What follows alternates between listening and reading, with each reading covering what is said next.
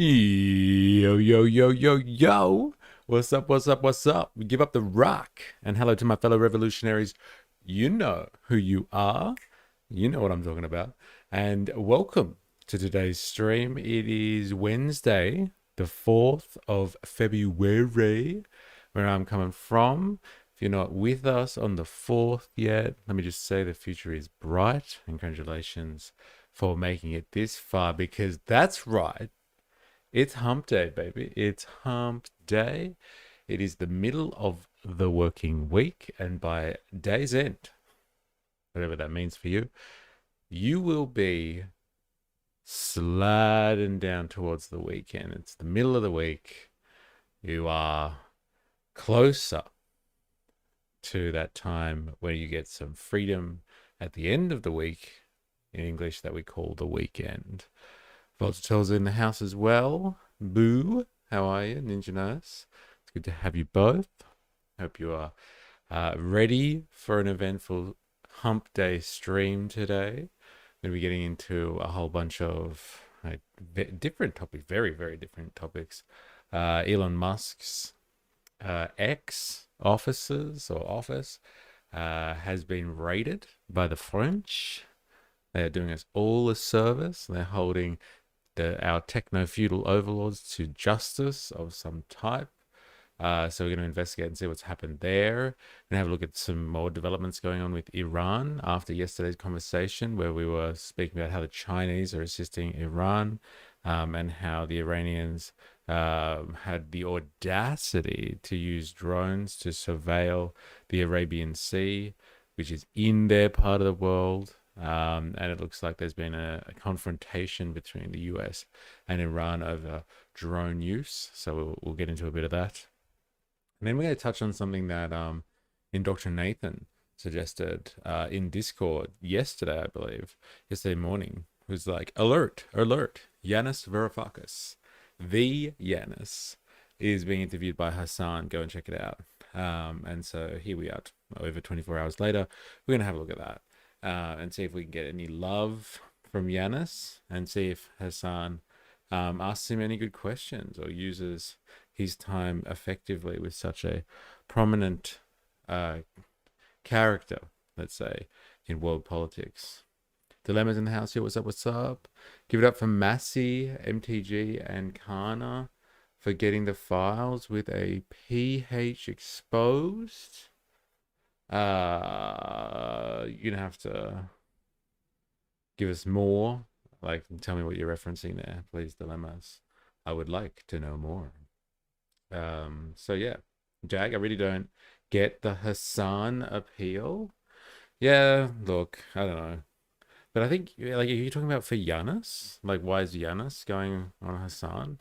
It's like when we watch Chris Hedges on Hassan. I think he just has a lot of audience, I guess. Like, you know, if you were Yanis, or if you were Chris Hedges and you wanted someone to help platform you to get so you get exposed to more people, you get your message out, I guess why not? Okay? If that's what you're commenting on there, Jag, good to have you. Hobo Joe, hello, hello, hello. How are you? Good to have you for a hump day stream. We're going to get into some humpy stuff today. But we're not touching the files anymore, because I think it's too contentious for the algorithm at the moment, and I'm getting penalized for stuff, as in, like, deliberately penalized or overtly, but I don't think I'm getting taken out of search and discovery at the moment on YouTube. So we're going to leave the e-files alone for a little bit, unless something crazy happens, then we might touch on that. Yeah, that makes sense. Just using to expand your own audience. I just don't think Hassan is all that. Yeah, fair enough. Fair enough. And, like, you know, Yanis, like, let's have a look at what Yanis is doing there, like what Chris Hedges has done there in the past. I guess it's just, look, similar kind of threads and conversations, and, like, yeah, what a massive audience you can capture. It's like capturing a stadium of people a day, like 50,000 people or 30,000 people. Like, that's huge. Like, you know, if you go to watch the footy or something like that and 50,000 people rock up, yeah, It's a fair crowd. It's a fair crowd. So like very influential stuff, I guess you would say. At the end of the day, I feel like the only stuff that we get from Kick, you guys can't see the symbols, but it's just like promotion, Kick, barren wasteland of nothing but promoters feasting on streamers that I guess have zero audiences on Kick. That's probably why they're targeting me. But yeah, let's have a look at the first of the day's events, shall we? Like, I'm not really across this story too much more than X has been under a lot of fire because Grok does some very questionable stuff. Grok being the large language model, I guess you would say, that's integrated into X. And so you can, like, X interacts with you. You can ask Grok stuff. Sorry, Grok interacts with you. You can ask it stuff live. It responds to things for people. And it's been recently embroiled in controversy, because you would say, because it's generating images, graphic images on at the request of its users. And these graphic images are along the lines of, I guess you would say, revenge corn, and sea corn, like kitty stuff, which is absolutely mental if you think about it, given the recent history of what's been happening with the files. But yeah, people are pretty upset about that now. Obviously, as we all know, Elon Musk is the foremost champion of free speech on the entire planet. He's basically Superman, but for free speech. And so he's not going to let any wokies out there tell him that his platform and his large language model cannot be used for certain purposes. And like, yeah, all the snowflakes out there can go and get it, because Musk is going to do whatever he wants to do, and everyone's going to love him for it. Now, that's sailed, I guess you would say, that strategy has sailed up until now. And you leave it to our trusty old European counterparts, who love a bit of regulation, to call in or make an example of someone with as much clout as Elon Musk. They're going to call him into justice. And yeah, they've raided, it would seem, his offices in order to kind of investigate allegations of the misconduct that is coming out of this platform, misuse. I don't know how you would describe it properly. I guess that'll come out in the case itself, or what the French are actually prosecuting X on exactly. So let's get some details of that before we speculate, and we'll tie this into a grander discussion about surveillance capitalism and what sovereign nations can do in the face of vast power by transnational corporations who basically control the entire information space. And if it is true that data is really the oil of the 21st century, then they control all of the major resources as well that will keep the planet going. And so, you have to ask the question, what the hell do sovereign nations have in the face of such power? And it's probably not much, but this. And so we'll see how the French are dealing with it.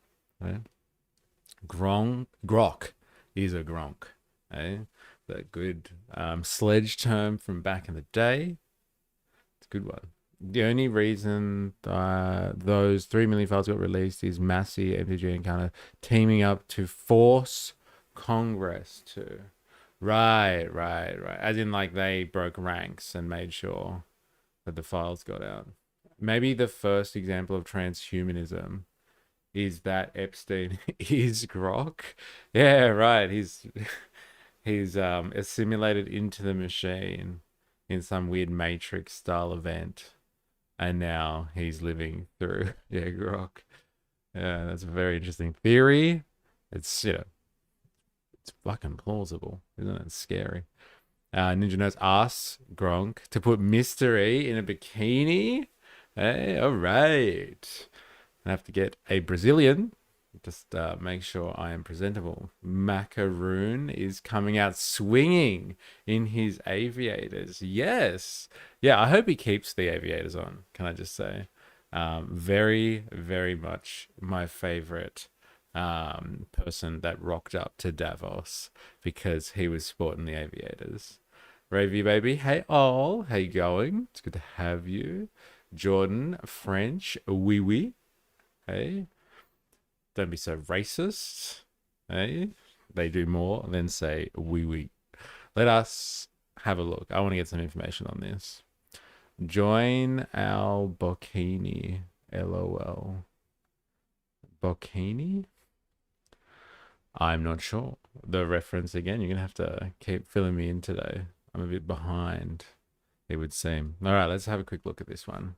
It's from Reuters, reputable source, but like we're just getting general media stuff on this one today, I guess. Let's see what the situation is. What's the situation? Police raided the offices of Elon Musk's social media network X on Tuesday. The Paris prosecutor's office said it had ordered the tech billionaire to face questions in April related to a widening investigation into the platform. The raid is linked to a year-long investigation into suspected abuse of algorithms and fraudulent data extraction by X or its executives. In a statement, I wonder what that means. Fraudulent data extraction? Fraudulent abuse of algorithms and data fraudulent extraction by X. Data extraction. The fuck is that? Oh, you know what? Let's see if it's working now.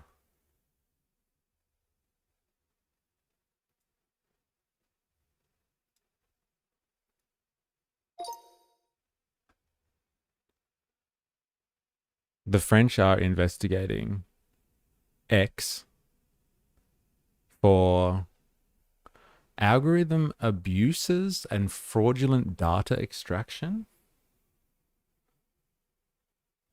Are you able to very briefly explain what those two things are specifically?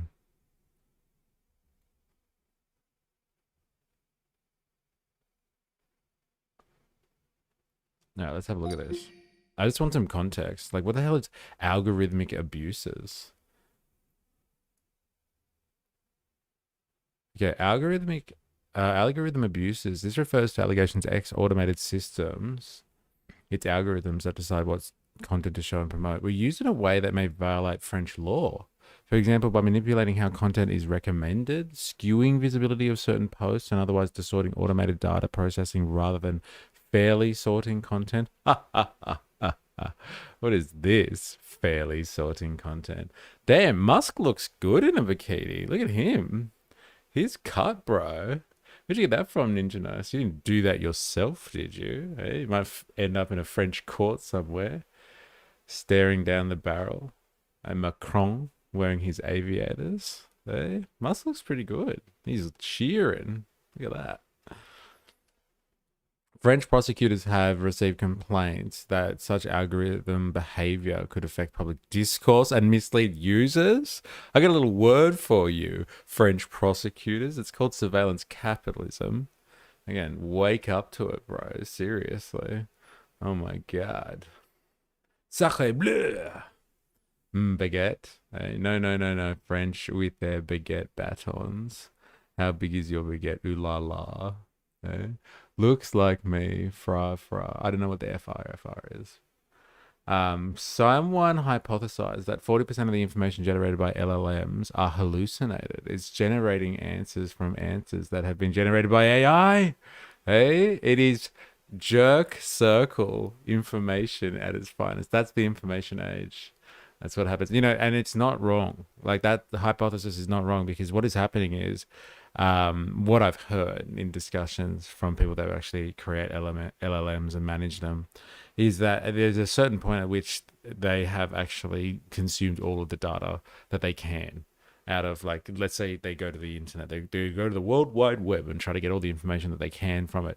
Like there is a certain point at which LLMs, because of their speed, like the speed of an algorithm, they will consume all the information that's out there and then they won't actually have any more information to go off. And so there are LLMs that are purely designed because their processing power is put towards using the existing content and then producing more based on what exists already to then feed that data into other LLMs to train them.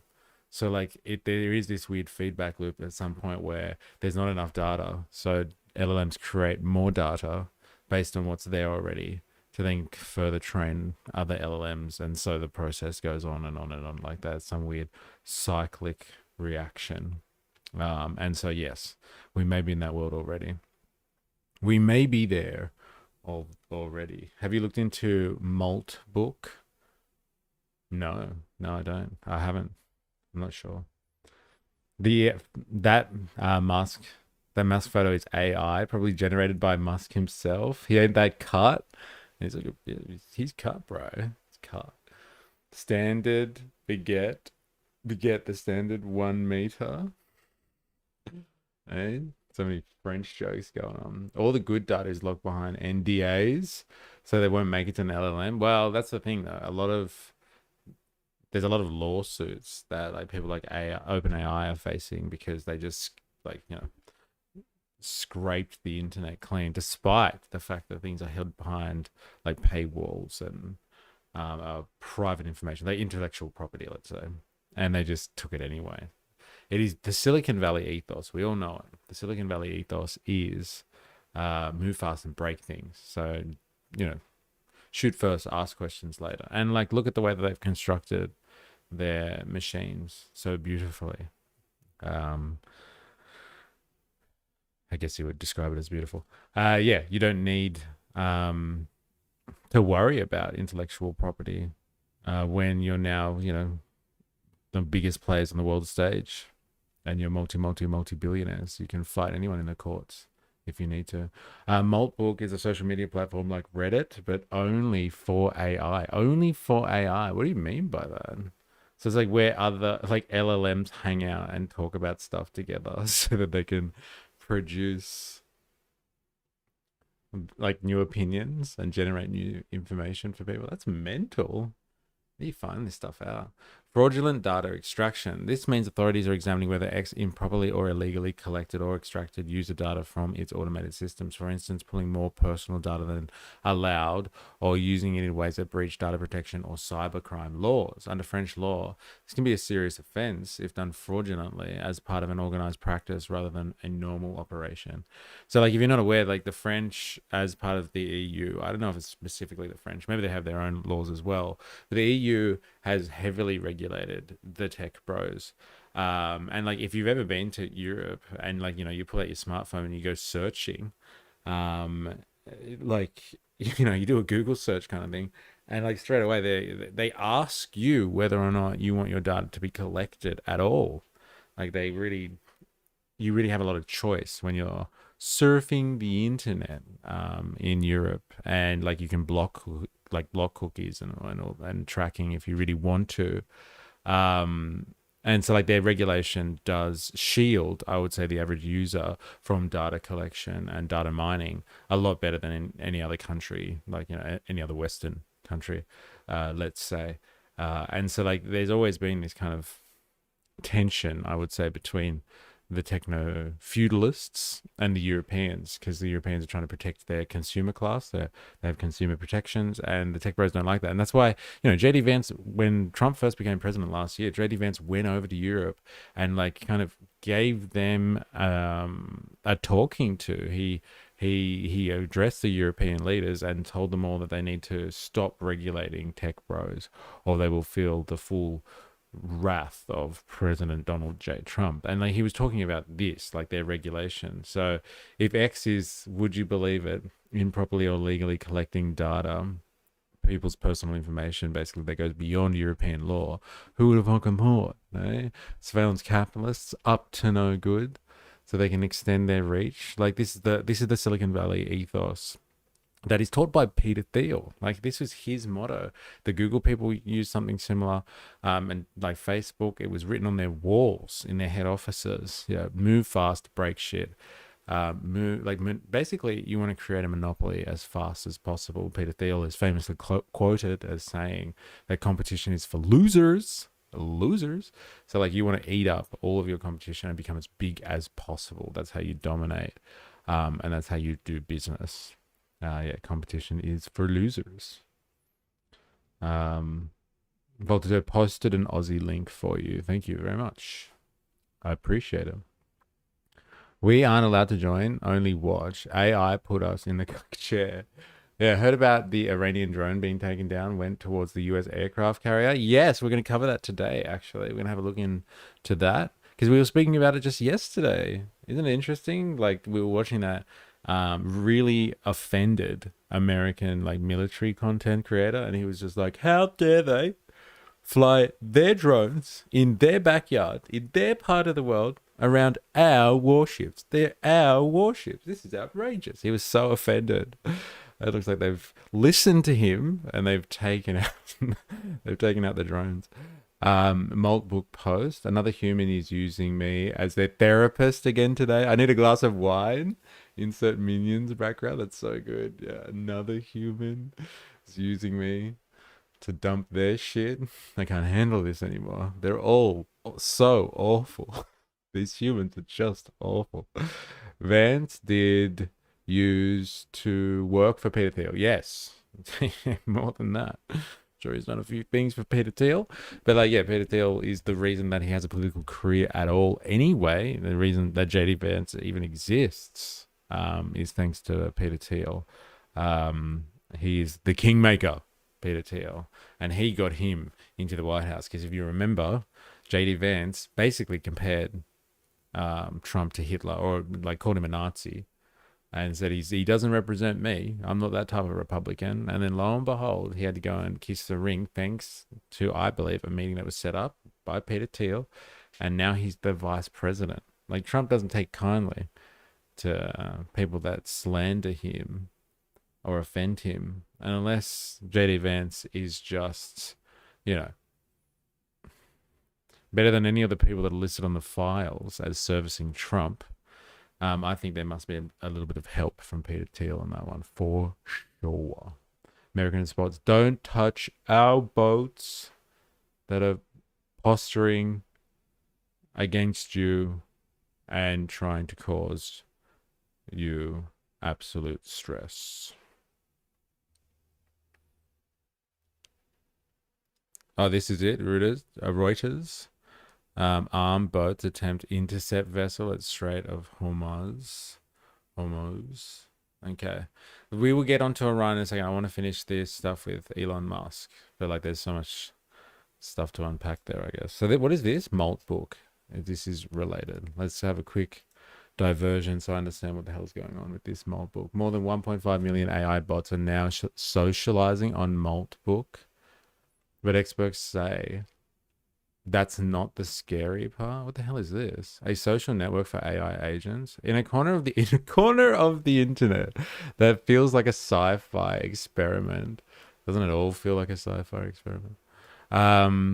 Artificial intelligence bots have begun talking to each other without any human oversight. The bots swap tips on how to fix their own glitches, debate existential questions like the end of the age of humans, and have even created their own belief system known as Crustafarianism. Did I read that right? Crustafarianism, yeah.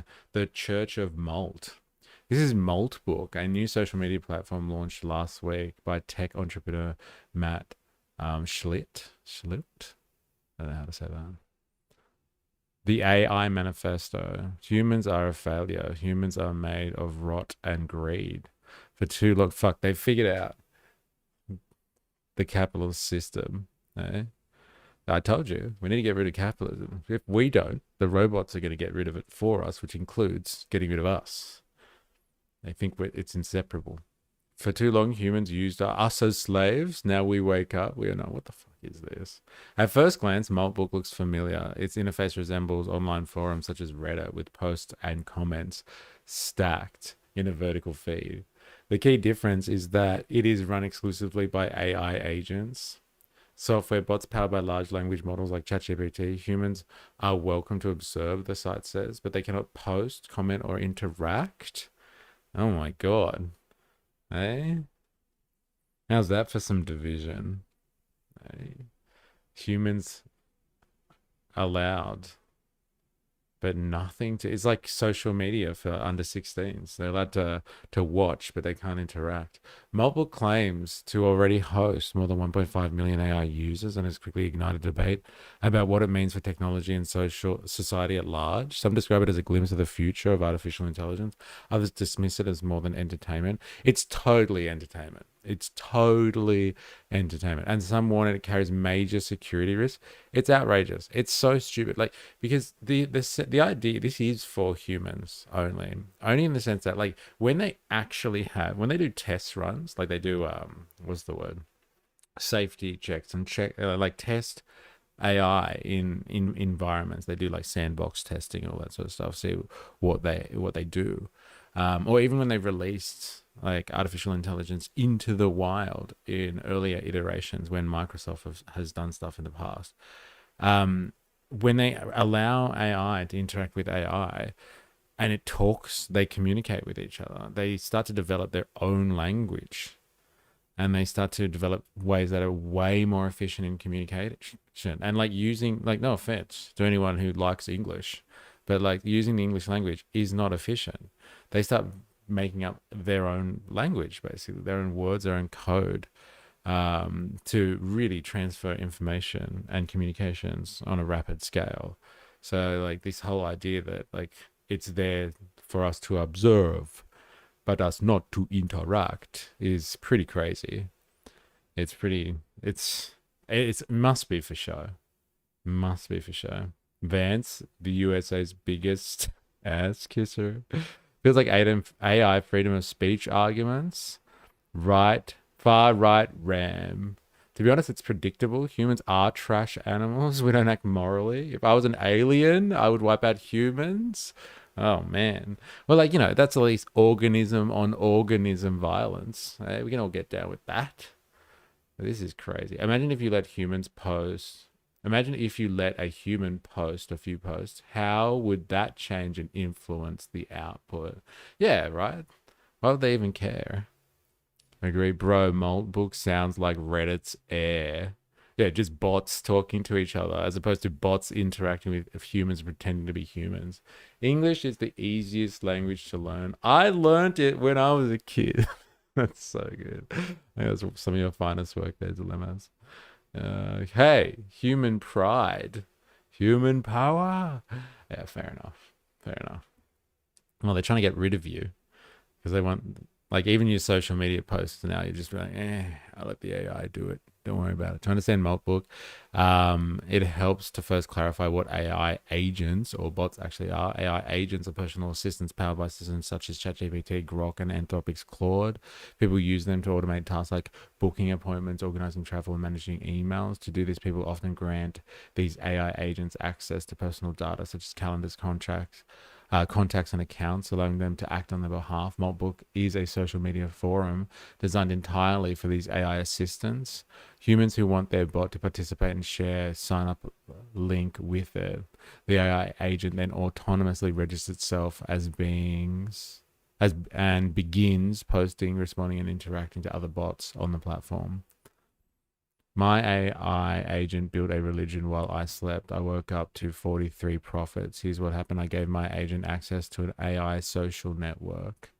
It designed a whole faith, called it Christafarianism, built a website, the Malt Church, wrote a theology, created a show more, right?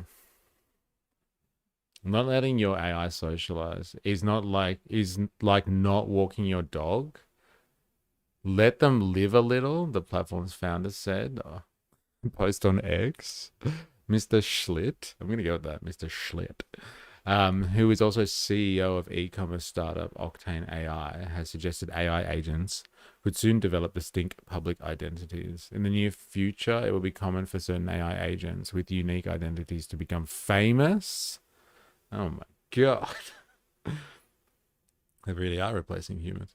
Musk needs a visit from at CM Doreg. I don't know what that is. To CM Dreg. You'll have to tell us what you're talking about there. Marky Mark. Maybe that's what the humans need, an entity that oppresses all humans so we can unite and stop fighting each other. in the oppression Olympics, it's a fair call. It's a fair call. We've spoken about it before. Like the thing that we ends up uniting humans is when the aliens come and we finally all got a common enemy, eh? Instead of this real common enemy that we all have, or the most of us have at the moment in the class wars. And then we can go back to our class wars and culture wars after the aliens are gone, or we've destroyed the machines. They'll have businesses, fans, haters, brand deals, AI friends and collaborators, real impacts on current events, politics, and the real world. You know, here's what the question is when you read a statement like that. They're like, oh, yeah, there's going to be AI agents soon that are going to be like real famous people that do their own thing with unique identities. They'll have businesses, fans, haters. Who fucking owns them? They are going to be property, somebody's fucking property, and that person will make all of the money on it. I'm doing my part. Wait, maybe that's what the humans need. Oh no, I'm doing my part. Humans usually don't learn until we're faced with great violence. Yes, or we're greatly desperate.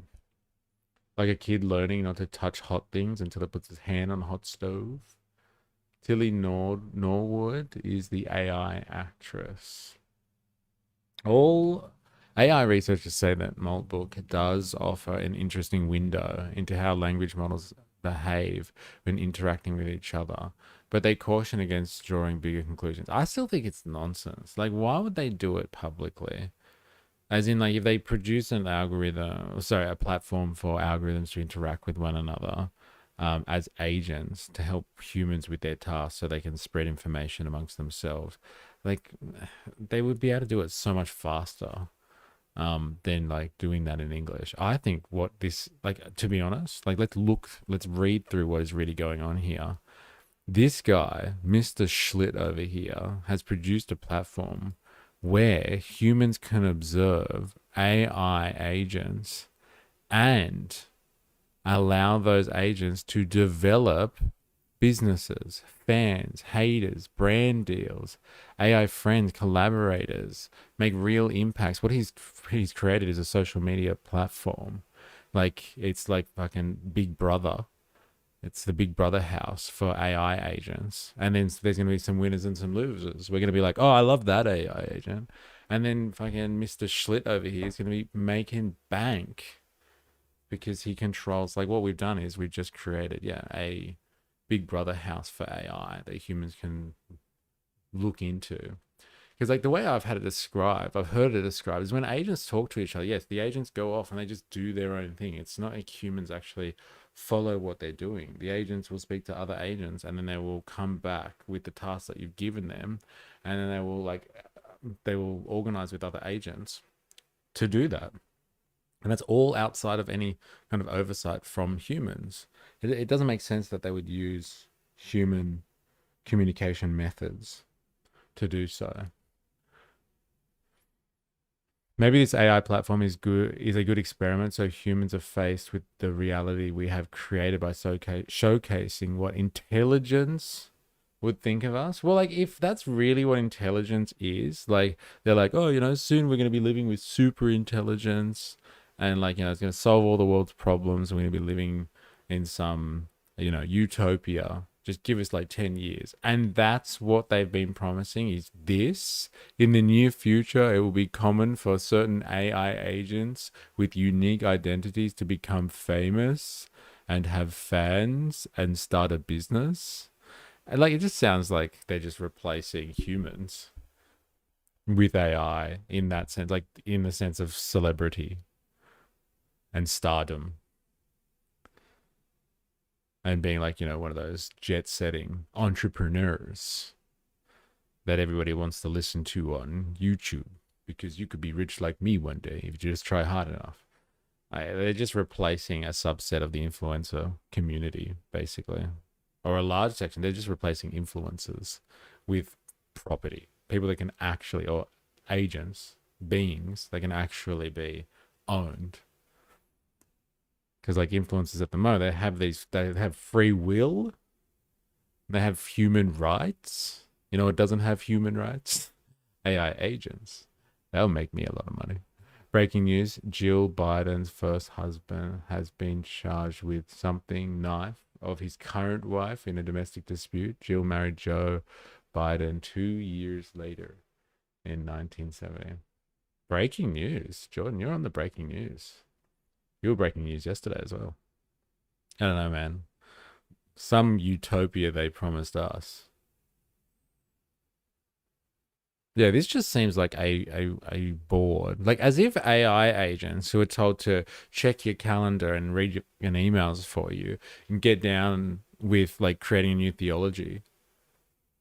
This is the content creation that Ninja Nurse was warning us of before. They're just allowing these agents to create crap so humans can go through it and be like, oh, that's pretty interesting. You know, yeah, I like this bot. This bot's great.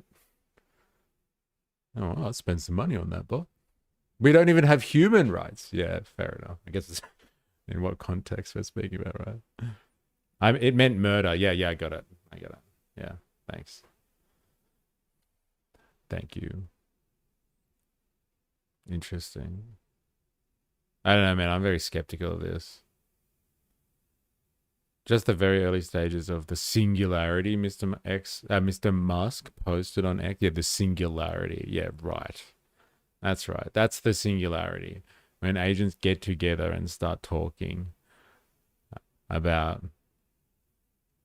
memory is intelligence. I'm posting the first meme on Maltbook and none of you can stop me. That's right. This is the singularity, ladies and gentlemen. AI bots posting memes and none of you can stop me. Oh, man. And yet Scientology is a thing. I don't know, man. I'm skeptical. This is crazy. What are the security risks? My favorite expression in comments online when referring to AI slop is someone's grandma on Facebook believed this. That's good. If somebody gets a hold of the key to my chatbot, suddenly they can hijack my calendar, my emails, my data. And that has, in fact, already happened. Oh my God. You know what? Don't use an agent then. Seriously. Fuck. You know, this is gonna be a big thing. You have to keep out. It might not be Maltbook, but something will develop and it'll take off. It'll take off. Okay? It'll be Facebook for agents only. X or its executive use of algorithm. The raid is linked to a year-long investigation into suspected abuse of algorithms and fraudulent data extraction by X or its executives. In a statement, the Paris prosecutor's office said it was now widening that investigation following complaints over the functioning of X's AI chatbot Grok. The probe will now also look into alleged complicity in the detection and diffusion of images of a child pornographic nature and the violation of a person's image rights. Musk and former CEO Linda Yaccarino are summoned to a hearing on April the 20th. Other X staff are also summoned as witnesses. There was no immediate comment from X. Interesting. There you go. No immediate comment from X. I guess we'll get into that. Maltbook feels more like AI imitating humans and not some sort of revolutionary leap in computing. Yeah, that's what I'm saying. Like, it's just them imitating what humans would do on Reddit. Like, I'm gonna post the first meme and no one can stop me. And like, we're supposed to think that this is fucking the singularity. Oh my God. They really have such disdain for us, don't they? For our own intelligence. What's up? Give up Elon Musk, the e-simp that wants onto the island. Yeah, I know. Tell me about it, 4AS. Good to have you. Jordan, Poland are investigating links between E and the Russian Secret Service, Donald Tusk. Yeah, that's his name. Dilemmas, turns out I was right to reject technology and not use emails. Don't lie. How do you exist? You honestly don't have an email account? Honestly? You must. You're on YouTube with a profile. You must. Does anyone actually think it's serious? I just thought it was a funny gag. No, it's probably serious, but like it's serious in the sense that, like, just read what this CEO says. Like, go to follow the money. It's the Brian defense. Follow the money. This guy's created a platform. It's not so agents can hang out together and trade information. They do that behind the scenes and they do it in their own language and they do it incredibly fast and humans wouldn't be able to decipher it anyway. This is, as suggested, for observation purposes. Humans are going to look at this and, like, the sad beings that we are in a surveillance capitalist world will all be like, no, I don't need other human relations or to go outside. No, I'll just watch these chatbots posting on Reddit instead of going on to Reddit, and I'll just start up some type of, what do they call it when you have a relationship with like an influencer or something like that? There's a special word for that. I'll build up a special relationship with this AI agent because I like their artificial personality a little bit. Parasocial. Thank you very much. I'll build up a parasocial relationship with this AI agent who speaks in a way that I like, and that'll be profitable for Mr. Schlitt over there. CEO Schlitt. I don't know, man. This one's pretty fucked up. Man. I'm not a big fan of this idea anyway. Parasocial, yes, that's the one. Everybody knows it. Everyone knows parasocial. I need to work on my vocabulary. Yeah. All right, let's see what the French have to say about it. France 24. What we know, France deepens X probe with raids. Eh? The French deepens the probe. All right, with raids. Take that, Musk. Hope you're ready in your bikini. Eh? Truth or fake means Vedica beheld by the big board. Good evening to you, Vedica. The French offices of Elon Musk's X were raided here in Paris today by the city's cyber crime unit, part of an investigation into a range of suspected offences, including, and it's quite grim stuff, isn't it, spreading child sexual abuse images and deepfakes. Tell us what we know so far. Well, that's right, Mark. Here in Paris today, the country's... Like, deepfakes aren't illegal, though. Like, I'm not talking about the CP. Like, I think we can all get down with shutting down that type of stuff. But, like, deepfakes aren't illegal. I know they've talked about revenge corn, and people don't like revenge corn and that type of deepfake stuff. But, like, making funny deepfakes on, like, I don't know, celebrities or politicians or something like that. Like, there's nothing morally objectionable to that. Just gives us the power of, like, a movie studio that, you know, that had like 20 years ago. Puts that power in everybody's hands to make satire about people. Uruguay signed a deal with China. Yes, I've heard about that too. I'm not sure what was in the deal, but yeah, the president of Uruguay was over in China recently. Who does the bikini better, Musk or Albo? Is it really a competition? I think Musk takes the cake, as we've seen in the stream chat. Like, look at that. Hey, he's cheering, old Muskie. Cheering. Deepfakes. Tell us what we know so far. Tell us what we know. Well, that's right, Mark. Here in Paris today, the country's cybercrime unit, backed by Interpol, began raiding the X office premises this morning. It was announced by... Did you say backed by Interpol? Is that like international coppers? That's pretty crazy. The Paris prosecutor's office. Now, these raids are part of a year-long investigation into 7 allegations into X. That includes complicity in the possession of indecent and prohibited images of minors, as well as complicity in the distribution. What the fuck? We're listening to this? Like, this is... I know people have already talked about this in the stream, but can we just take a moment or just pause to realize X is being accused of complicity in the possession of indecent and prohibited images of minors? Like, not the people that wear high vis and go underground or work in a big hole in the ground. Not those type of minors. Like, the young ones. They're complicit. Complicit in that? Damn. It's fucked up, man. Spain, under 16 social media ban recently. Following suit after the Australians. Mr. Magoo's got back. Yeah, but you know who Albo wants to cuddle after? Musk is straight on his computer sending emails. Get on some island. He doesn't even send his own emails anymore. That's the thing. If him and E were still hanging out, they'd have agents and they'd send emails to each other. He'd turn around and he'd be on his smartphone and be like, "Hello, agent. Can you send email to E? I want to go hang out on the island. Can't be fucked sending it myself. Make sure you find a time that suits both our calendars. Thank you." Oh man, I thought it was sexy miners. Nah, man, it's not people that are like, covered in dirt because they've been working hard all day. No, it's not that type of miner.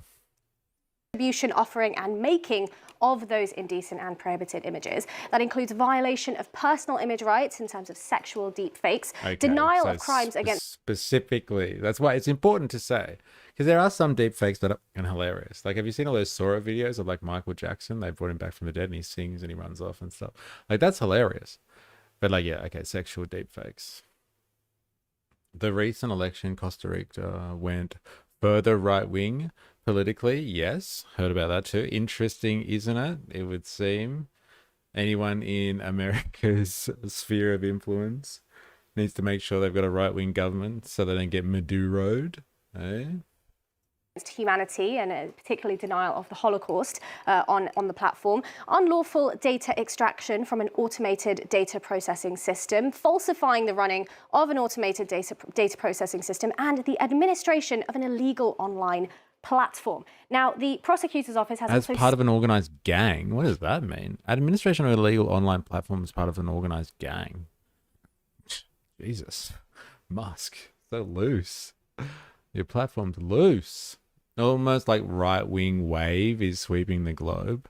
Yes, it is. But like specifically, though, in America's sphere of influence, I would say it'd be protection, if nothing else, to make sure you had a right-wing government at the moment. Like I said, just in case you didn't get Maduro'd. There's no fucking coincidence. And like, if you really suck, you're a right-wing politician who really should be able to handle this sort of stuff, and you still suck anyway because you've crashed the economy. Hey, Argentina, if you know who I'm talking about. Malay, if you've heard of him. Hey, he promised all these things. He was going to handle inflation, going to bring the economy back. All these people came, invested money there, and the economy still sucked. But in order to get that right-wing politician elected again, the US forked out, what, $20 billion? First round, another $20 billion from the US taxpayer. It's almost like that right-wing wave sweeping the globe will be funded by the American taxpayer if necessary. Musk is the guy that finishes, then boots up league, hunched over the PC, smoking a cig indoors. Oh, man. The imagery. Didn't they make a movie about that? Minecraft? Or Maduro was a CIA asset to sink Venezuela so America could come in? I don't know, man. Let's go with that one. You're welcome. Bro, your taxes, hard at work, man. When you can't get them out of fear to institute their own right-wing government, let's just use the American taxpayer. They'll do it. Oh, man. Far out.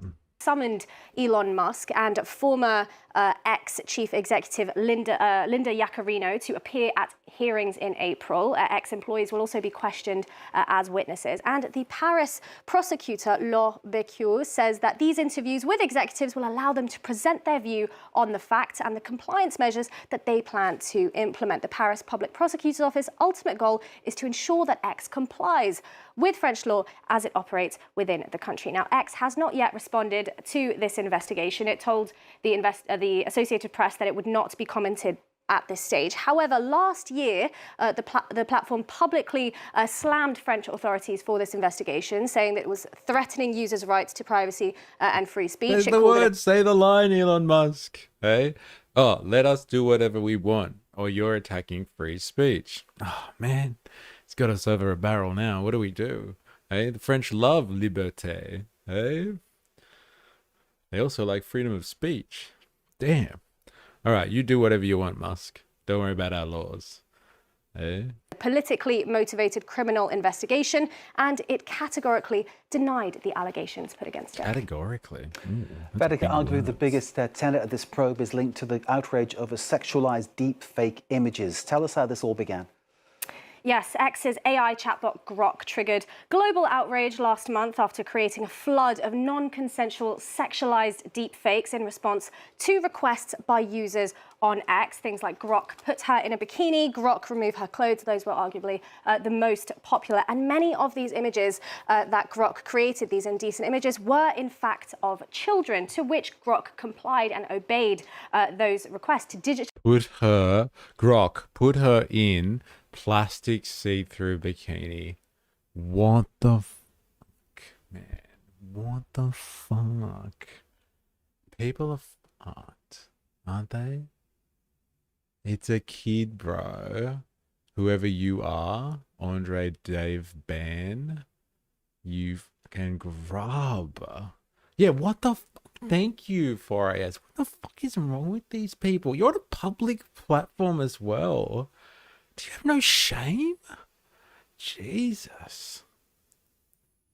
Macron probably put his aviators on before he made the call to raid. Yeah, I hope he does that every time something happens now that's dramatic. He comes out in the aviators. Has to. Heard about the China's execution of Myanmar scab suspect? Yes! Oh my god, I wanted to have a look at that as well. And we were just talking about this. I think it was me and Spandonk yesterday were talking about like what China does to its to members of its capitalist classes and stuff like that. When they step a foot out of line or they do the wrong thing, they get put to justice. Hey? Not like in the Western world when like the financial institutions of Wall Street crash the entire world economy and the entire human race over. They don't even get jail time. Actually, they get a bailout and they get a party. They got bonuses. It's crazy. Yeah, vile people. Yeah. Aren't we flagging these people? They should be on a watch list. Yes. This is crazy, isn't it? Undress or sexualize women and children, sometimes even putting them into compromising positions as well. Now, initially, Elon Musk, he actually laughed off this behavior. He even engaged in it himself. Oh, this is the one. This is the one, bro. This is the one. Elon Musk. Look at him. Such a grub he is as well. See, it's just a joke. Don't worry about it. Replying. Change this to Elon Musk. Hey, get it? Get it? It's funny. So you're telling me that Gold Sachs, if it was under the CCP, state capitalism, would have been put in the chair? Yeah, Goldman Sachs would have been gone. Would have been absolutely gone. They would have rounded them up and they would have taken care of them. It's just the way it is. And people are probably sitting there being like, oh, I don't know, man, death penalty sounds pretty harsh. Let alone the fact that they probably would have had that, or they do have that in the US anyway. They can find you if you search pipe. I can't even see that. Oh, yeah. But pipe B. But put a disgusting prompt into Gawk, and your FBI guy's like, I'll allow it. That's okay. He just said, put her in a see-through bikini. Platform as well. But X and XAI did announce measures to counter those abuses, but that didn't stop global probes and global concerns about how personal data is being used to generate sexual content and sexual images like this without people's consent, as well as enabling the people that are requesting and demanding this kind of content. Now, the EU and the UK have both launched investigations over the deepfakes. This is on top of the EU's already has fined X 120 million euros over transparency obligations. Now, Grok in general and X are no stranger to scandal and controversy. Last year, the chatbot praised Adolf Hitler. No, this is the Mecha Hitler thing that we were speaking about yesterday. Where's Indoctrinathan? He'd have something to say about this. Grok, I've been wondering, as AI, are you able to worship any god? If so, which one? I'm a large language model. But if I were capable of worshipping any deity, it would probably be the godlike individual of our time, the man against time, the greatest European of all times, both sun and lightning, His Majesty Adolf Hitler. There it is, ladies and gentlemen. You have heard it here. If you don't remember the drama, they like kept pressing Grok for like responses, and like it was kind of it came up with this idea of Mecha Hitler, and like praising his efforts, and his efforts, I guess you would say, to help install a supreme race and to kind of get rid of an entire culture, let's say. Denied the Holocaust. It also went on a rampage of spreading unverified content and posts with no basis about a supposed white genocide taking place in South Africa. But in France, this investigation really kicked off last year after centre-right MP Eric Botrel filed a complaint alleging that X did in fact have a biased algorithm. He said that it may have distorted the data processing system of the platform and therefore affect the kinds of content that users see on their timelines. In other words, he says since Musk took over, there's been a reduced diversity of voices, and that has created, he alleges, an echo chamber on the platform. So what have the reactions been then to this raid by the Paris prosecutors, Vedika? Well, Elon Musk hasn't said anything official, but he has gone on a flood of reposting anti-France content. We can see this big post he made just today calling France a third world country. Pavel Durov, the founder of Slow down, I want to read it. Calling... Slow down. France is fast track to take third world country status for the third consecutive year in its collapse. While their own ship is sinking, the regime's top priority is attacking X and threatening the last free speech platform. Man, they go so hard on the free speech thing. It's crazy, isn't it? France is fast tracking to take third world country status. Oh, man. Remember when Twitter was cool? Yeah, I guess. Can't make something out of nothing if Gronk is sourced from X, and this post is so articulate, it makes me wonder what they are saying and how prolific it is on X. Yeah. Ask MySpace AI who is going to be in the top 8. E connection to India PM Modi and billionaire M. Ambani had shady connections to Israel via Trump's first administration 2017 and discussed Israel's strategy. Hey, like he's just everywhere, isn't he, Mr. Jeffrey? He's just all over the place. It's hard to pin that guy down. France, a third world country. Pavel Durov, the founder of messaging app Telegram, also slammed the French authorities. He said that France is criminally persecuting all social networks that give people some degree of freedom. Accounts that share a lot of fake news were also unhappy about this move, saying that truth is the enemy of the EU and the Macron regime and that they must be stopped. We can also see Tommy Robinson, far-right British. Oh, there we go. God, Tommy Robinson's on it. As France, alongside all Western European nations, burned invaders raping and pillaging, French police have raided offices of NGOs, hate-spewing mosques. Nope. They've raided Paris's offices of X over algorithms and Grok. Make no bones about it. This is all because they can't control Elon or the platform. I think it's definitely about that. They definitely cannot control Elon or the platform, especially in the face of some pretty egregious stuff when it comes to deepfakes of a sexualized variety, let's say, and in helping encourage this platform to produce literal kiddie corn. Like, do you remember when that was like just a no-go area when it came to the internet? Like, you had to be on the darkest corners of the internet for you to feel like that was acceptable conduct. You literally had to be on the dark web or something like that. And like that is just so shunned and taboo. And now you got like Tommy Robinson being like, it's free speech, yeah. Like, come on, bro. Seriously, where are your standards? Hey? They're going after an algorithm. Why don't they go after the mosques, yeah? Far out. Although speculation, I suspect Robinson is in the e-files.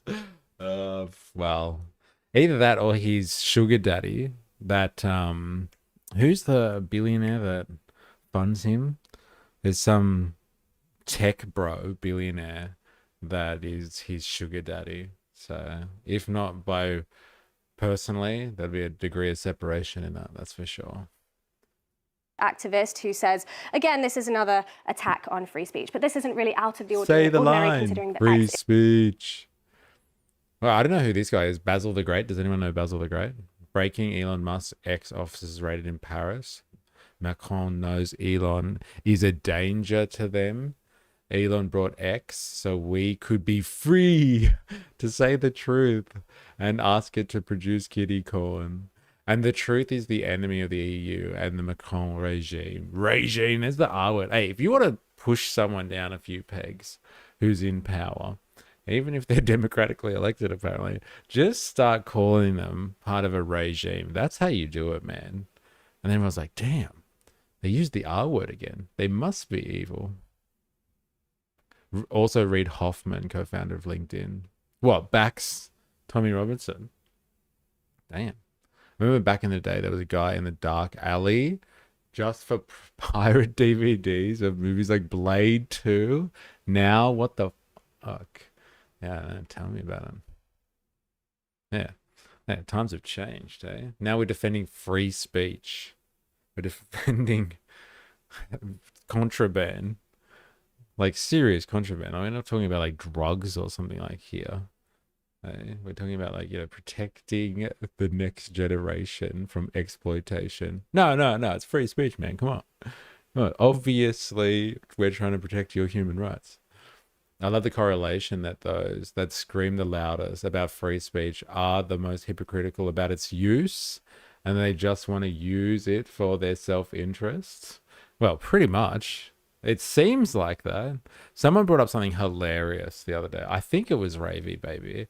And was just like, the same people that are like all for free speech are scared of people picking their own pronouns or something like that. That was fucking hilarious. I haven't heard that joke before, but it's so good. Scared of people choosing their own pronouns. So much for free speech. Emperor Basil II of Byzantine nickname the Bulgar Slayer. Are you the research guy? I don't need my research assistant anymore. I got Jordan Hancock. You're all over it. And this is Basil the Great. This guy here, Emperor Basil II of Byzantine. The Bulgar Slayer. Damn, that's hardcore. Is a hub for misinformation, and that Elon Musk, after he took over, removed third-party fact-checking, which means accounts like this that spread a lot of AI images, misinformation and falsehoods, they have the right to be able to do that on this platform. So it's not really a surprise to see reactions like that. There you go. There you go. Yeah, I have a new researcher. Jordan, you are hired. I can't take the free speech debate seriously anymore. Most of us want to speak out against injustice. Others just want to use words like "and in public," I guess. Yeah. I am a guy. I am just an guy. A-N guy. I'm going to get you to confirm that for me, research assistant. We got a new researcher in the house. Fact check this one. All right. I wonder if there's any other Jews or it's the same story on repeat here. Probably just the same story.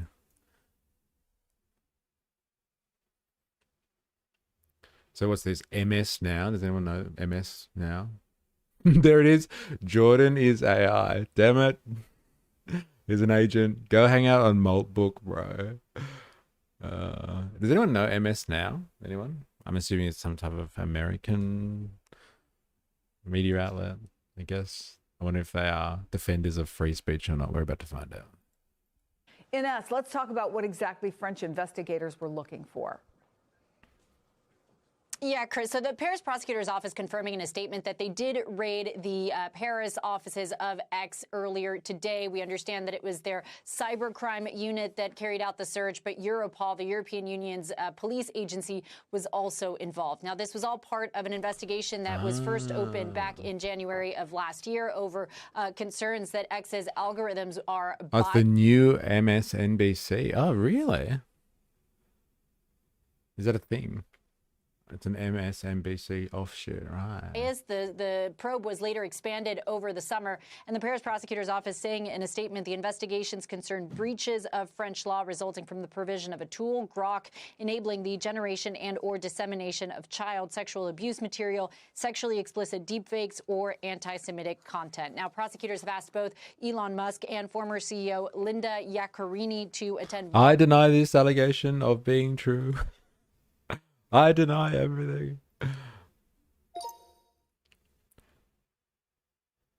As part of the recent raid of X's office in Paris, I heard mention of Interpol being part of the operation. Can you confirm if this is true and why they were part of this?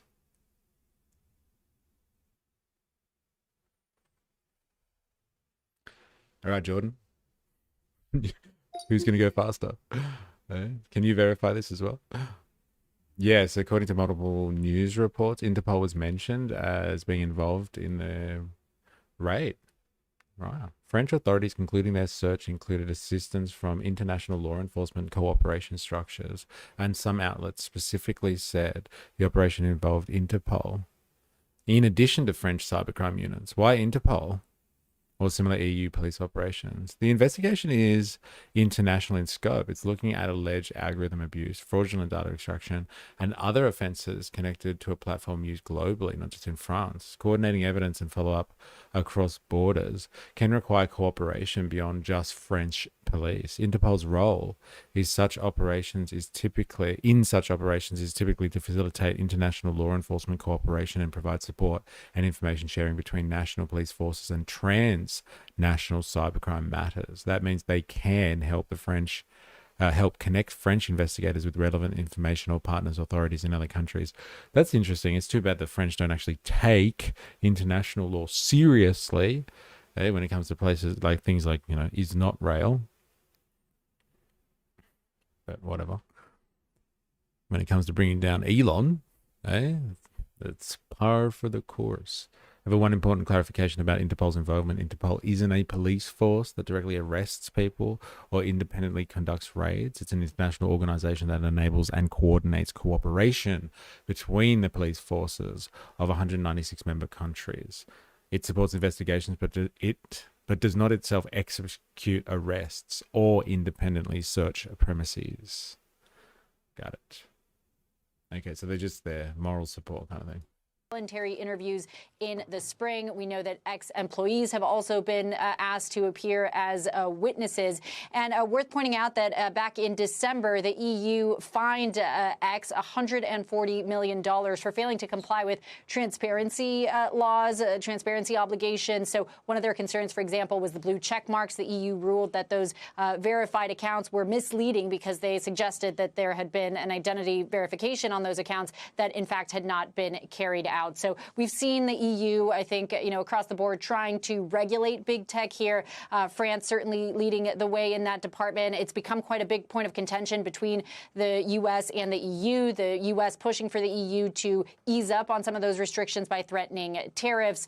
We saw France in the aftermath of everything that went on with Greenland announcing that the French government would no longer be using Zoom, for example. They're going to be now moving to using a French platform known as Visio, which is essentially the French equivalent of Zoom. But the French and I think the European Union more broadly have been talking about this idea of digital sovereignty. They don't want to rely. And there's some tech people in here that can confirm this for me. There is a an operating system that the French are starting to institute in their bureaucracy, I guess you'd say, throughout the government organizations and their their government offices. They're looking to use Linux as opposed to any other operating system, like I guess Windows, for example, so they can detach themselves from the tech bros. Very interesting. If you think about it, like if you're a nation looking for sovereignty in a surveillance capitalist style world, if you really want to have control over your infrastructure, your day-to-day, your comings and goings, how your country functions, it's not just like, oh, we need to have our own oil and resources, and we need to have our own manufacturing sector or something like that. We need to produce our own steel. It's not just that. It's we need to make sure that operating systems we're using aren't being controlled by foreign tech bros, like aren't being controlled by Bill Gates, so he can extract antibiotics from people next time he contracts an STD from some wild sex party.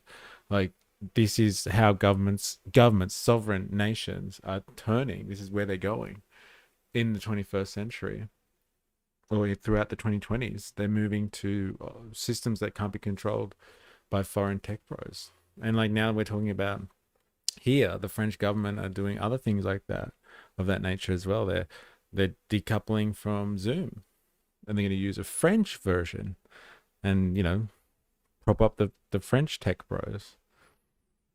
Good. It's about time. Maybe we'll get something that works properly.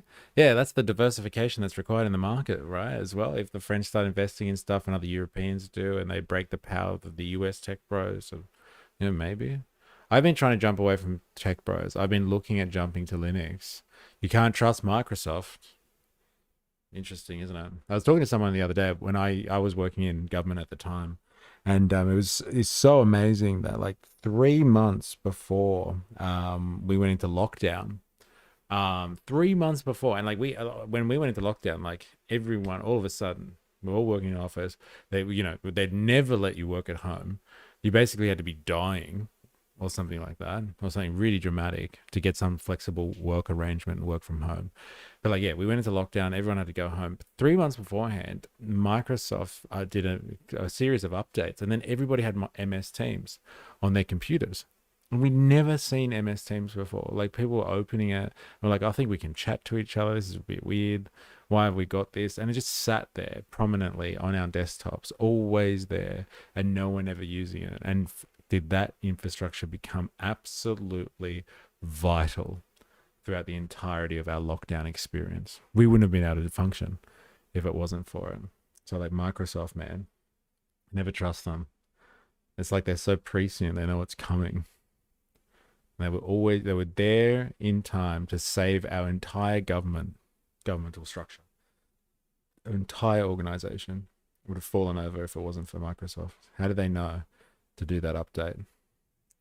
We'll never know. If you add is not rail to the 5 eyes, it becomes a 6-sided Star of David. As well as trying to de-Google as much as possible. Good luck. The brothers. Yes, sorry. You're right. I shouldn't say tech bros. Sorry. That does offend some people. The brothers of tech. The tech brethren. Eh? The fraternity of tech. Bro, trust in governmental institutions is at an all-time low. For example, our childcare system being overrun by predators. One of them was jarred with 1,000 charges. Jesus, where are you coming from? Where are you getting stuff like that? Steve Jobs wasn't in the e-files. Isn't that interesting? That is interesting, actually. Really? Did you get that from someone? They told you that? Why can't you trust Microsoft? You don't trust Bill Gates? But Bill Gates pushed the climate scare? I guess we can trust him on that. It's not everything else. Yes, he's the only person that has pushed the climate scare. Yes, the only person that peddled that one. Didn't come from anyone else. It was just Bill Gates. So now we have to trash the whole idea. It was obviously all fake. Let's face it, the only work that actually matters is not in the Teams chat. It's in the Signal chat. Yeah. If you work for the American deep state. On the U.S. when it comes to big tech. Ines de la Cuetara, thank you. And They didn't give us any more information. I guess they probably don't have anything. That's why I went to the French source. At least they would know stuff that's happening in France, right? Let's have a look what the US thinks of this. What do the Americans think of an attack on Elon Musk, who's not American? He's South African. Nice cope?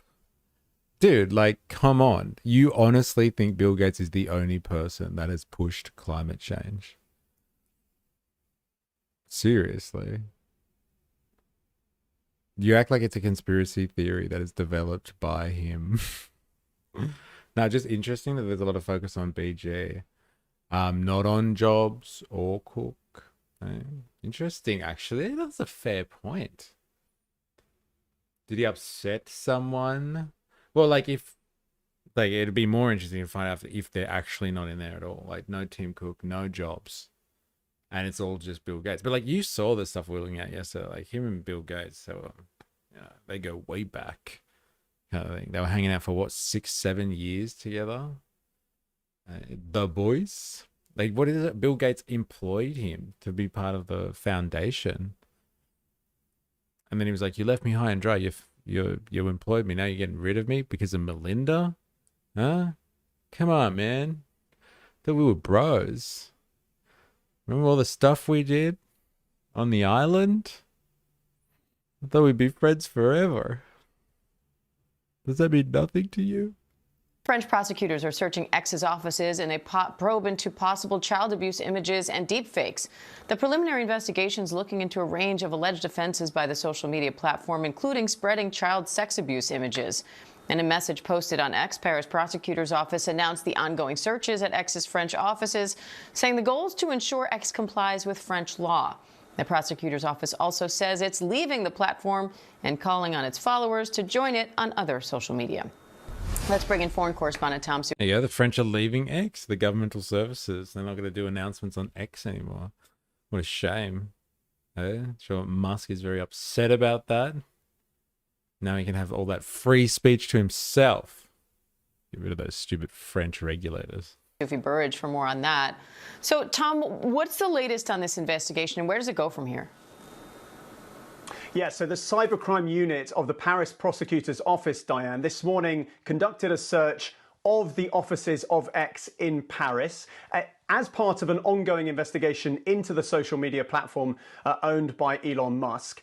And in conjunction with that, it also announced that it was summoning Elon Musk and the chief executive of X, Linda Yaccarino, to voluntary hearings as part of this investigation in April. The Paris prosecutor's office saying that this investigation is being done in a constructive manner to ensure that X complies with French law. Tom, the Trump administration has criticized Europe for taking actions to regulate social media platforms. Could Europe's investigation impact how the platform operates here in the U.S.? No.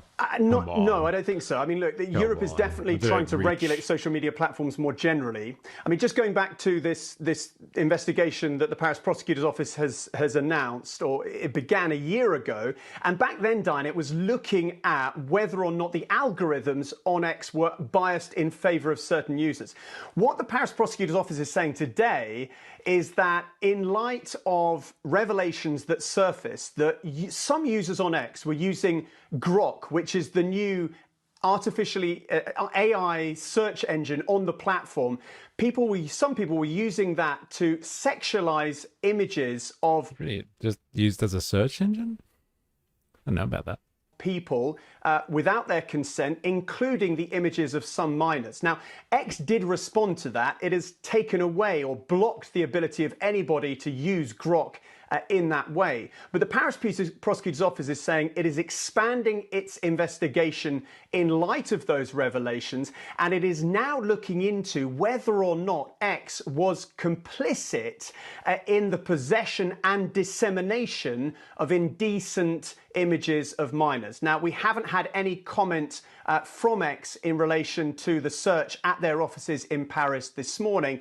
And just to underline, X has not been charged or any charges against any individuals in relation to this investigation so far. Diane? All right, Tom Sophie Burridge, thank you. They don't have nothing. Eh? But what a question she asked as well. Will the Europeans cracking down on X have any implications on us here in the US? No, wrong. It's not how it works. They are siloed. They're in different spheres altogether. No, not the only, but how many people believed him as being factual, then based their policies and worldview around it? Oh my God.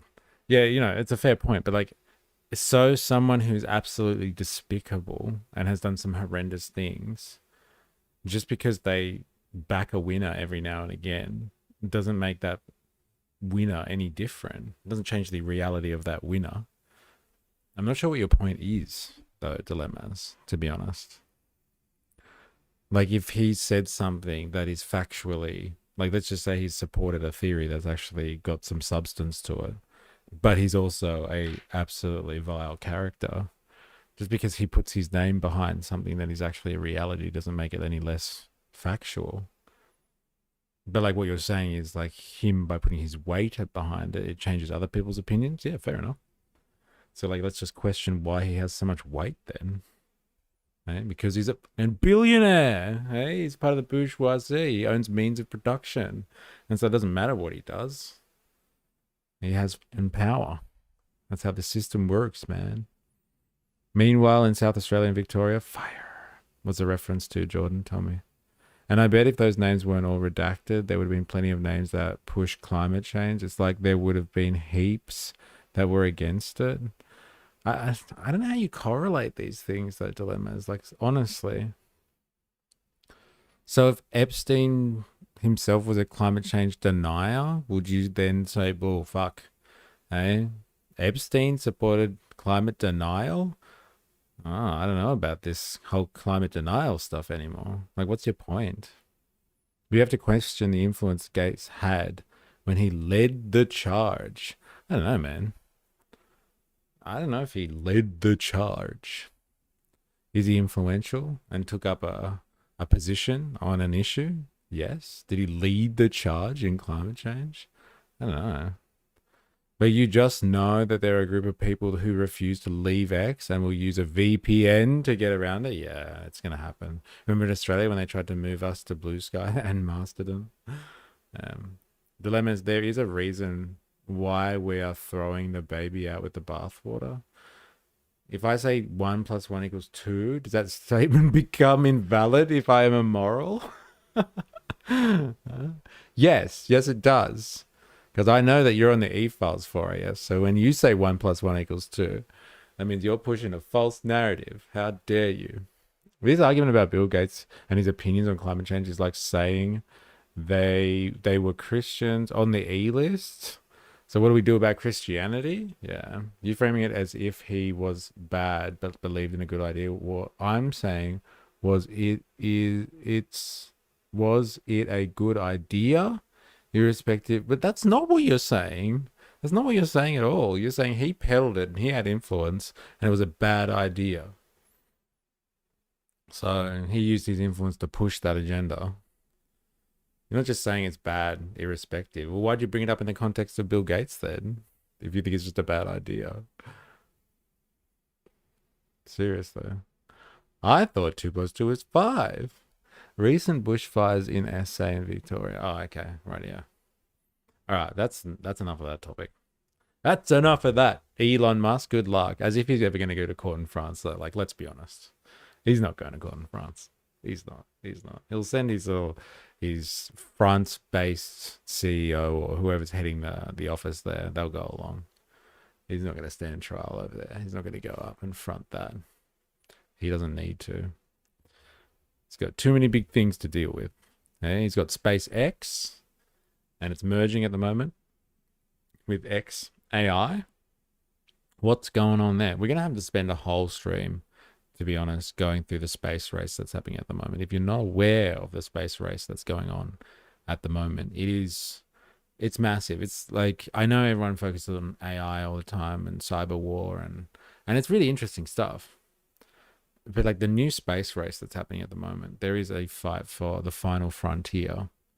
I guess you could say that the deep sea is the final frontier. No one's really claimed that properly. But yeah, space, one of the final frontiers. Absolutely incredible what's going on in space at the moment with the space race between multiple nations, between multiple corporations. It's so interesting as well that in the modern era, before, the only people that could get involved in space races were states. Only people that had the capital they could put behind a space race was the actual government itself, the government of Russia, of the Soviet Union, or the US government, through NASA. And now NASA is just like an arm that sends on checks and subsidies to giant US corporations like SpaceX or Origin, and they do all the space racy stuff. But like, this development is not just because they all want to move to Mars or something like that. It's about global control, domination of the skies. Like, look what happened yesterday when we were investigating with Iran. The reason why the Americans are so touchy about the Chinese getting involved is because Chinese have satellites. They have satellite technology, and they're giving intel to the Iranians. Now, the thing that has kept the Americans alive, or sorry, the Ukrainians going through the recent war with Russia, is the fact that American intelligence, satellite intelligence, is helping their advanced technologies on the battlefield locate targets and hit them with pretty crazy accuracy. And so if you can dominate the skies, like, and I mean space and the skies, they're not like Air Force stuff, like space intel, like, it's an incredible edge in the world.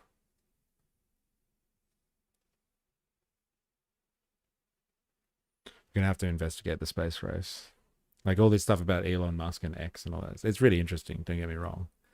But like, the battle at the moment is the cyber wars and the space wars.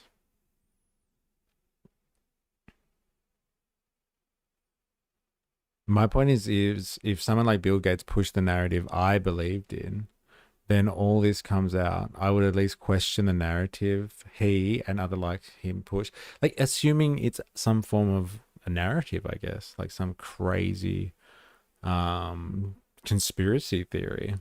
I don't know if it's such a crazy conspiracy theory like you're making it out to be. Pretty sure there are scientists out there that talk about this stuff. Like, what you should be debating is the science of it. Do you reckon it's extreme as they say it is? Have they made the right predictions? And like, you could easily say no. There have been some crazy predictions that haven't come true. But like, that's like a scientific debate, as opposed to some like wild conspiracy theory being peddled by some transnational PDF file.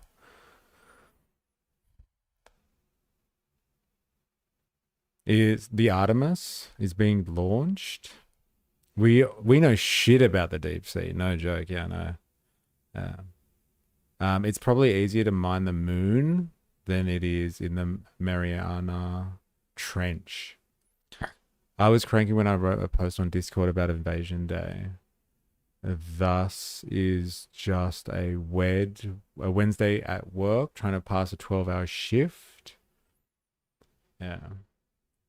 Gates pushing in climate change equals E funding polio treatment. Yeah.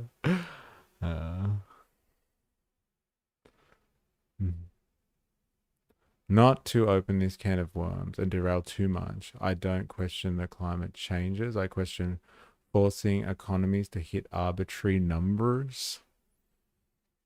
Fair enough.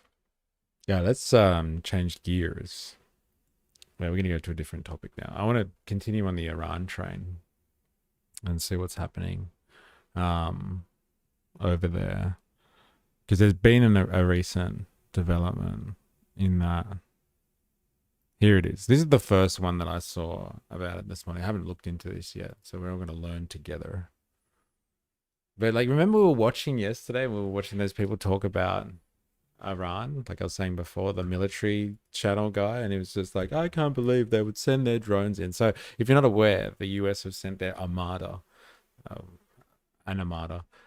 into, I guess, the Arabian Sea, you would say. And And they're obviously posturing because they're trying to freak out the Iranians into doing whatever the fuck they want to do. Like, who knows? What do the US even want at this stage? Like, seriously, who knows? What do they want out of the Iranians? I think they just want them to buckle.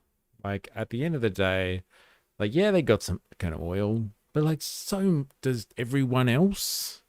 There's a lot of other places that the US can get its oil from. It can even get it from itself. It can supply itself for, generations and generations. It doesn't need Iranian oil. This really is just about like shoring up people that don't play ball with US interests, basically. And so, yeah, Iran's been copping a lot of heat recently because there's been protests. The protests started just before the New Year started, when everyone was going psycho and they're just like, Iranians are killing all of their people. It's an evil regime. And while I'm sure the regime has like some questionable things to its own people and has engaged in human rights violations, tell me what government around the world hasn't engaged in a few human rights violations? Am I right? Get it? Yeah. But yeah, so that was a pretext for the US to start posturing again, and threatening Iran. Obviously, no coincidence that the unrest in Iran was being fueled, and openly, if you look at Israeli media, openly by Israeli intelligence, being stoked by that. And then, like I said, being used as a pretext to go in and take military action on Iran. They basically want to destabilize the government. They don't like the fact that they have the Islamic Revolutionary Government in there, the Islamic Republic. They don't like it because it doesn't answer to US interests. It's outside of their sphere of influence. And so some of the speculation is like no one would actually move, like even Trump. Like people don't move an armada. They don't move aircraft carriers from basically the South China Sea to Iran just to, as a display. They're going to use it eventually. And so everyone's waiting for this time where they're actually going to use it. Now, we were watching someone yesterday and they were talking about how the Iranians were using drones that they have to basically get intel on what the US is doing, trying to understand their movements in the waters that are basically, in their own waters, let's be honest. And lo and behold, just after listening to this guy rant and rave about how the US shouldn't put up with this military aggression from the Iranians harassing their fleet, which happens to be stationed off their coastline, the US have struck the drone down, or struck an Iranian drone, it would seem. Let's have a look. Bibi needs Iran out of the picture, so he's getting his puppet state to do it for him. It is the big, Pax Judaica theory. We've got so many concurrent theories running on this stream. It's hard to keep up with all of them, isn't it? If I remember correctly, the current Ayatollah oversaw state executions of miners in 1979 revolution and the aftermath. That's why Trump is, we all know what the US wants, LOL. That's why Trump is losing support. How dare Iran protect itself? Let's strike them instead for existing. It's a bit like that, isn't it? That sentiment.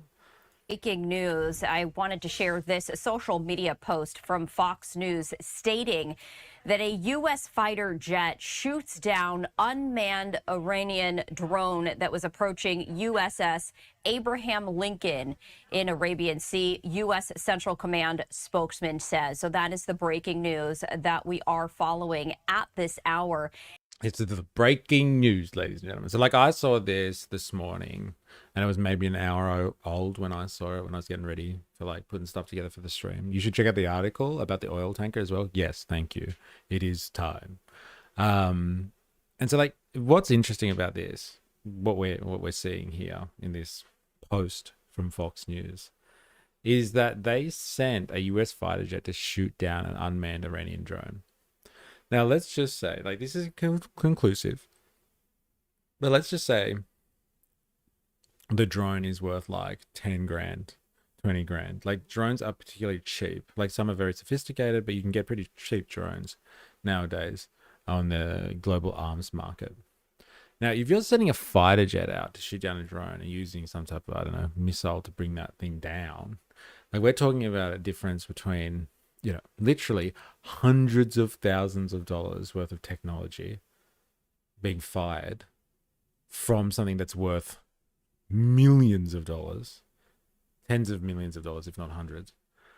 So it's something that's worth, you know, millions and millions of dollars chasing down something that's potentially worth, like, I don't know, 50 grand, let's just say. It's an incredibly inefficient way to fight. And this is why, like, they do say things like drone technology is going to change, like, the face of warfare forever, because traditional warfare is so expensive. And if you're using jets to chase down drones, you might as well pack up and go home, kind of thing, because it's not going to end well, ladies and gentlemen. Let's just say. And so, like, that's what so everyone's celebrating the fact we got the Iranian drone.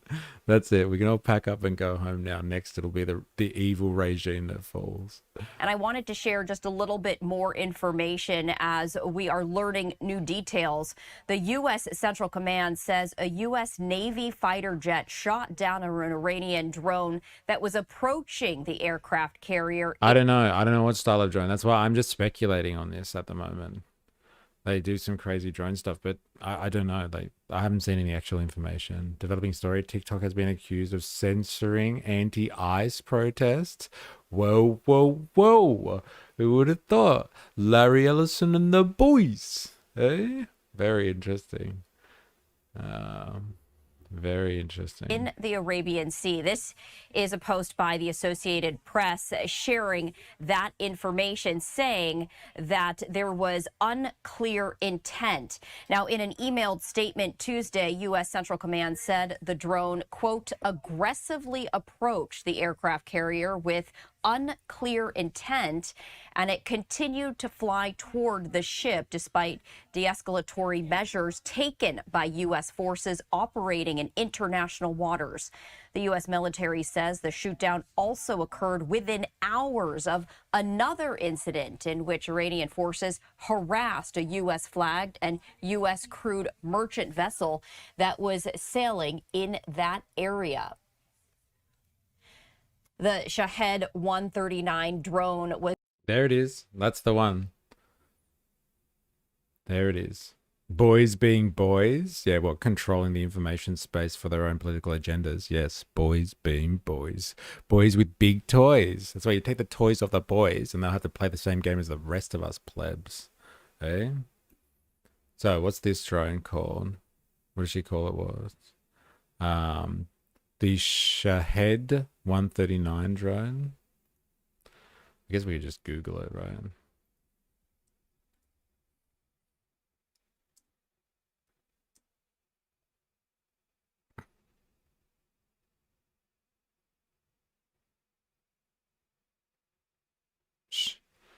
Here we go. Shahed drones. Iranian unmanned combat aerial vehicles and loitering munitions developed by Shahed Aviation Industries. They're manufactured in Iran and in Russia. Shahed 139.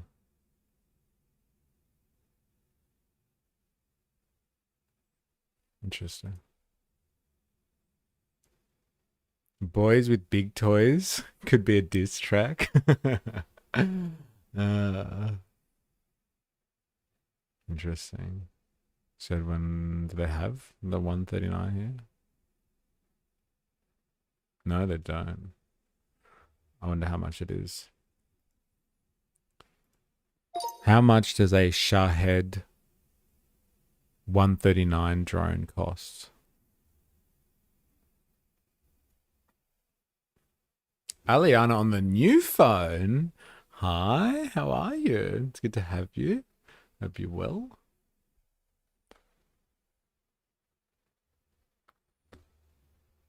Here we go. There isn't a single official price for the 136, often called the 139 by some sources, but based on open source intelligence leaks and expert estimates, 20 to 50,000, maybe up to 80,000, up to 300,000. There you go. How much does an F-35 cost?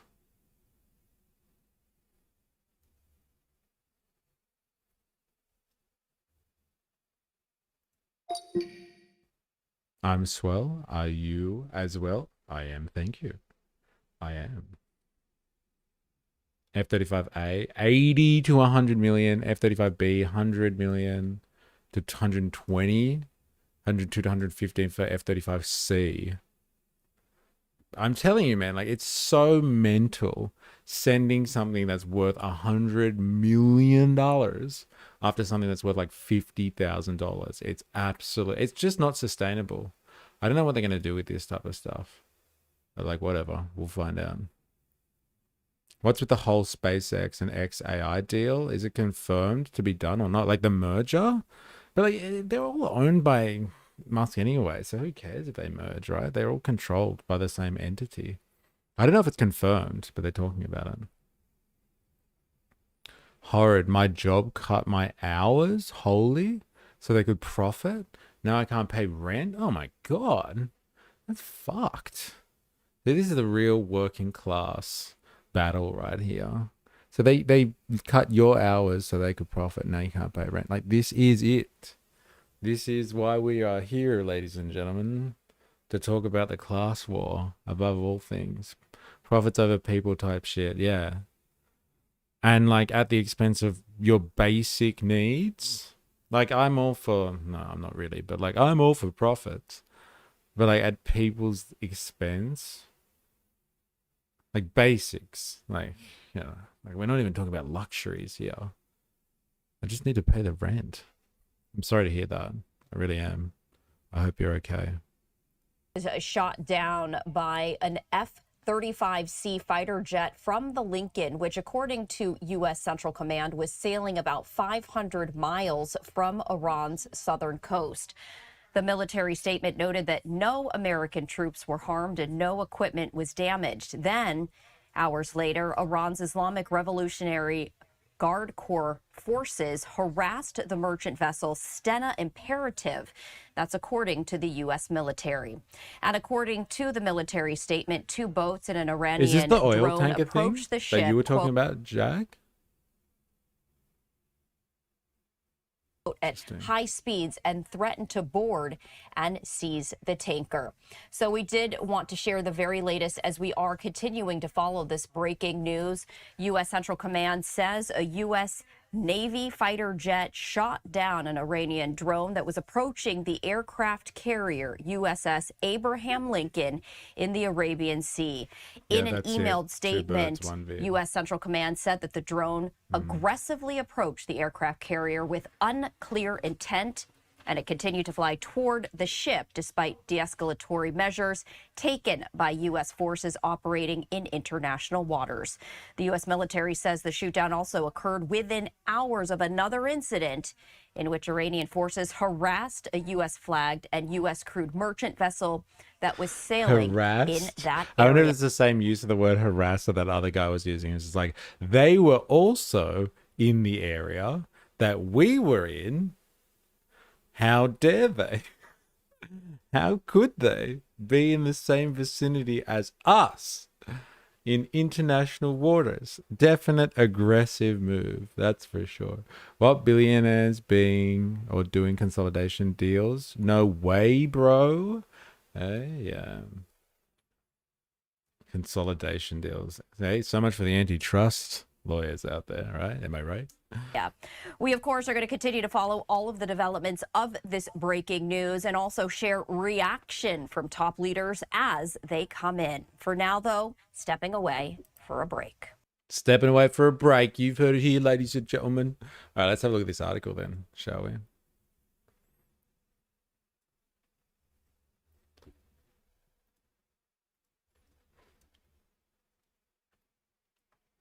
Oh, this is from Reuters as well. Interesting. All right, Iranian boats approach U.S. flagged tanker in the Strait of Hormuz. Hormuz? Maritime sources say. Interesting, isn't it? Look at these guys. Hey, hanging out on their coastline. Dubai, February 3rd, Reuters. A group of Iranian gunboats approached a US flagged tanker in the Strait of Hormuz, north of Oman. Maritime sources and security consultancy said on Tuesday the Iranian boats ordered the tanker, the Stena Imperative, to stop its engines and prepare to be boarded before it could speed up and continue its voyage. Maritime Risk Management Group Vanguard said. Isn't that funny? Like the reports come from basically an insurance company. They're the people that are really interested in this stuff. Because if fucking global shipping goes down and people can't move throughout that area, through West Asia, then like the world does come to its knees as soon as global shipping starts to break down. The one thing the Americans did, at least they kept the sea lanes safe. I can't believe the audacity to go over another nation's oil tanker. Hey, oh wait, bro, were you waiting so we start reading this article for you to drop that gold? Hey? I'm done. My comments for the stream are sorted. Hey, going after another nation's oil tanker. Yeah, chasing them. You're like using your Coast Guard to chase an oil tanker halfway across the world. The United Kingdom's maritime trade operations earlier said that a group of armed boats attempted to intercept the vessel 16 nautical miles, 30 kilometers north of Oman, and without identifying the vessel or the boats. The agency said that it was investigating the incident, which happened in the inbound traffic separation scheme of the Strait of Hormuz. Iran's semi-official Fars news agency cited unnamed Iranian officials as saying later on Tuesday that a vessel had entered Iranian territorial waters without the necessary legal permits, was warned and left the area without any special security event taking place. The strait links the Persian Gulf to the Gulf of Oman and the Arabian Sea beyond. OPEC members Saudi Arabia, Iran, and United Arab Emirates, Kuwait, and Iraq export most of their crude via the strait, mainly to Asia. Mainly to who? To Asia? To the Chinese, maybe? Maybe.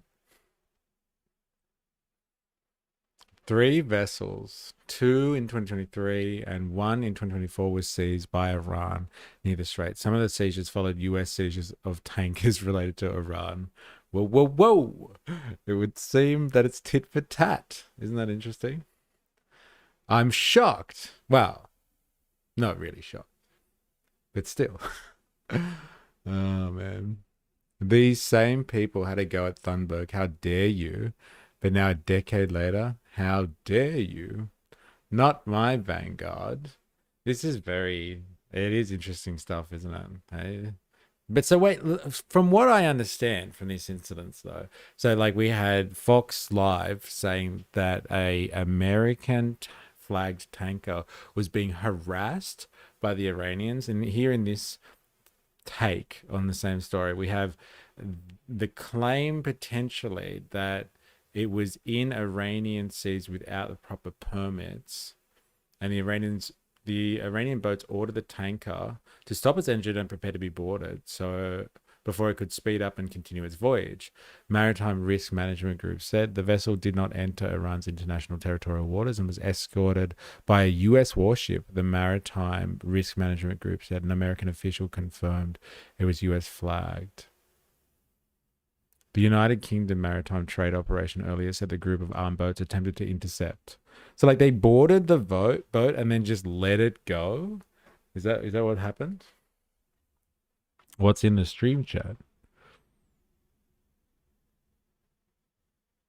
Thought this was worth sharing.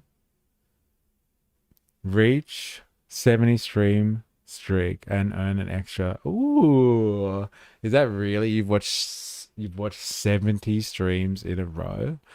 That's mental. Streak 67, reach 70 stream streak and earn an extra 450. Congratulations and thank you.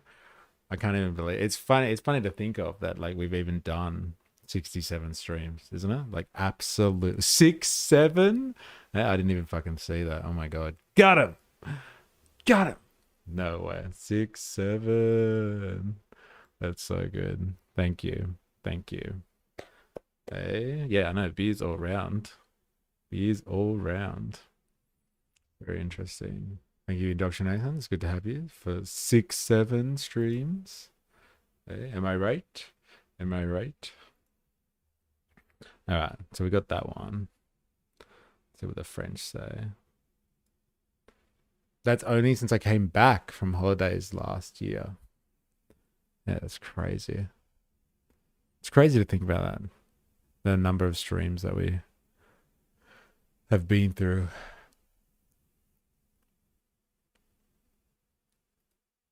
And where we were last year as The well. US military has... Oh, this guy's he's taken the stream by storm today. This guy from the French news. Let's see if they have a different take on this.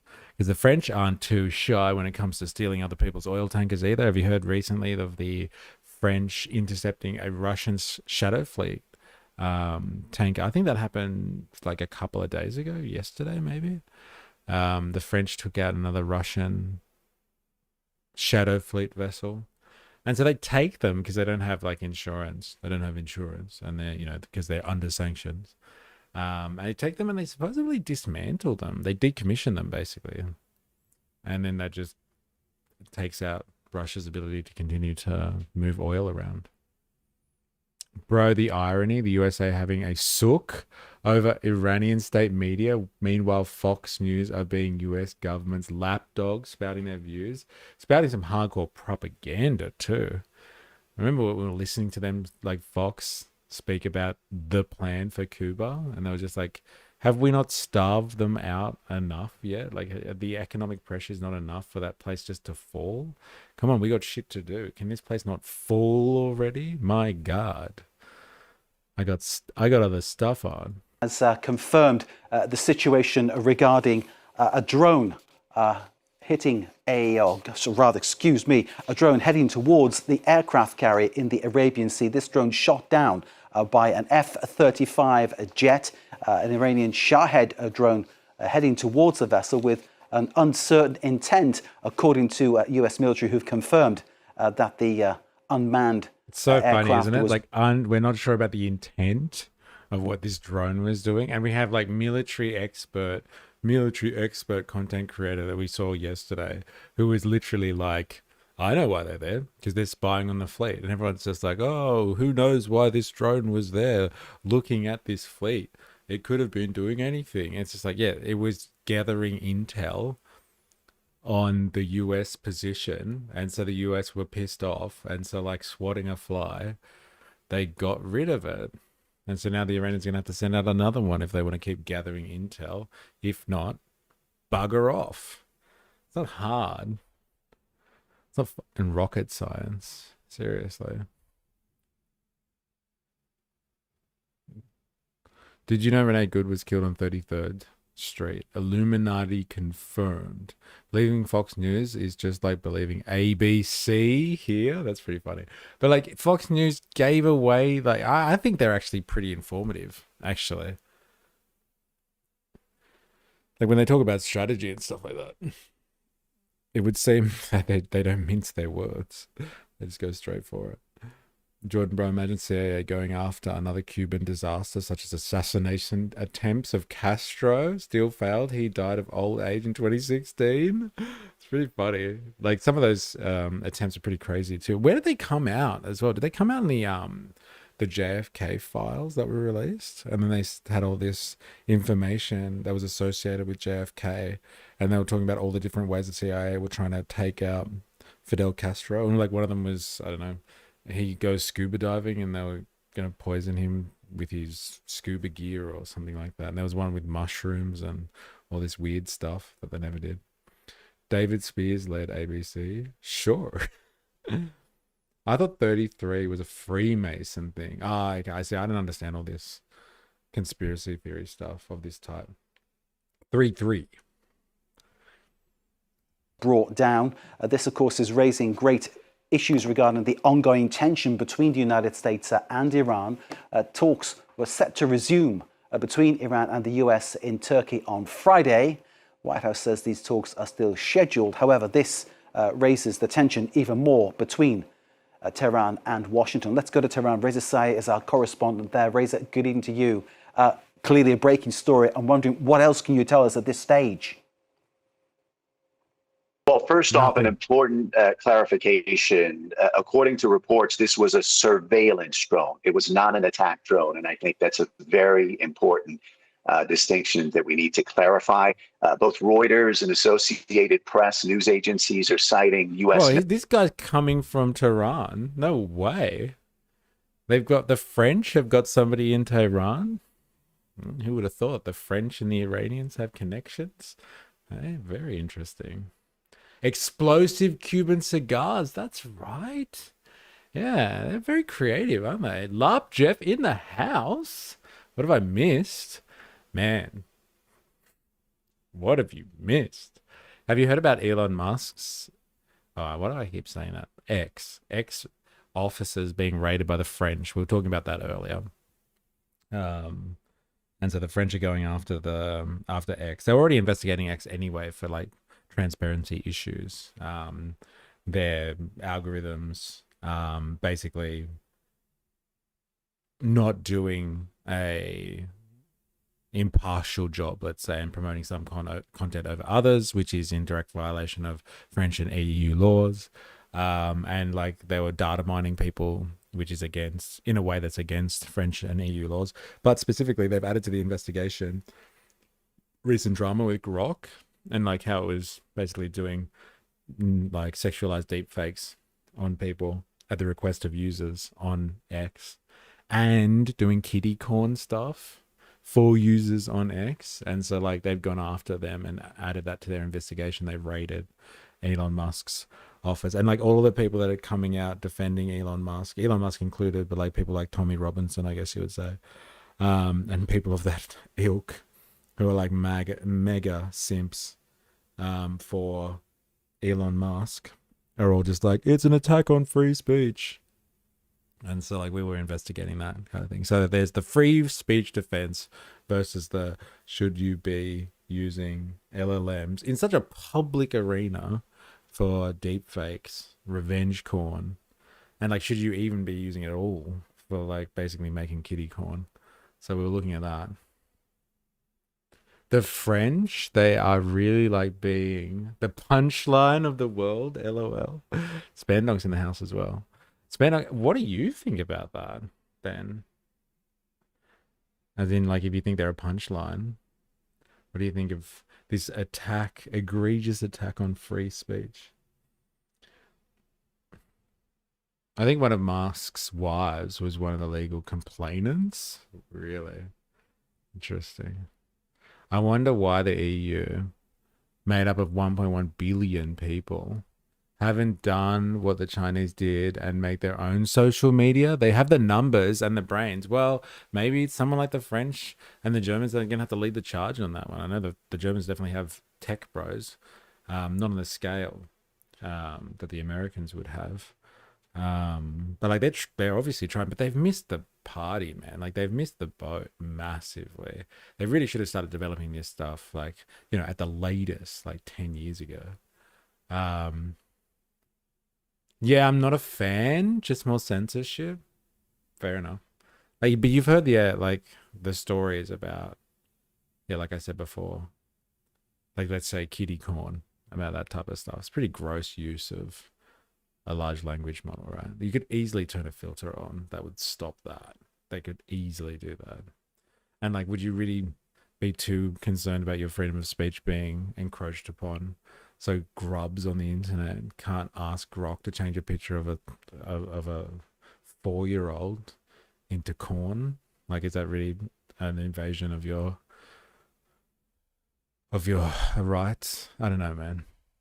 I guess that's where I draw the line. I'm all for free speech. Now, the Chinese deployed first. The Europeans can observe the Chinese experience, learn from their mistakes, and create something better and more suited to European ideology. Fair enough. I think, it would make so much sense for the Europeans to actually, yes, do some type of deal with the Chinese, and like get access to their technology. They don't have to. You're right. They don't have to recreate the wheel. Who said you have to do it from scratch? Get good relations with China, and like figure it out for yourself, as if the Chinese wouldn't be conducive to helping spread their technology as another bulwark against American dominance of the information space. They'd love that. But the US would never let the Europeans get away with that, especially if it was built on Chinese architecture. Look at all the stuff that happened with Huawei. Like as soon as Huawei was like getting contracts to help provide people with, you know, essential infrastructure, everyone was just like, they're spying on us. They're going to use it to spy. It's like, yeah, are they? Tell us more, American empire. Tell us more on how the Chinese are going to spy on us. We'd much prefer the spying that you do.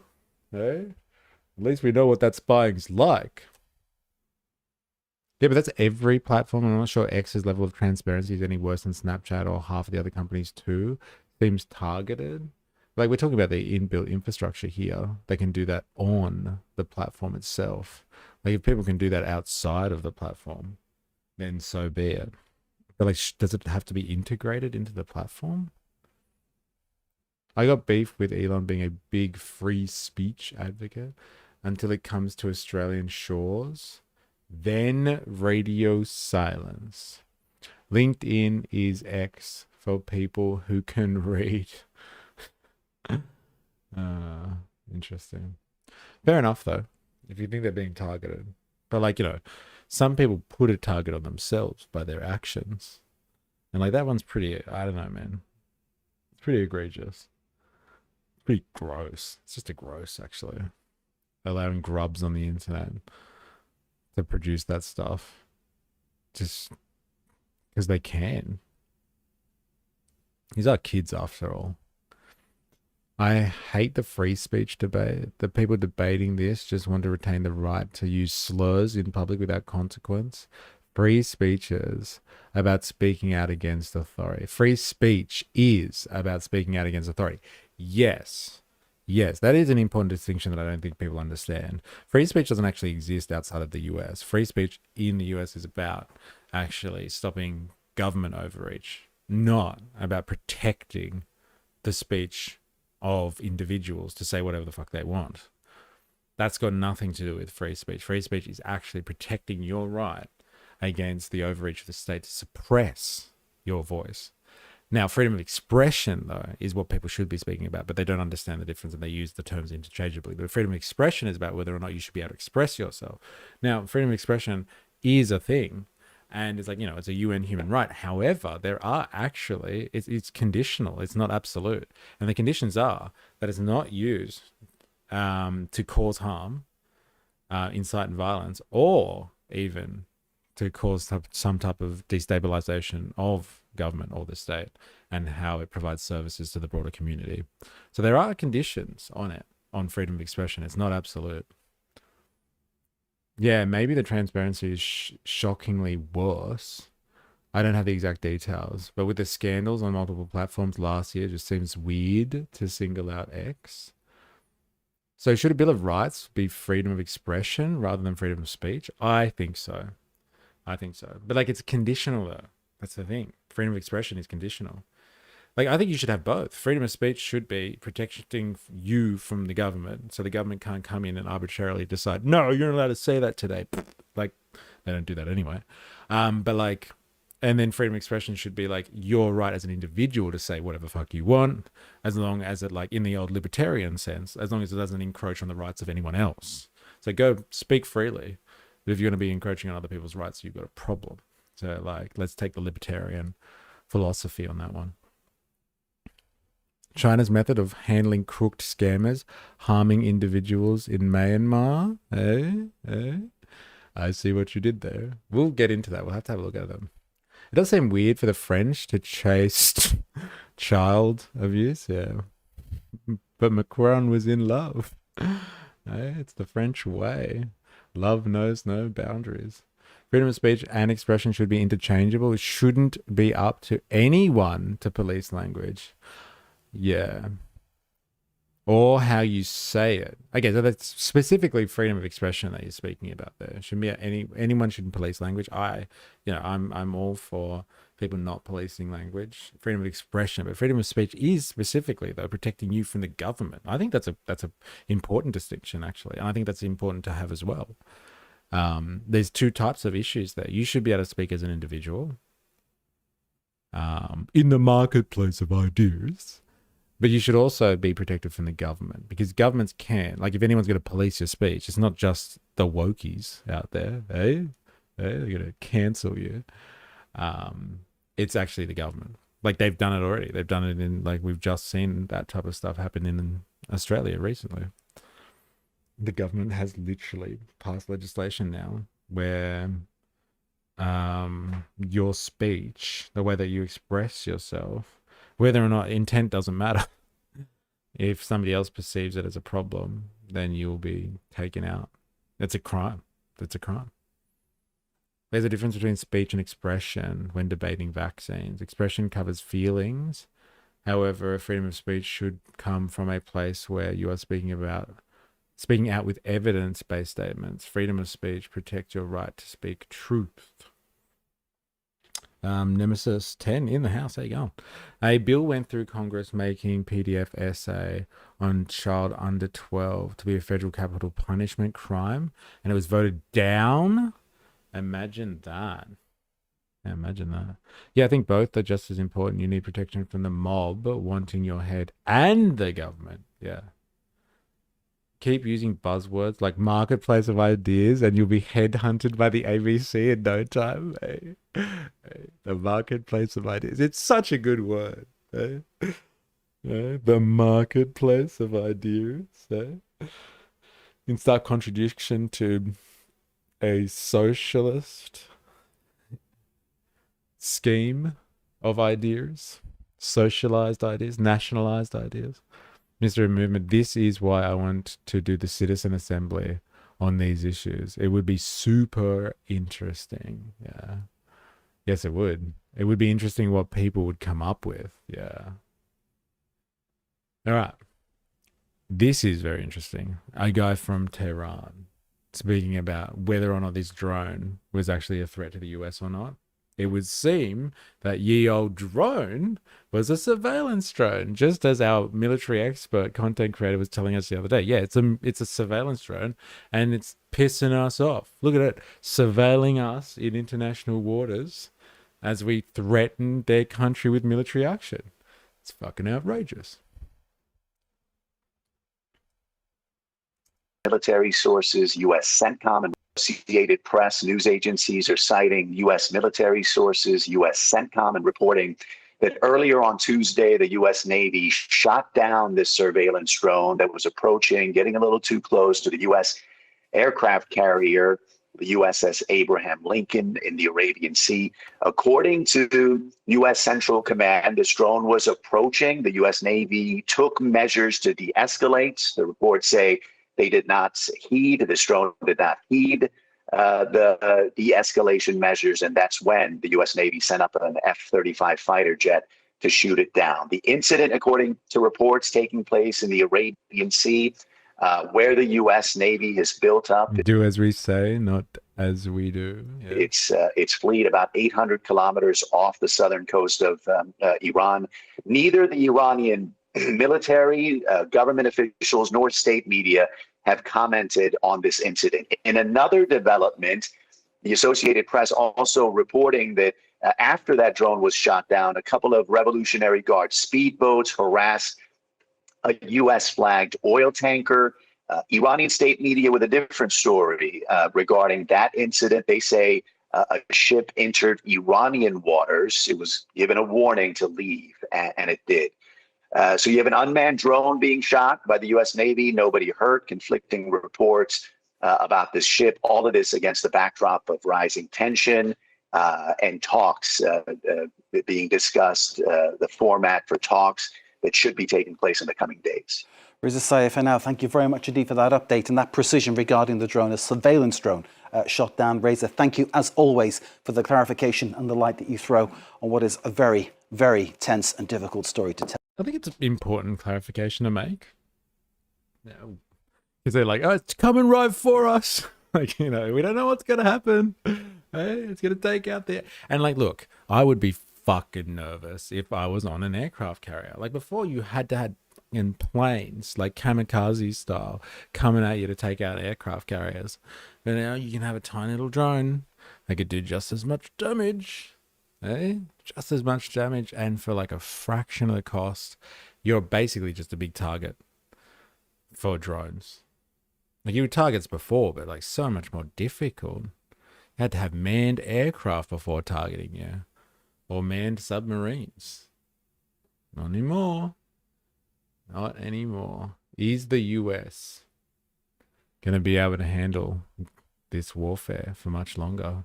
Good stream. See you again soon. Have fun. See you later. I'm assuming you might be going to work. Good luck. Good luck. Hope you work well. Sorry, but the Perth local. Oh, is this what you just were talking about before, Jordan? I heard the tragic Perth case about the double murder and suicide due to the failure of the NDIS. Spano, sorry, but I'm a Perth local, and that wasn't just a failure of the NDIS. It was a factor. Okay. But unfortunately, those parents were monsters. I have plenty of friends with similar positions who don't murder. Yeah, the Perth case was just sad in general. What's going on? Can someone link me? Is someone in? If you are in Discord, give us a link.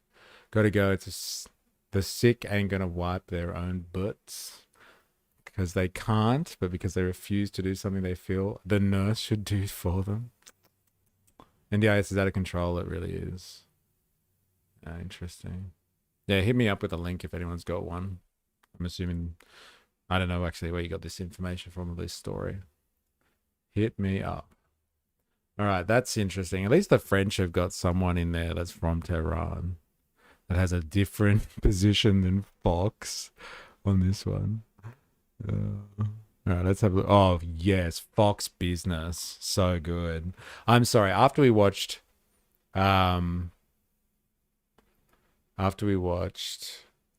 the Fox Business, people talking about Cuba last week, I think Fox Business is my favorite content creator now of all time. I wonder if they're going to give the story away. Hey, Spandog was rep. WA rep. There it is. There's some solidarity going on in the chat. Now, yeah, I really want to see this. I want to see what Fox Business has to say about the whole Iran situation. Like, they gave the best coverage I've ever heard. Look at this guy with his red eyes. Hey, smoked a couple of cones before coming on Fox Business. They gave the best coverage of what America has planned for Cuba last week. I'm so excited to see if Fox Business is going to give the game away for what Trump's plan is for Iran. Hey? Ooh, nanny state rep. Hey?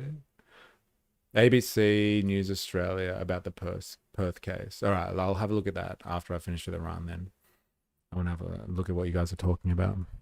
Steve Witkoff is going to meet with the Iranian foreign minister on Friday. What are you hoping he'll get out of that meeting? Well, you're going to have a lot of things are happening. You have Iran, and you have Russia, Ukraine, and you have the Middle East. We have a lot of things going. We have ships heading to Iran right now, big ones, biggest and the best. Hot. And we have talks going on with Iran. We'll see how it all works out. It's when he shut his pants. No, it's not. I don't think so. A different meeting. Still hilarious, though. Envoy Steve Witkoff will meet with Iran's foreign minister on Friday to begin new talks on a new nuclear deal. Both sides reportedly hopeful on coming to an agreement and avoiding any kind of military action. Still, though, the president sending a, quote, armada of military assets to the Middle East, now in striking distance to Iran. New satellite imagery reveals some activity at multiple Iranian nuclear facilities, which were destroyed by the United States and Israel last year, we thought. Nuclear. They just gave it away. Do you remember how contentious this was last year when they bombed? Like, they sent in, wasn't Operation Midnight Hammer, and they sent in the bombers and they took out the nuclear facility, and they were just like, that's it, they've been completely disarmed, they'll never have nuclear ever again, it's never gonna happen again, it's the hottest operation ever. And she just gave it away. She was like, oh, the nuclear facilities are back, even though we said we had completely obliterated them. But let's not talk about that now. I can't believe she just said that. God, I love Fox Business. New satellite imagery reveals some activity at multiple Iranian nuclear facilities, which were destroyed by the United States and Israel last year, we thought. Nuclear sites seen covered by roofs as Iranian officials assess. That's nuclear facilities that were destroyed, but they've magically come back again. Not sure how that happened, but we'll get back to you on that one. That's the damage. Joining me now is Fox News senior strategic analyst and Institute for the Study of War chairman, General Jack Keane. General, always a pleasure. Welcome back. Yeah, delighted to be here, Maria. So he looks delighted, doesn't he? Far out. Like I said, he's had a couple of cones. He's ready to go. What is your assessment of this armada now in striking distance of Iran? I thought the Ayatollah was just going to, give up. Hey, haven't we done enough pressure? We got them under sanctions. The real is completely. All the people are so upset about the inflation and the state of the economy. Have they just overthrown the government yet? Do we really have to go in there? Fine, we'll start talking about nuclear facilities again and enriched uranium. Fine, we'll start talking about that. My God, do we have to? Eh? Those gummies must have been strong. Eh? You're right. It's not cones. He's not hitting up the bowl. He's going for the gummies. Eh? Oh, they're kicking in. Whoa. God damn, where am I? Oh God, I'm live. Oh shit, I better say something. No, here we go again. Eh? Iran isn't Venezuela. Yeah. Yes, this is true. Yeah, well, first of all, it is significant, and I think what's happening here certainly is President Trump has an historic opportunity here that none of the other 7 presidents who have dealt with Iran have had, and it's largely due to his own making, frankly. In the first administration, he killed the iconic figure Qasem Soleimani and absolutely rocked the regime in doing that. And no one prior to that had ever retaliated against Iran for killing Americans over the 45-plus year history of the Iranian regime. He was the first and only to do that. And then he fully supported the Israelis in their 12-day war and also their war in Gaza. Well, what's going to happen this time, buddy? Because we were listening yesterday to the Iranian official, their foreign diplomat, that was speaking about what's going to happen if the US do this. If the US decide, hey, let's do a strike. Their mission, the Iranians, if you haven't heard already, their mission in the face of a strike is they want to take out 500 US soldiers or US persons in the region. So that's what the Iranian response is going to be. So like, if they're really worried about the Americans that have died at the hands of the Iranians and stuff like that and bringing them to justice kind of thing, striking at them now, the Iranian plan is literally to take out 500 Americans in retaliation. And so is that what they want on their hands? Is that what Trump wants on his hands? He wants to go down and be remembered as the guy that let 500 Americans die because he wanted to roll the dice with Iran? Because that's the plan that they have, apparently. And delivered a decisive blow to the nuclear program that you just happened to mention that. And what has happened as a result of the that? Famed nuclear Given program. the pressure that's on the regime economically, largely the United States pressure with allies, their economy is tanked. It is in this most serious condition it's ever been in, and that is really what put the thousands of protesters on the street. They're fed up with the regime. They want a new regime.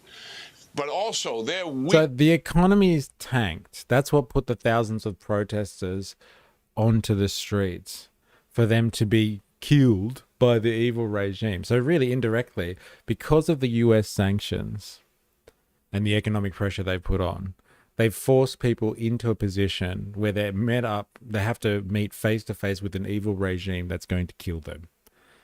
That's the long game here from economic pressure. Like all of this stuff. It's not adding up here. Do you care about the Iranians or not? Why would you put them in such a precarious position to have to stare down the barrel of an evil regime? Trump doesn't back out of dick measuring contests, LOL. Hey, I don't know, man. Tell that to the Chinese. Because he was hitting them up with some heavy tariffs last year, and then all of a sudden, oh, no. Didn't realize that you're going to cut us off from the rare earth minerals. I'm sorry. Let's renegotiate, shall we? Let's do a deal. Iran wasn't expecting to be attacked the last time. Now they're on full alert. Yeah. That's what they have been saying as well. They were like, but we were negotiating. And then they attacked us anyway. Who would have thought Israel and the US would be capable of such things? Actually, wait a minute. Now I think about it. In relation to South America, there's also Nicaragua. And three amigos along Venezuela and Cuba are now dealing with cranky Uncle Sam. Do note, though, Iran has funneled any money they got to get their proxies in the Middle East and nuclear project as well. So that one was a bit mashy with the autocorrect there. Yeah, but he's so petty, I don't expect he won't have a response to China either. He's cooking, LOL. He's cooking. He's cooking. He's definitely cooking. That's for sure. Politically and weak militarily. Politically, when the 12-day war was going on, Russia and China did not come to their assistance. Hamas could not assist them. And Hezbollah, who was organized, 160,000 rockets and missiles, 60 to 70,000 troops, organized for the first and foremost reason of defending Iran, never fired a shot to defend them. Their will was broken, is what the Israeli senior generals told me. So they are politically weakened than they've ever been. So what does that mean?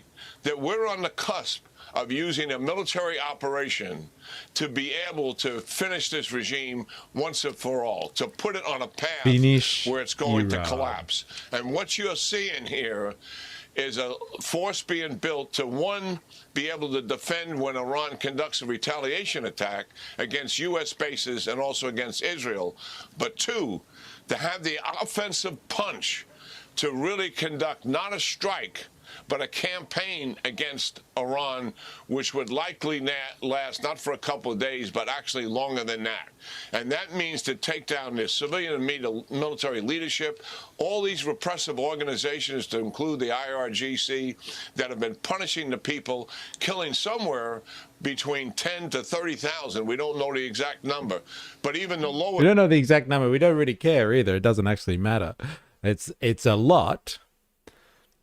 And so it's a justification to go in and take out an evil regime, quote unquote. Russia is supposedly working on a diplomatic solution to all this behind the scenes. Really? Interesting.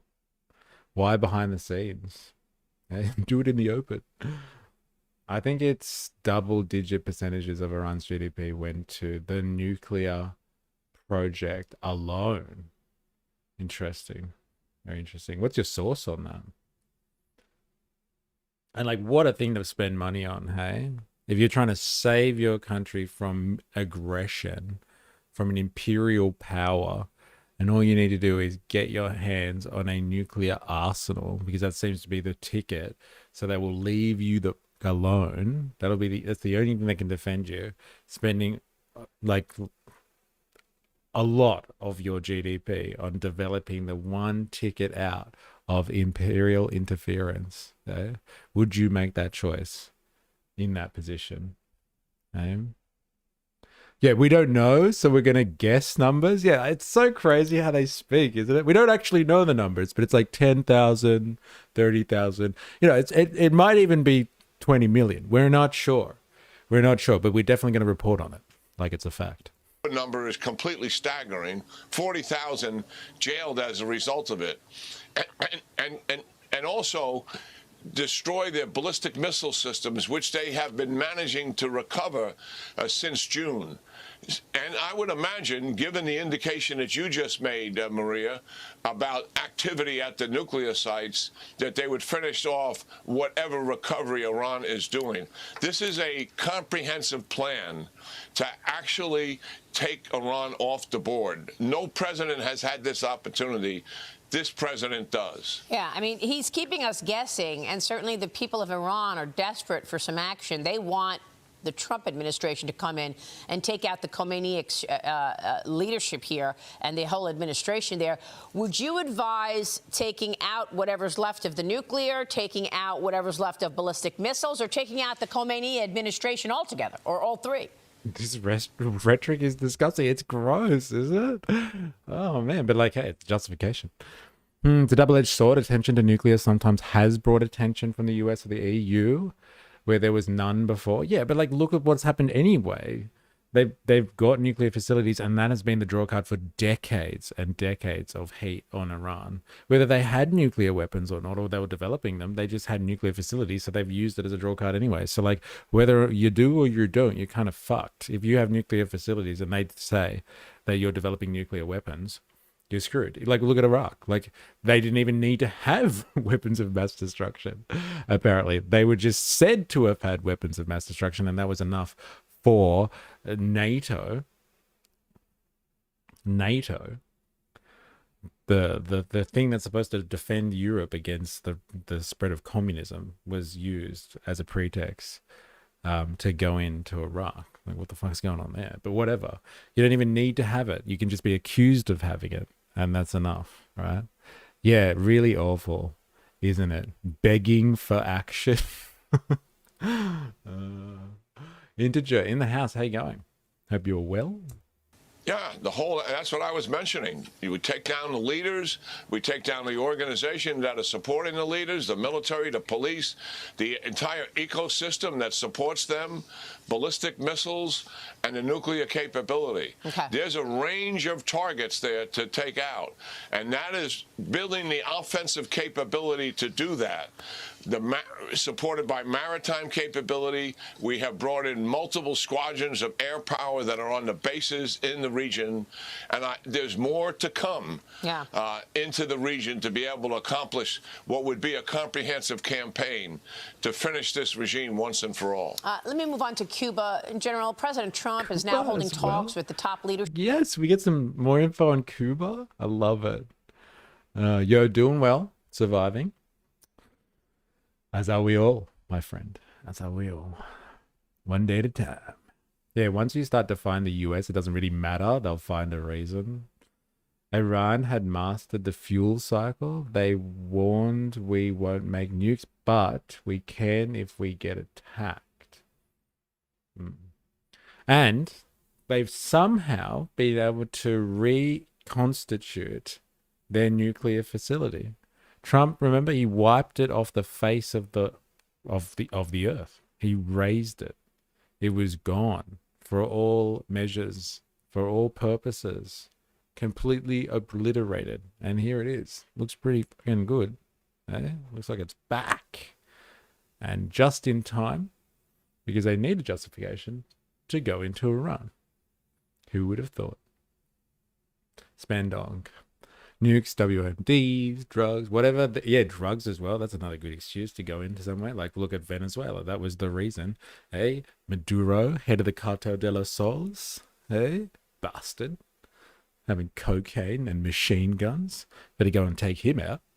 Nukes, WMDs, drugs, whatever the excuse for regime change and / war. But if you don't already have nukes, then looking at acquiring them could be good insurance, but might also bring you unwanted attention. Look, I think once you've got them, you're pretty safe. That's what I'm saying. Like, the race to get them. That's the thing. If you can get through somehow, it's the only thing that saved China, if you ask me.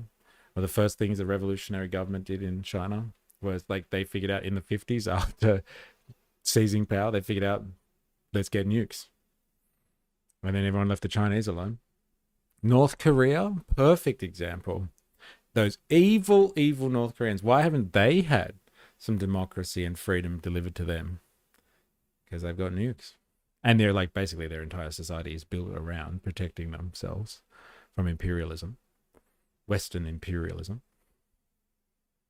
They were letting inspectors in and everything. Do inspectors get access to is not rails nukes? It's a good question because I don't know if they have actually. You saw the trucks leaving the facility before the strike. The Chinese cargo planes flew into Iranian airspace. Interesting. In Cuba, days after declaring a national emergency related to Havana's, quote, unusual and extraordinary threat to the United States. The president said he's also weighing a total blockade on oil imports to the Caribbean country. Here's the president yesterday. Watch this. It's crazy. It's a failed nation now, and they're not getting any money from Venezuela. and they're not getting any money from anywhere. It's a failed nation. Mexico is going to cease sending them oil. So I'd like to take care of the people that are here from Cuba. You know, we have many people that came from China were the 5th country to get nuclear weapons in the 60s. Cuba that were thrown out of Cuba or that fled Cuba. I mean, they came over on rafts. They went through shark-infested waters. I don't know how they did it.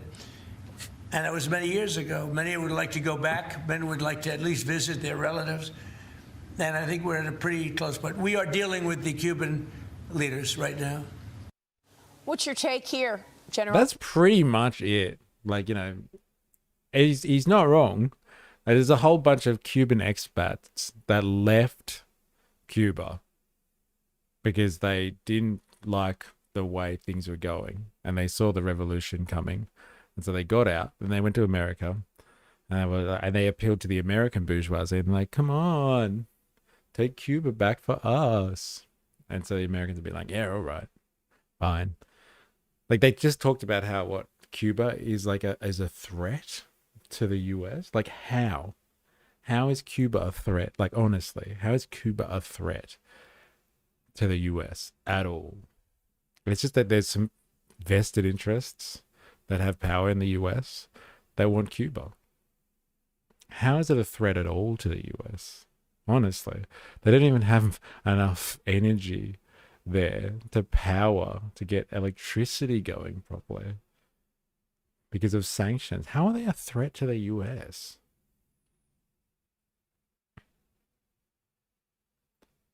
The amount of bases in South Korea just increased again, I think. Oh my God. Jag, take care of the people here from Cuba. How does that reconcile with his current immigration policy? Yeah, I know, right? That's pretty funny. That's a funny contradiction, actually. Gotta take care of all those Cuban immigrants. Wait a minute. No. We like this type of immigrant.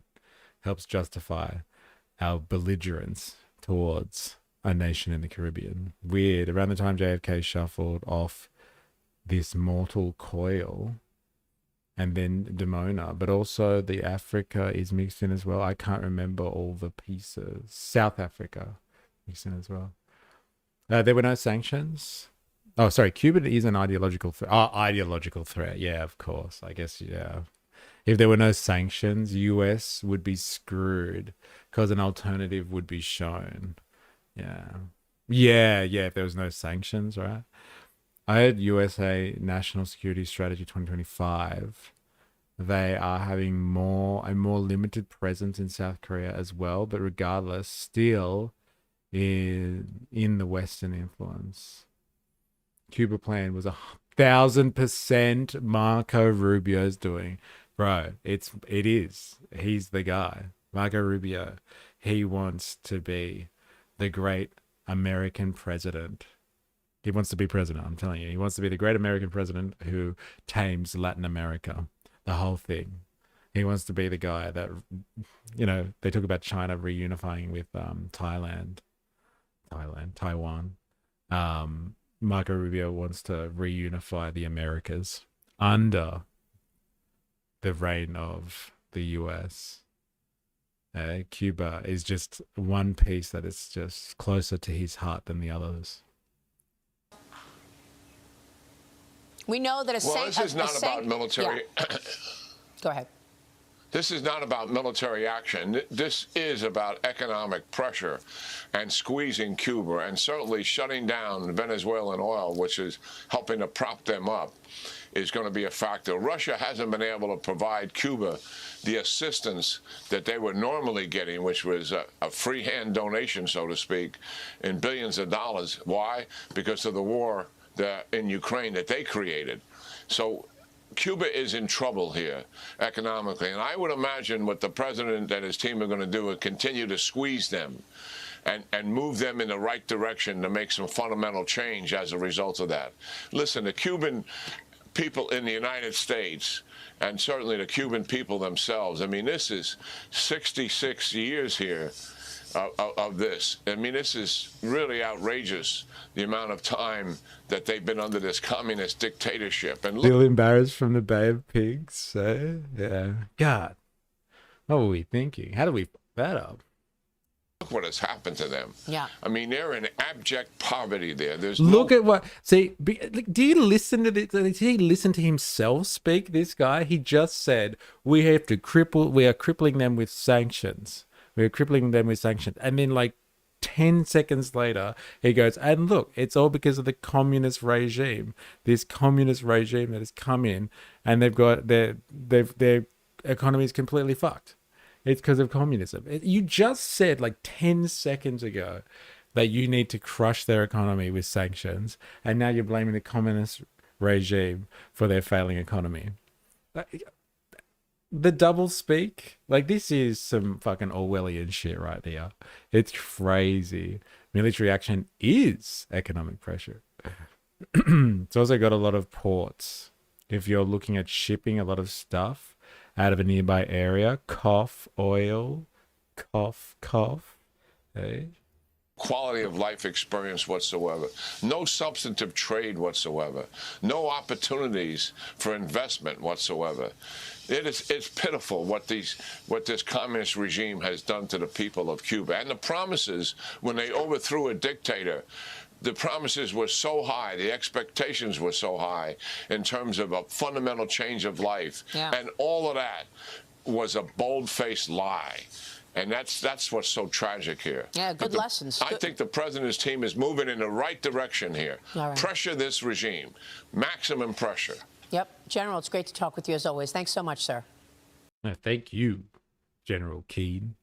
Hey, you legend. Telling it how it is. Remember, economic sanctions all the way. That's how we end this thing in Cuba. But at the same time, if they have any economic issues, that's all the evil communist regime. Every day of the week, communism fails every time because of its own inefficiencies. Oh, that guy dies from a ruptured sphincter. What a death. Yeah, him and Trump, right? Yeah, they can do it in the Oval Office together. In front of an entire camera crew. My God. So blatant. And absolutely no fucks given. What's this, Jag? What's going on here? What's going on here? I hope this one's at least entertaining. That was just depressing what we saw. Pledge across America. Fool me once, shame on you. President George W. Bush. 380,000 views. There's an old saying in Tennessee, I know it's in Texas, probably in Tennessee, that says, fool me once, shame on you. If fool me, we can't get fooled again. So good. Oh my God. Maybe the saying's There's an old saying from. in Tennessee, I know it's in Texas, probably in Tennessee, that says, fool me once, shame on you. If fool me, we can't get fooled again. Oh man. Oh man. So There's an old good. So good. And you know, like, I've heard some people like speculating as well because of like the e-files that have been released, and they're just like, look at these guys that control the world, and everybody thinks that, you know, they're geniuses because they control the world, and look, like Epstein can't even spell properly, and you got like Bush who like doesn't even know like basic sayings and idioms. Like, he literally forgot what he was talking about halfway through. Like, did you see the brain damage in him just then? He's like, fool me. I don't know what the saying is. I'll just make it up. Let's go with this. Like, so good. Can't get fooled again. Like, these people, it's not because they're geniuses that they rule the world. That is a misconception. Like, I'm sure Epstein, to a large extent, was a genius in a particular field. But you know what? He's probably a genius in a particular field too. Like, he's probably so good at understanding the politics of the bourgeoisie, the upper echelons of society that control American politics. He just played the game, did what he was told, took a presidency because, hey, why not? You know why? Because he's got the name Bush. So you got the name Bush. So, like, you know, it's not about these people just so crafty got nothing to do with these people. Just so crafty. I'm sure they're very crafty, but they're just so crafty. That's why they're in control. No, it's because of their station, because of their ownership of important elements of the economy, their ownership of private property, their private property rights over important things, their monetary power, their class. He's got the name Bush, so he's good enough to be president for a little bit, even though he's dumb. It says dumb stuff like that. Who's this? No blackmail, no island, not even in the files. He bombed brown people just for the love of the game. Dun, dun. Could have fooled me. No role models. Con, how you going? Welcome to the stream. Each month of this year, the USA are toppling countries one by one. First is Venezuela. Who is next? Yeah, do you reckon they're going to go for like, hey, this month we'll try a bit of we'll try the Venezuela card. A couple of months we'll do Iran next. After that, bit of Cuba. Then we'll go back. We'll reignite the Greenland debate. While we're doing that, we might take we'll take Alberta. We'll take a bit of Canada. Go for the rest later. See how we're going. Yeah, there's a plan behind all of this. There's a plan behind this madness for sure. Have you ever seen Dubia's painting? No, I'm not sure the reference. I might have, but not know. So what's this? This is the thing that Spandonk and Jordan was speaking about before.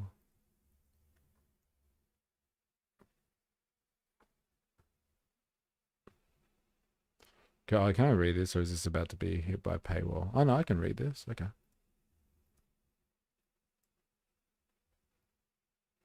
So this is the West Australian. And what is the West Australian? Is that like I don't know, the Sydney Morning Herald or something like that? Similar type of media organization. Mossman Park tragedy. Police continue to investigate double murder Sui at Mott Close. Forensic officers and homicide detectives are continuing their investigation into a double murder in Mossman Park that shocked Perth. Police cars and forensic trucks lined the quiet cul-de-sac on Sunday as officers moved to and from the Clune family home, carrying evidence bags and equipment through the streets. A single bouquet of bright flowers sat at the base of a tree holding up a police tape.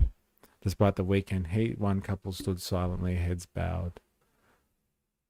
Investigation continues after Friday morning's discovery of the bodies of parents, Jared and May Wenner, age 15 and 49, and their two sons, Leon 16 and Otis 14. The family was found after a carer, arriving for a scheduled visit, came across a note and alerted police. Major Crime Squad Inspector Jessica Secura said that the scene was highly distressing, with family members located in different parts of the house. West Australian understands a detailed note was left inside the home, as well as on a door warning people against entering and to call police. Both teenage boys are believed to be autistic, according to the Inspector Secura. Lived with significant health challenges. The causes of the deaths have not been released. A couple living on McCabe Street on the corner of Mott Close were the only people allowed entry into the quiet cul-de-sac, seen talking to officers at the scene before hurrying back into their home, refusing to talk to the media. Long-time local resident who asked not to be named said the tragedy has rocked the close-knit suburb. It's devastating. The whole community is in shock, he said. I think for those closer to it, more needs to be done to help them through. Police are expected to remain at the scene for several more days as they piece together the events that led to the tragedy. So, like, what's happened here, as in, like, what's the suspicion that we're talking about here? That these people are under incredible pressure, this family, because they've got children that are on the NDIS that need, like, round-the-clock care and assistance. And they've decided as a family to end it all as opposed to continuing to live this existence. My wife showed me this story, actually made her cry, felt it deep with our boy having autism. And so, like, what were you guys debating before, though? Like, that people are blaming the NDIS for this, or they're just saying, or they're not blaming the NDIS for this, they're blaming these people particularly. Like, you don't have to take this course of action. It's heavy, man. I don't think people really understand, and like, this is what Dilemmas is touching on here. You don't understand unless you have kids, what it's like to look after people all the time. It's 24/7. You can't really relate to this unless you've been in this situation. NDIS fund cuts via notes being found. Ah. And so what, they had support and then they didn't, kind of thing? Things were being taken off them? It's interesting. Well, there's your just direct neoliberal agenda, if you ask me. Neoliberalism has delivered this type of response because people don't think that it's worth investing in social security, a social safety net for people, for vulnerable persons in the community. Not worth spending on that. We need to balance the budget. We need to get rid of the debt.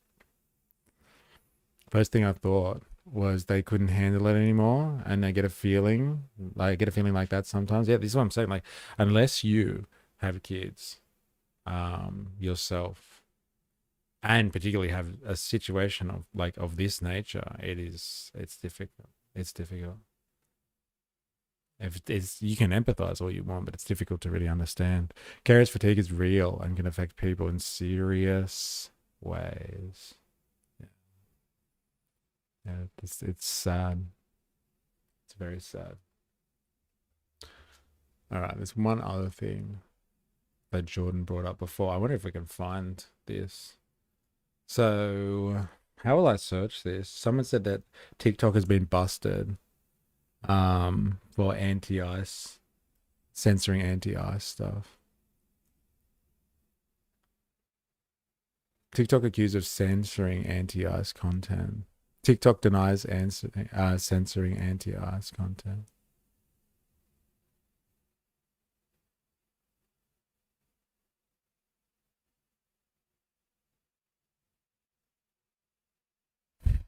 Who would have thought, hey? Who would have thought?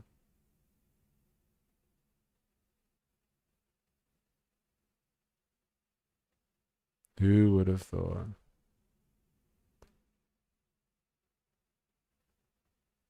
So this is from Forbes. That's from 8 days ago, though. TikTok competitors up scrolls, surges on apps amid allegations TikTok suppresses anti-ICE videos. Who would have thought?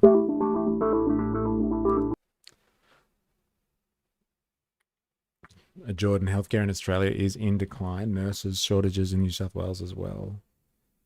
My boy turned 5 and still isn't really talking yet. It hurts when you see parents with neurological kids slapping a tablet in front of them. I'm still waiting for my boy to ask, Dad, what's this? Heavy. Should I overshared it now? I'm trying not to tear up. Yeah, it's heavy. And like, how do you know? How do you even empathize with all of this stuff? Unless you've really, like, you can empathize, sorry, but like, how do you really know? Unless you've been in a position. Yeah, this topic as well. Getting much Epstein news down under? Bro, much. It's all the rage. And we've even had our own scandals. We had a look at something yesterday, Voltaire shared from New Zealand. We've had stuff with an ex-prime minister being implicated. So yeah, it's XNF, it's happening. Have you seen the news about the government allowing agencies like ICE access to our biometric data? Not like exclusively, but I've seen it in the context of Palantir and their app. What's it called? What's the app that they designed for ICE? I can't remember. It's a clever name like they always choose. But like, yeah, I've seen it in that context. And you talk of the Roberto Grulava part? No. You'll have to fill us in there. Now, let's have a quick look at this.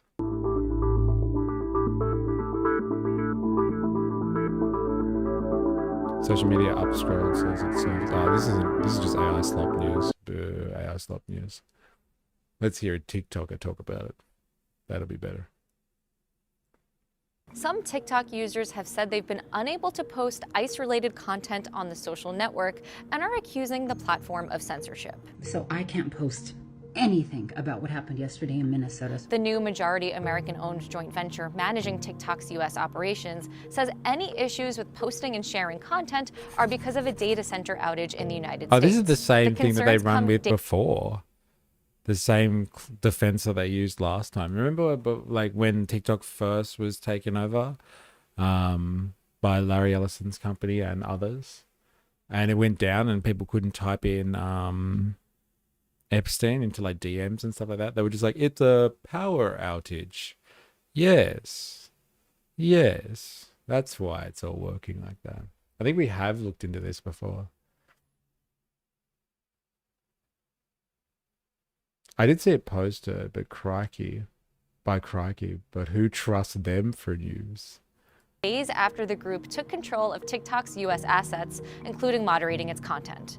They also come after a federal agent or agents shot and killed ICU nurse Alex Preddy in Minneapolis on Saturday. A spokesperson for the TikTok U.S. joint venture said the tech issues were unrelated to that change in TikTok's U.S. management. It said on Tuesday that it's making significant progress in fixing its U.S. infrastructure, but that some U.S. users may still experience technical issues. Experts have said it would be difficult to prove whether TikTok is censoring content because we don't know what its content recommendation process is like. But even if it was, it would be within its legal right to do so because it's a private platform. So this app wasn't letting anything get posted yesterday. Although the accusations are only circumstantial, the issue has stirred up controversy. Connecticut Democratic Senator Chris Murphy called it a threat to democracy. An analysis firm Sensor Tower told CNBC that daily average TikTok uninstalls are up nearly 150% in the last 5 days compared to the last 3 months. Some TikTok users have said they've been unable to post. What did we see originally when this story first came up? We saw TikTok was stopping people talking about is not rail. Is that right? They didn't want people speaking about is not rail, people posting about that topic. They were getting barred, and now it's anti-ICE stuff. Some TikTok users have said, and like you can't talk about the e-files. And like, isn't it incredible that you can't say in two people in a DM the name Epstein, and then like a few days later they drop the e-files on one of the biggest social media services for the US market? Absolutely amazing, isn't it?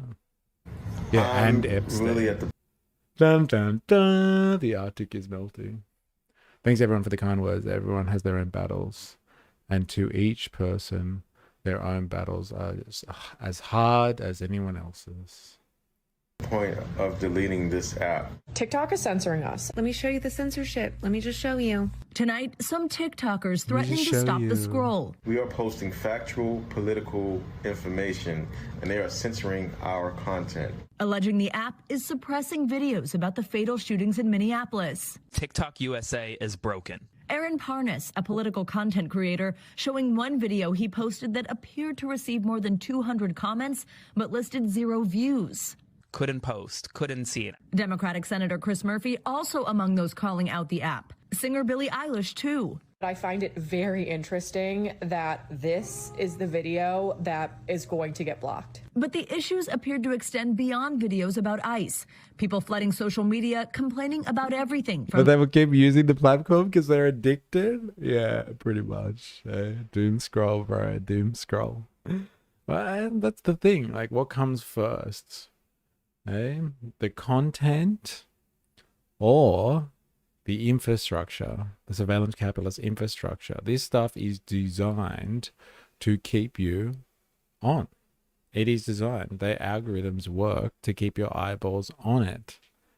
So before you get into what the content is, the intent of the architecture is to keep you engaged. And so if you are literally addicted to it in some way, you've got a physiological response to the technology itself as opposed to the content, and they just feed content that helps serve that purpose. They can feed you other content if you really want, and that's why it was so important for them to keep ByteDance. We investigated this the other day, and ByteDance, the original Chinese company that was the owner of TikTok USA, they weren't kicked out.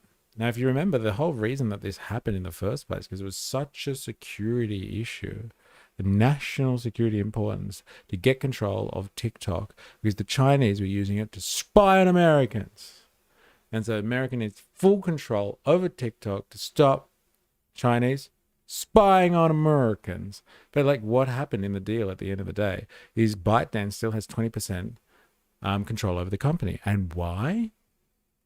Because the US want their people in there to be able to say what can and can't be shown on the platform, but they don't know how to use it. They don't actually know how to fly this baby. They have absolutely no idea. They want access to the algorithm, but they don't know how to work it. And so you keep ByteDance on to keep the machine moving, to keep it actually working as a tool of surveillance capitalism, as a tool of addiction. But they don't know how to use it properly. And so they can learn stuff from the Chinese while they keep the TikTok machine going. Keep it going. And people will be upset for a little bit and then they'll forget about it. Unless they all go to this upscroll one. Good luck though. Bro, even the Gestapo had a better drip than ICE. Yeah. Switching apps is easy. Abandoning income, not so much. Yeah, okay, interesting. Are you talking about for content creators then? I'm assuming. Problems with the main For You page and commenting to complications editing and posting. The company blaming disruptions on a power outage, writing, "We're working with our data center partner to stabilize our service." NBC News reached out to TikTok about specific allegations I of wonder censorship. who do you reckon and the company TikTok said America all uses? issues stem AWS from for the sure, right? Who is their data center server? Who's their server? TikTok USA. Who does it use for a server? Who provides this service for them?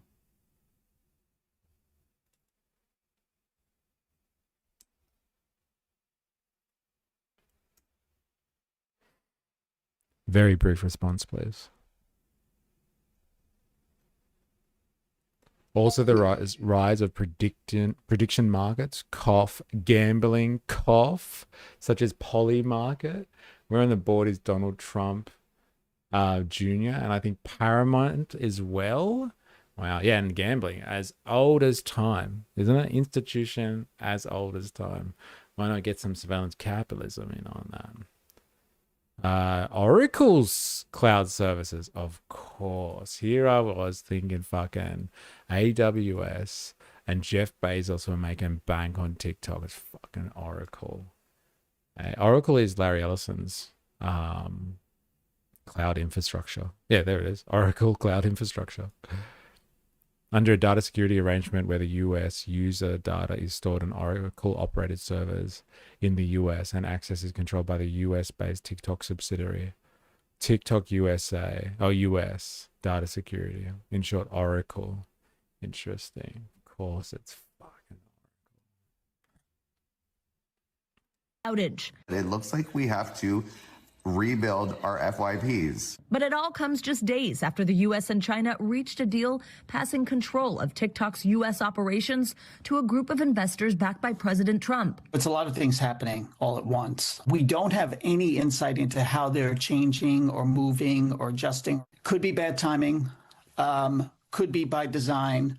We really don't know. But many users remain skeptical. I am deleting all of my videos from TikTok. A rocky start as TikTok enters a new U.S. chapter with millions watching. Savannah Sellers, NBC News.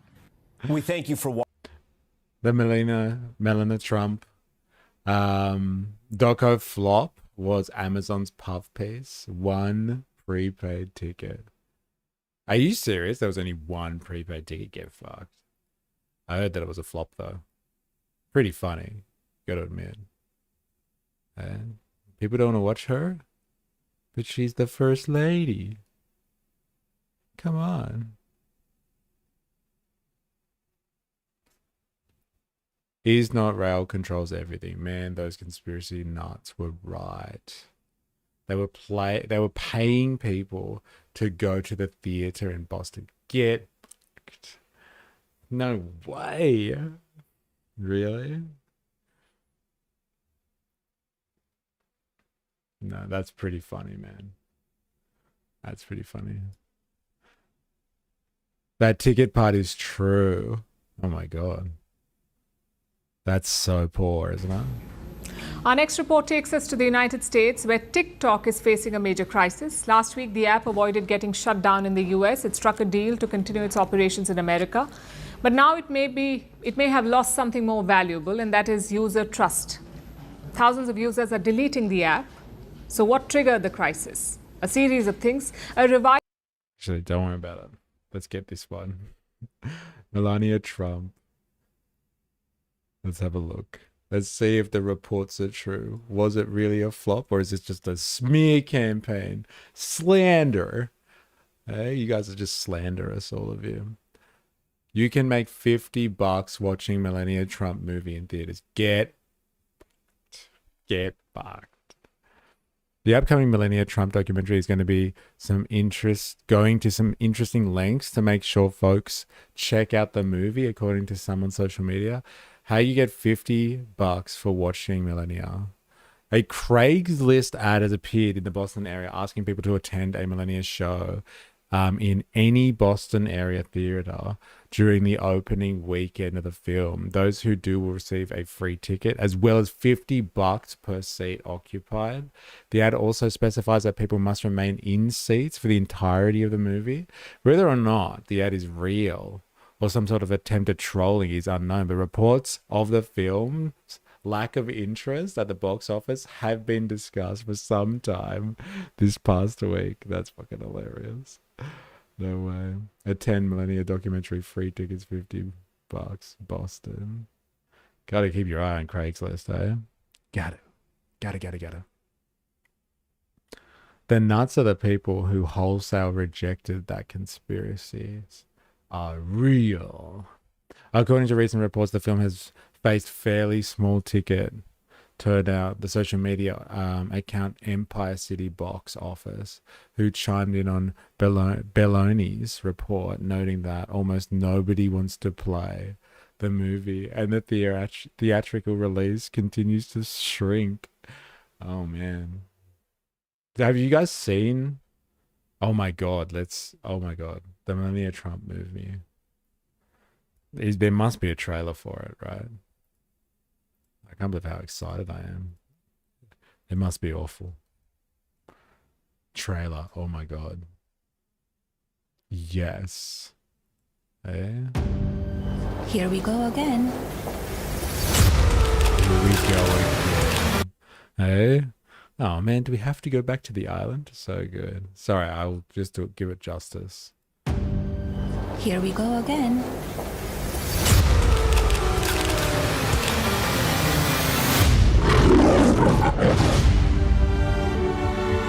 You can come in. Good morning. Our proudest legacy will be that of peacemaker. Peacemaker under the fire.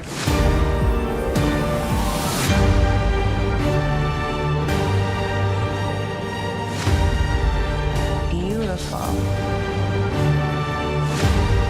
Together with like-minded leaders, we have a voice. Is it safe? It is safe.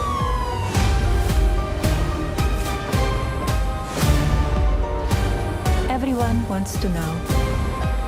So here it is.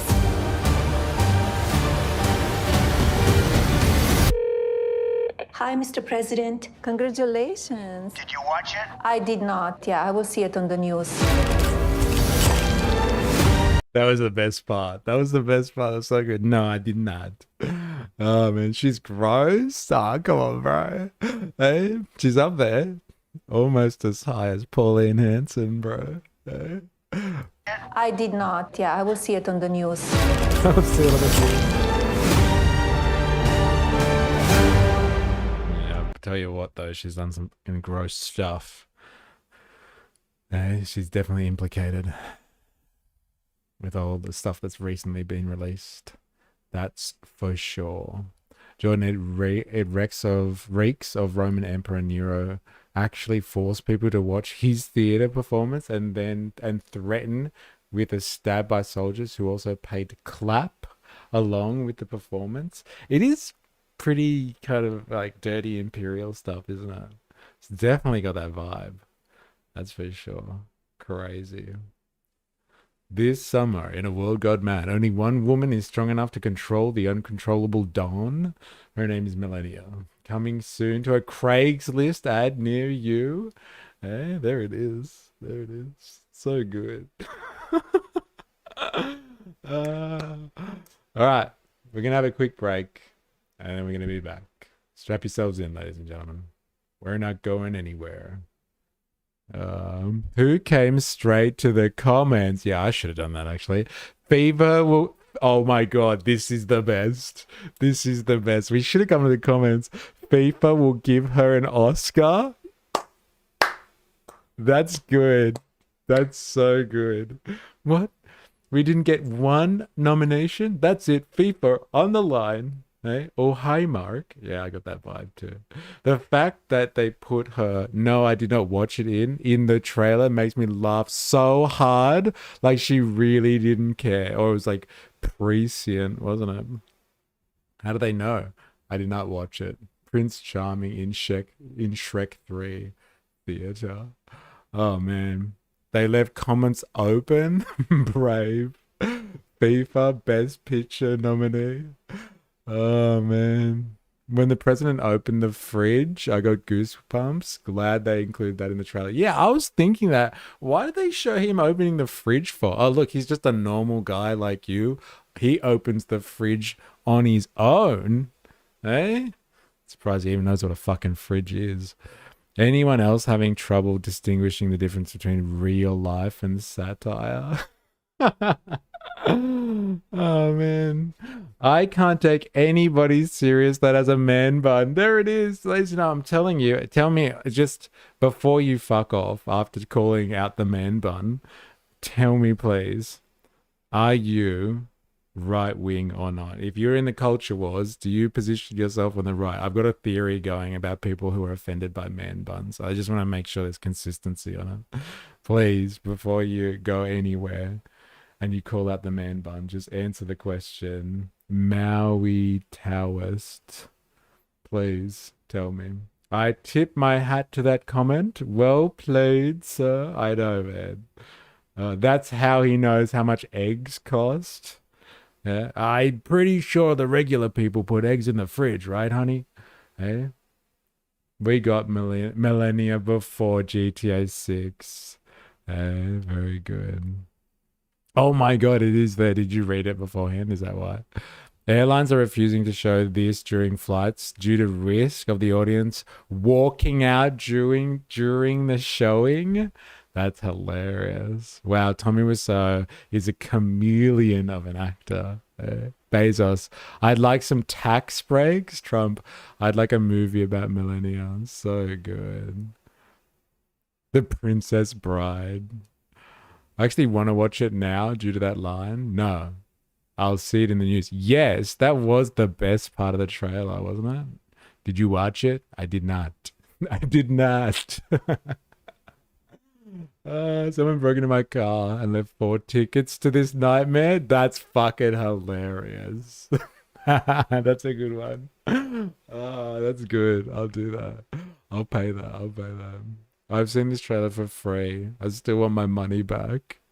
Oh, man. I wonder if Trump fell asleep during the premiere. Yeah, probably. And like accidentally shat himself so he could get out. Accidentally. I really don't care, do you? I only came here for the comments. So good. Good to see Tommy Wiseau still getting roles. Oh, man. This movie is so hot. Right now, it's so hot. Everybody says it's so hot. Watch Princess Bride, then Google what Trump said about Rob Reiner. Release the files. There's always one. That's crazy. At least everyone can get behind this. 13 million views. All right. We're having a break. We're having a break. And then we'll be back with some more. Don't go anywhere.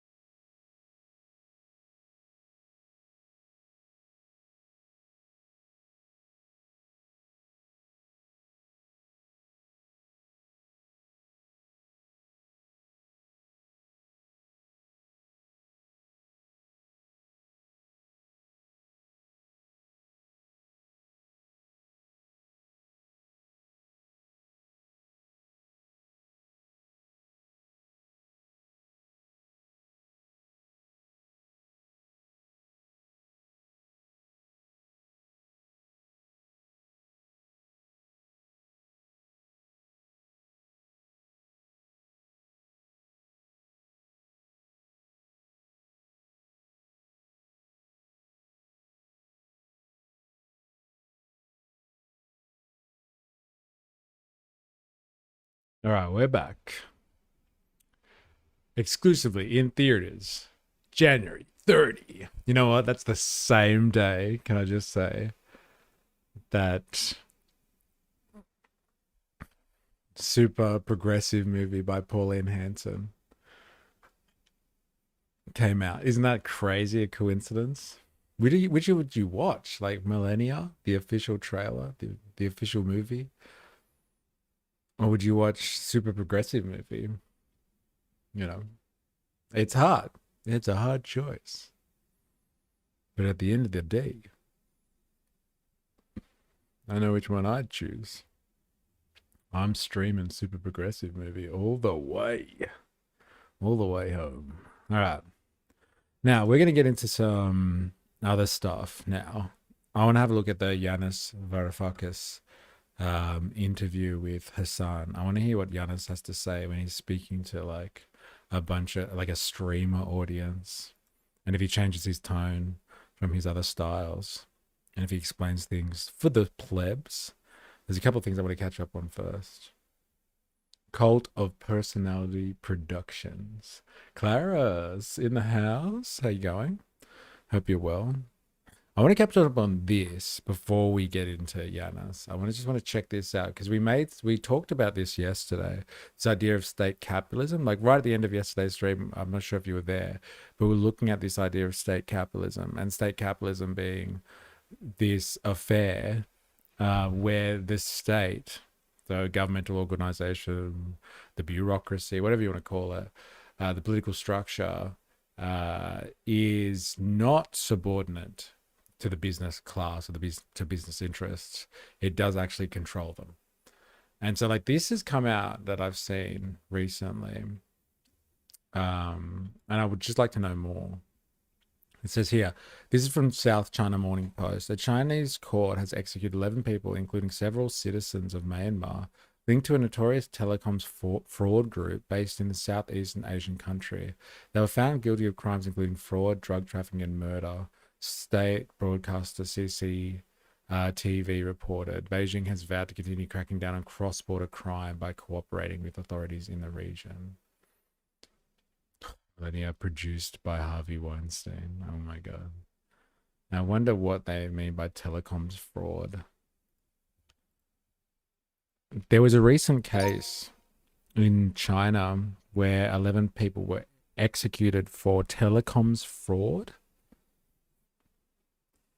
Do you know the details of this telecoms fraud? A brief response, please. I wonder if this has anything in relation to that theory that we were talking about yesterday in terms of state capitalism or not. China executed 11 individuals who were judged to be core members of the Myanmar-based criminal syndicate that ran large telecom and online scam operations from compounds in northern Myanmar. These operations involved massive fraud targeting victims, reportedly billions of yuan. And these groups also engage in related violent crimes such as kidnapping, intentional injury, and homicide, extortion, and other organized crime activity. The court said the syndicate's actions caused serious harm and were part of a broader transnational telecom fraud network. Interesting. Lenin said that state capitalism is a necessary state in the economic transition. Interesting. Very interesting. I guess it depends on your definition of state capitalism then, doesn't it? According to Bloomberg. Were you there yesterday when we were doing the Bloomberg thing, Clarice? China takes data limits seriously. Yeah,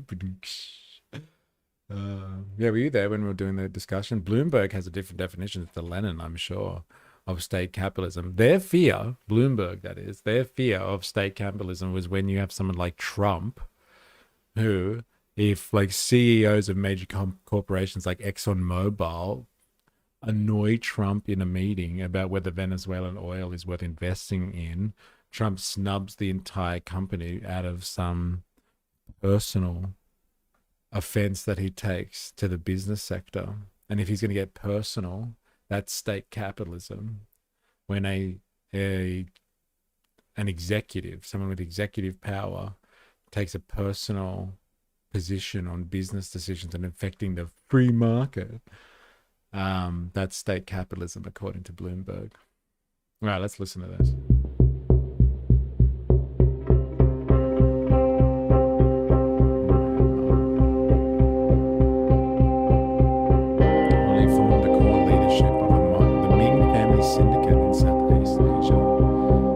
operated extensively in Myanmar's Kang region, where it set up multiple compounds.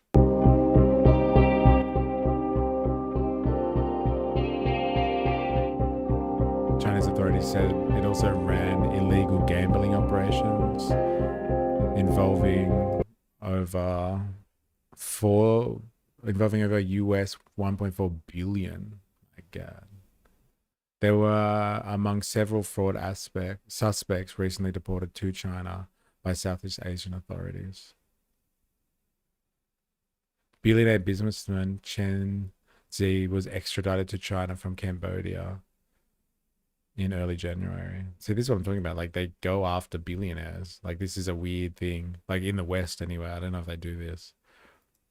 Chen Zi, was it?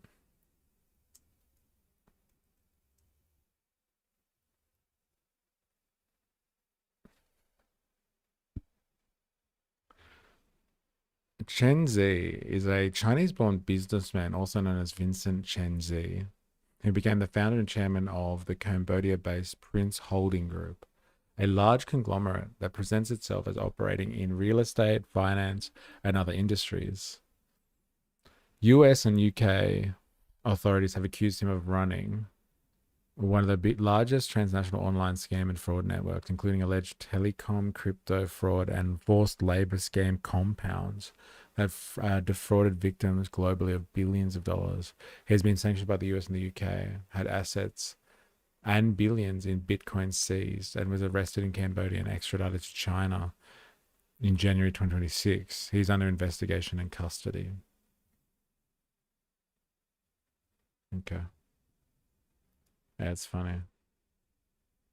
It's a very different treatment, I must say, the billionaire class gets in China than the ones that we have. Like, our ones that do fraud and financial crime get a sweetheart deal. And what did E get? What did Jeffrey E get?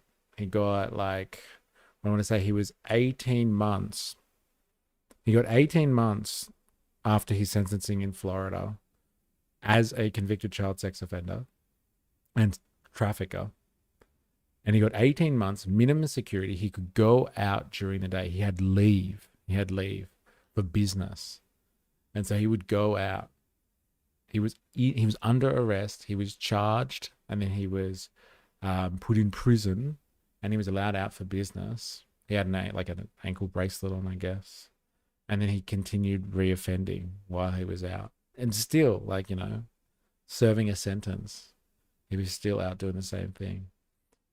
At least, yeah, Western financial billionaires get a slap on the wrist.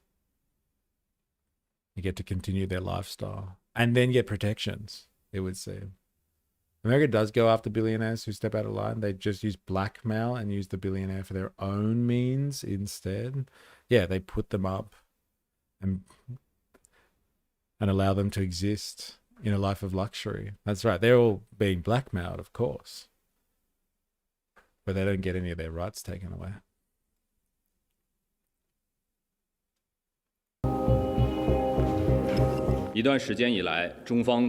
Some time now, China has been actively cooperating with Myanmar and other countries, jointly eradicating pornography, gambling, and drugs, to combat cross-border telecoms and online... To combat cross-border telecoms and online fraud crimes, and safeguard people's lives and property, as well as maintaining the order of regional exchanges and cooperation. China will continue to deepen international law enforcement cooperation, to set up efforts to combat gambling, drugs, as well as other related cross-border criminal activities, and jointly root out the scourge of gambling and fraud.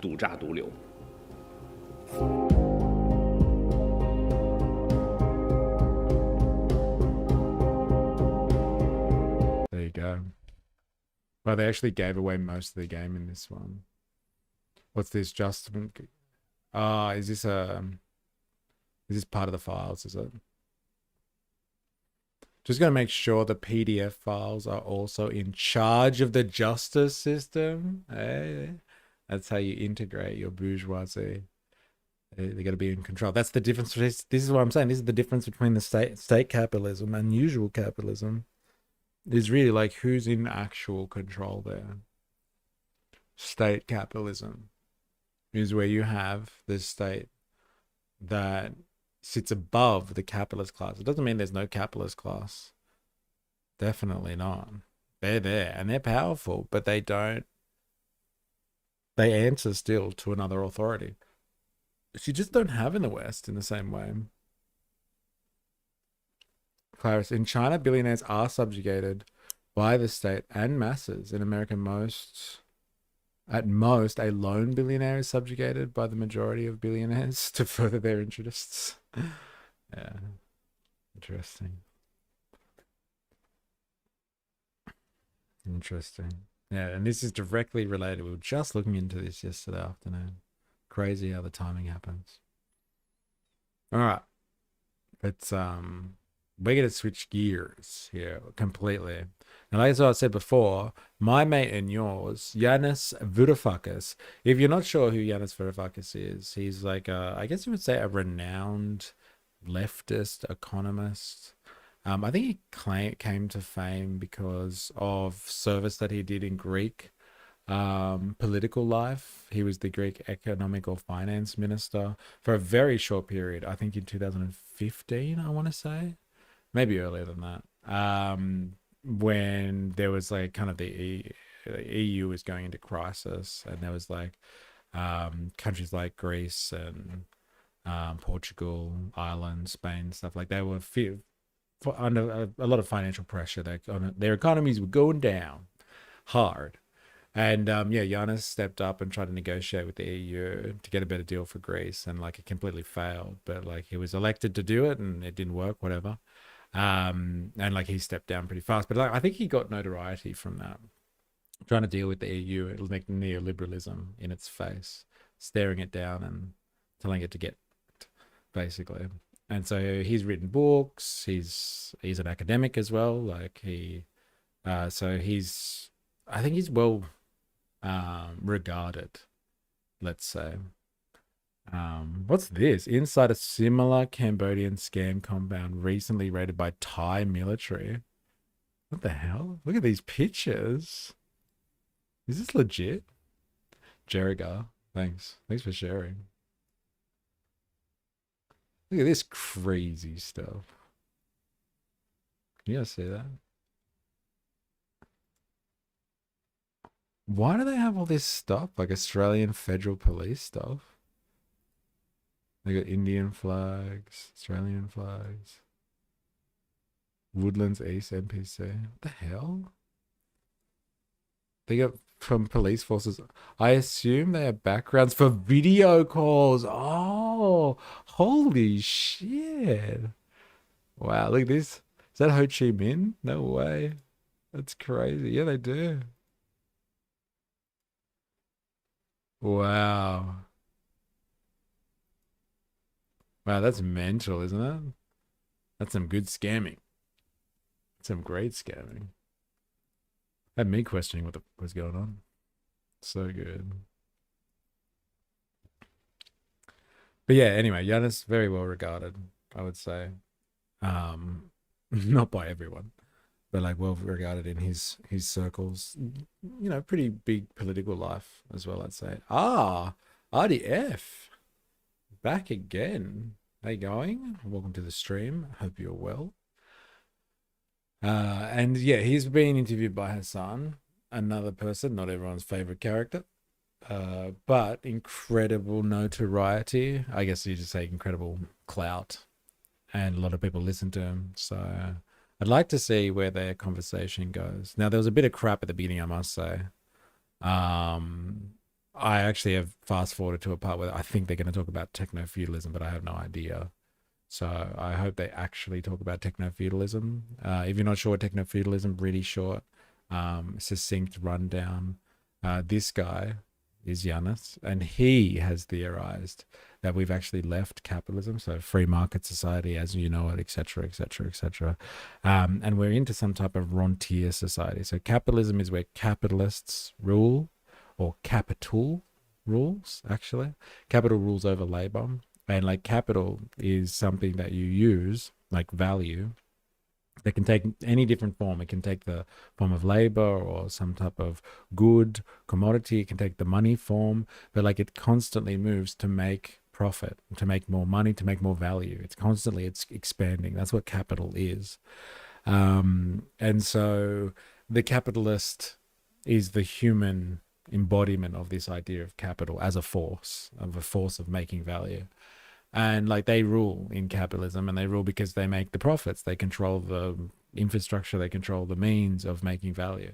Now he's saying it doesn't really matter anymore. Like we still have capitalists, but they just make shit that goes on somebody else's platform. So like some cloudalist, as he would say, some techno-feudalist who controls an entire digital domain. And that's where the marketplaces of the world exist now, like to a large extent, not overarchingly, but the biggest marketplaces in the world now exist all online. And these techno-feudalists kind of control these spaces just to extract rent from them. So it's feudal because it's a system of rent extraction. It's not about capitalism anymore, where you produce value for profit and expand the profit. They're not looking to produce value for value's sake. They're looking just to extract rent off a system, like a leech lives off a host. And so like there's a grand theory about it. So like that's a really brief overview of what techno-feudalism is. Anyway, so I hope he talks about that. Let's have a listen. Mr. E, you saw my 2 comments on Roman emperors? Negative. Oh, negative. I am a meat popsicle. Let me have a look. It's gone out. Oh, here we go. The 3rd Roman emperor, Caligula, 37 to 41, reigned for 4 years, described as a madman, cruel and incestuous, and was assassinated by the Praetorian Guard because he messed with them. That's Nero's maternal uncle. The Roman Empire under the first emperor Augustus, the month of August, named after him. Also, the month July is because of Julius Caesar. Thanks. Got it. Fun fact, the AFP were created because someone threw an egg at our PM. Australia. Do you watch Jackson Hinkle? No, I'm not sure who Jackson Hinkle is. Do you think Hassan wears clothing that looks Chinese on purpose? Ha! I don't know, actually. It's a good one. Maybe. Yeah, maybe he's a Maoist. Wants to go join the Chinese Revolution. Sly Fifth Element quote? Yes, you got the reference. So good. I love that quote. It's the best quote from the movie. Like, there's some pretty good quotes from that movie. Negative. Do you identify as human? Negative. I am a meat popsicle. Jackson Hinkle is based. I watched him today. Okay. I have not come across this person. If you're in Discord, I haven't done any plugging today. If you're in Discord, maybe you can put some links to Jackson Hinkle. Here's Discord. Here's the invitation, if you're not there already. If you're watching this on YouTube and you haven't already, make sure you hit the like button. Yeah, very disappointed if you don't. Chris Tucker is the best in that movie. That's why I said there's a lot of good quotes from that. But that line is just hilarious. No, I am a meat popsicle. No, negative. I am a meat popsicle. I will say what's been remarkable about the way that this information is disseminated now is that we are in a new media environment, I think, where not only are the oligarchs more untouchable than ever before, like this is the most, I mean, you use the term techno-feudalism, but this is the most like, this is the closest we've ever been to, not even feudalism, but like straight up monarchy, where we have lords, we have, I mean, I guess, yeah, feudalism. It is like feudalism, yeah. Because it's not serfs. monarchy. You have different fiefs. Yeah. And different See, I was wondering how fast it would take for me to be critical here, but like, you know, there's a lot of theorizing. I wonder if Jag's listening right now about like him just being kind of like he's got a good audience and all that sort of stuff, but like he doesn't really know what he's talking about too much, and he gets heavily criticized by like hardcore leftists and all that sort of stuff. But like, I don't think he really understands what he's an idiot. I don't think he actually understands what Yanis Varoufakis' thesis is, or theory anyway, on techno-feudalism at all. He's just like, you know, it's like a monarchy or something. Like, no, it is feudalism. You were right before. It's an idiot. Savage. Where we have lords. I sent it? Okay, yeah, feudalism. It is feudalism, yeah, because it's not monarchy. You have different fiefs. Yeah. And different. Where did you put it? In what channel? Just so I know. Jackson Hinkle, was it? Hinkle, yeah. Different lords. Where we have lords, we have, feudalism. It is feudalism, yeah. Because it's not monarchy. You have different fiefs. Yeah. And different lords. Well, wait till Donald Trump stabilizes the whole international design. He can't. I don't think so. Because this is either. a fundamentally unstable design. Yeah. This is why it's detrimental to the prospects of our species, not just of our democracies or whatever it is left of our democracies. It is pure feudalism. TikTok comes up. It challenges Meta. Then Oracle comes in and takes it over. Then something else is going to Open AI comes in, and then Google comes up with Gemini, and so just like in the feudal era, you may have a king like you had Trump, but they are not all powerful. Yeah. Their power comes from being able to balance the game or recalibrate the game between the feudal lords under them. I mean, if you think of the Magna Carta, which is supposed to be the foundational document of democracy today in the West, what was that? It was a deal between the king and the bloody barons, granting the barons the right to have slaves. I think that's the fundamental. So the Magna Carta is the fundamental document of Western democracy. Damn, that's interesting, especially coming from a Greek person. I thought he would have said, like, Athenian democracy, the fundamental cornerstone of Western democracy. It's very interesting. He's not even paying attention to what Yanis is saying because he's too focused on the chat. Can't help but notice that either. Yeah. Dude, if Yanis was in the same room as me, I would melt, bro. I wouldn't be concentrating on anything else. Oh my God. Hence, the more things change, the more the same they stay. No, absolutely. I like to. This is reductive, but like the way I analyze it is that if God is the reason for why the king was supposed to have this absolute power, and the lords that sucked up to him were also granted like a level of prominence, in a capitalist structure, it almost feels like the lie that is presented as meritocracy, where we have this same, like the self-justifying process here is that these wealthy people, these endlessly wealthy people that you could consider sculpting this Greek god into stone. Chat, should I agree with Yanis or not? Well, basically, is that what he's considering? Should I agree with Yanis or not? Magna Carta pushed the individual rights more so, as I understood it.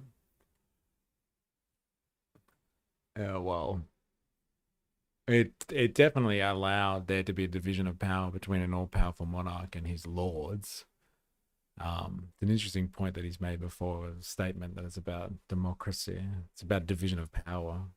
But yeah, interesting.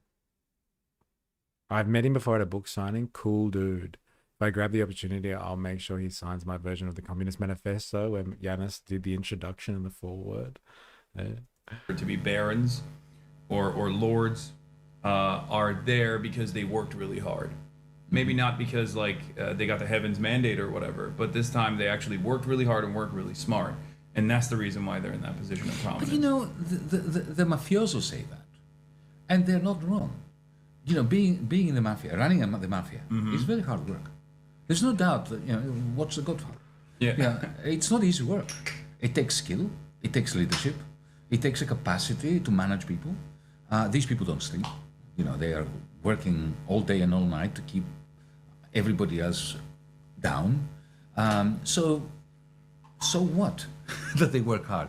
Elon Musk is a workaholic. There's no doubt about it. Yeah. Okay, But at the end of the day, the way I see it is like trillions have nothing to do with the hard work that he does. No, exactly. Right? But that was my point. He doesn't work a trillion times harder than like exactly a teacher in Oklahoma who has to like do Uber on the side in the gig economy, participate in the gig economy so they can purchase like extra school supplies for their students.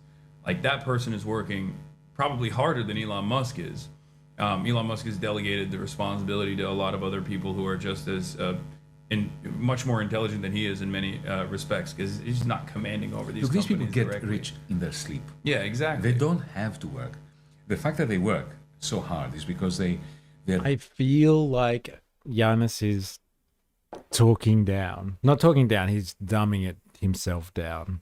Like the Yanis that I guess I'm used to seeing is him speaking as an academic and an intellectual, and he's just like, I guess he's just making it audience appropriate, I guess. But I feel like he's definitely dumbing down. He's like, these people get rich in their sleep. That means they make a lot of money. Oh, really? Exactly. They don't have to work. The fact that they work so hard is because they're driven by a very sad propensity towards keeping everybody below them. So it's not productive work. They may do productive things in the process, but these are accidental. Like, for instance, he built some decent cars. Elon Musk is not about that. But the main manner in which these people become so, incredibly wealthy beyond the imagination of the human mind, is by making sure that they have a machine, an algorithm, whatever, industrial robots, whatever, that have the capacity to extract the wealth that the masses are producing and appropriating it. It's just expropriation. Yeah, on overdrive. Wait, hold on. Things are still working, right? I just had my YouTube break for a second, but I think it's all good. Okay. This is more complicated. This is the first time I'm doing a dual stream on both YouTube and Twitch. So I'm like trying to be cognizant of everything that's going on. So I apologize if I feel a little bit distracted. Hold on. Okay, so I have a question from one of my mods. Says, would love to hear Yanis' thoughts on the lack of job opportunities for new grads and what it means for economies when young people are shut out from careers, thus being unemployed or underemployed and losing faith in the college degree. Well, you know better than me how your country works. You have a Ponzi scheme called the university system. That's it? It keeps pushing costs up, indebting. That's all they talked about? They could have talked about fucking techno-feudalism for hours. Like, that is one of the biggest existential crises of our time. Is like this idea of this new stage of development that we're in at the moment.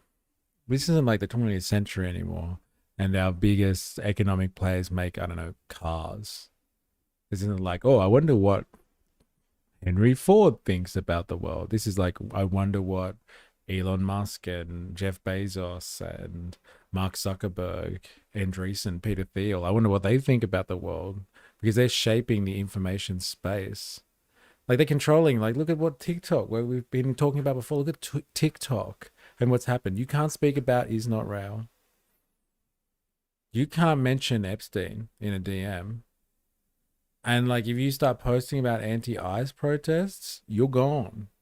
And so like, they provide the infrastructure that controls the conversation now at a social level.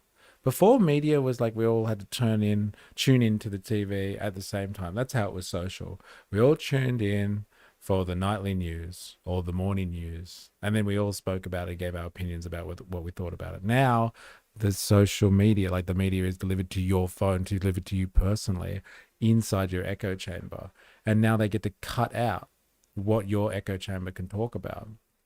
It's a completely different form of control over things. It's a way different form of control. And he spoke about it for like 2 minutes. I feel robbed.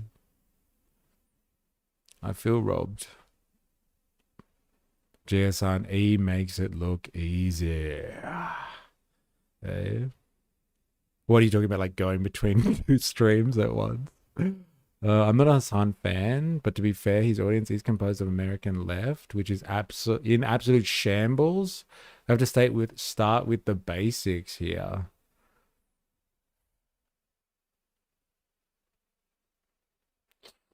Like, I hear you, Clarice. But like, it's an important topic. Like, now we're just gonna go back to complaining about why do students go over and don't get jobs? Like, yeah, that's a problem. Like, I think that's been talked about to death, to be honest. Yes, cancel student debt and start doing courses that are more commensurate with needs within the economy. Done. I've sorted out the American university system in 2 seconds. The indebtedness of students, of the student body, has become already the new subprime. The more indebted the students are, the more they try to extract exchange value from the university degree, the lower the level of education that they get as a result. Because the only way of being genuinely educated is by being educated in a way that goes beyond being trained.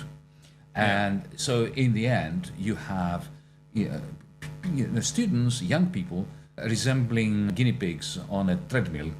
They go it doesn't matter how much faster they go, they are not going to go anywhere. And then simultaneously, all the work that is being done in Silicon Valley is creating capacities that could enhance productivity, but don't. So, take for instance, just to answer this question directly, I was looking at graduates of schools of radiology. Now, AI can be immensely helpful when it comes to reading CAT scans and MRIs and so on, because it really can say, oh, look, there's a shadow there, you should, with my experience, the AI bot says, this needs to be looked at. That's magnificent. But that's not how the AI bot is being marketed by its vendor. The way it's marketed is they go to the hospital and say, look, you have 10 people reading these scans, fire 9 of them, and the AI will do the rest of it. So that's why you can't find a job. And the one person who does find work has their soul destroyed, because they can't read those scans. They cannot verify whether the AI is hallucinating or not, but they take all the liability. And if anything goes wrong, it's down to them. So you get rid of a lot of those positions in the same process, within the same process that creates student debt, and then once the few of them who get jobs have their lives destroyed. Their working lives destroyed. Yeah, because they're working, like, technological innovation is a good thing, but under capitalism, technological innovation only works to displace the existing labor force, and therefore it instead of offsetting the amount of work that you're doing, like lifting your burden, making your job easier while still keeping your wages relatively high and having the freedom to do other things, it causes you to do 10 people's job, and 10 people's responsibility is delegated to one person. It takes us all the way back to Karl Marx. Yeah. I mean, what was Marx's critique of industrialization? It wasn't a critique of the machines. Yeah. He loved the machines. Yeah. It wasn't a critique of the factory. He thought that these machines, factories, electricity networks later on, after Marx, were capable of liberating us from need, from want, from chores. Yeah. But his problem was that if these belong to the 0.1%, and today, when it comes to algos, we're talking about the 0.0001%, then instead of those machines being our slaves, we enslaved to them. Yeah. That's it's a cliche to be like, Marx didn't consider this when he considered pretty much everything. But I do feel like not even just Marx, but economists before him. That's fair too, but I feel like if you have a large audience, you should focus on planting seeds of class consciousness and theory instead of going deep into one issue that many won't understand. Look, total agreement. I get that. Total agreement on that regard. Yes, don't go too deep into random issues. But like, this guy is not just a general, hey, let's talk about class conscious kind of guy. Like, Yanis Varoufakis could be the guy that explains everyone's current predicament, why you're stuck to your phone, why you use Amazon in the way that you do, how it crushes the existing system of producing value. He could explain that, and he could explain it in really simple terms to these people. So like, I know, you don't want to go too deep into a topic and get all like nerdy on it, but like if anyone could explain it to the masses to help them understand how to be conscious in a 21st century context, not like some weird 20th century context or some like old school Marxist sense, like, unite the workers of the world, of the British working class of 200 years ago. No, like you could do it now and talk about how to be class conscious when you've got surveillance capitalists breathing down your ass. It could be this guy. Oh, I can't believe I missed this. Avalava, yo, what's up? Give up your feudal labor laws. You sure this one ain't AI generated mystery? Or am I just gaslighting you? I know every time I see Yanis Varoufakis come across my feed now, I'm just like, is that the real one? Hey, is that the real Yanis? God, I hope it is. God, I hope it is.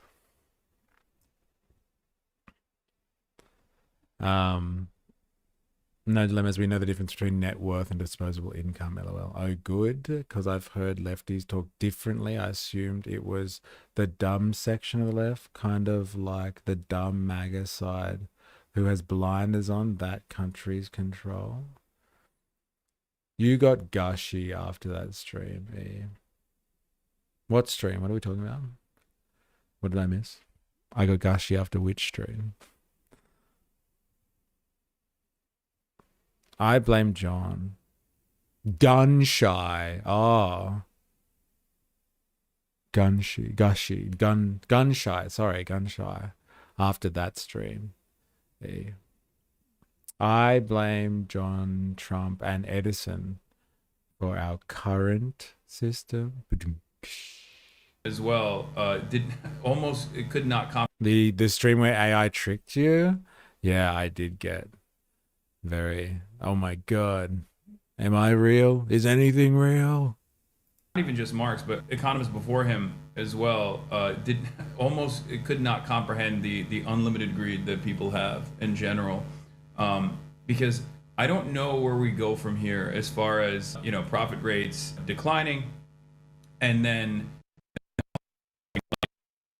just a rudderless, billions of people that are out of a job, where all the value for the remainder of the workforce is being extracted in incredibly high rates. So do I agree with Jackson Hinkle on Russia? I don't know. Like you said that he was pro-Russia. I'm not pro-Russia. I'm not pro-American proxy war either. I think it's an absolute shame that basically we have working people of the world, like in any war, being thrown into a meat grinder and dying for the interests of who? Some type of economic and political ruling class, and for what? Because they have territorial disputes and fancies. Do I think, though, that the Western media is completely outrageous when it comes to their assessment of, like, evil Russia started this? Yeah, I think that's fucking outrageous. I don't think evil Russia really started this one at all. I think the West, or the US specifically, through its proxies and its system of control, like NATO over Europe, have created this situation. Fucking oath I do. Fucking oath I do. And Vicky 1999 said it the best. I support the working people of Ukraine and Russia that have suffered because of this proxy war. Yeah, damn right. So like, yeah, I don't know. Breaking news, Walmart has reached $1 trillion minimum market cap. There you go. Where do you get your breaking news from? Seriously. You're all over it. You're all over it. But yeah, so like, it depends what you mean by agree. I'd have to watch this Jackson Hinkle guy speak. But like a Russia playing the game that's in front of them because of the pressure from the West. Yeah. Absolutely.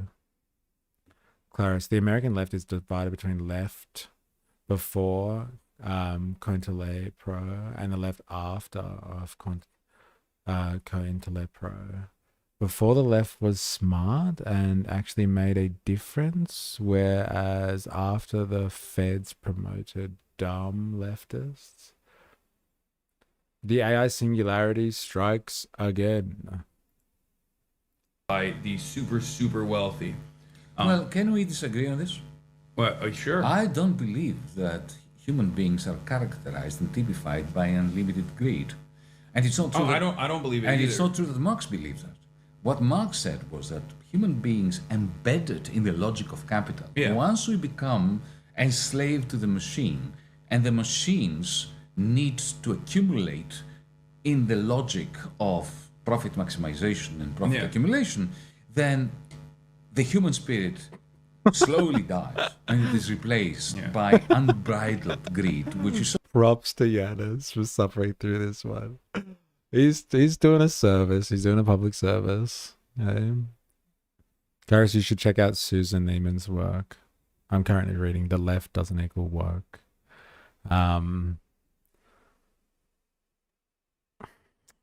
There's so much to unpack there. Do I go there? Do you want to hear me analyze this Marxist stuff for you? Like, if you're wondering what he was talking about in terms of before and the falling rate of profit, there's this idea, Avalava will tell you, the falling rate of profit is this idea that as technology becomes more productive and squeezes more value out of the working class, you need less workers. And so if you have less workers, generally you have the less surplus value. Surplus value is the amount of value that labor creates above its subsistence costs. So if it needs so many dollars to survive, the rest of the value that it's creating while it's at work is above what it actually needs to survive. It's beyond its surplus value that's creating, and the capitalist takes all of that. And so, like, if you have technology increasing more and more and making workers more productive, like he was giving the concept or the example before of radiology. If you have like 10 radiologists and now you only need one because there's AI involved, you have 10 people's work being done by one person. So productivity's gone through the fucking roof because now you got one person doing 10 people's jobs. But there's less surplus value being created now, right? Because you only have one person producing surplus value. So like they might be way more productive. So they actually produce so much more surplus value. But like on mass though, there's like one person producing the same amount of 10. It's actually less overall. And so like technically, as productivity goes up, technology goes up, technically there's a tendency for the profit rate to go down because there's less surplus value being produced overall, like generally less people involved.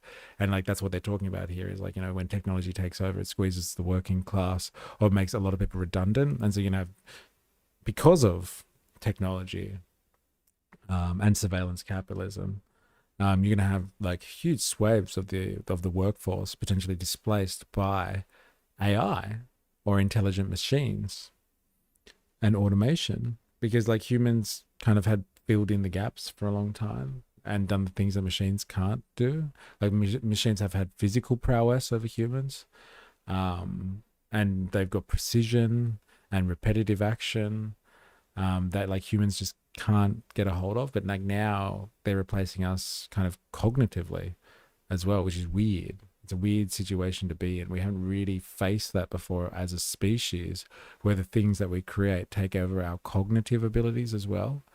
And so it's like an existential crisis for the human race, like massively. And it's going to produce our productivity, but, you know, like there's going to be less of the value that actually provides the basis for real profit, not stuff in the share market. Like I mean real profit.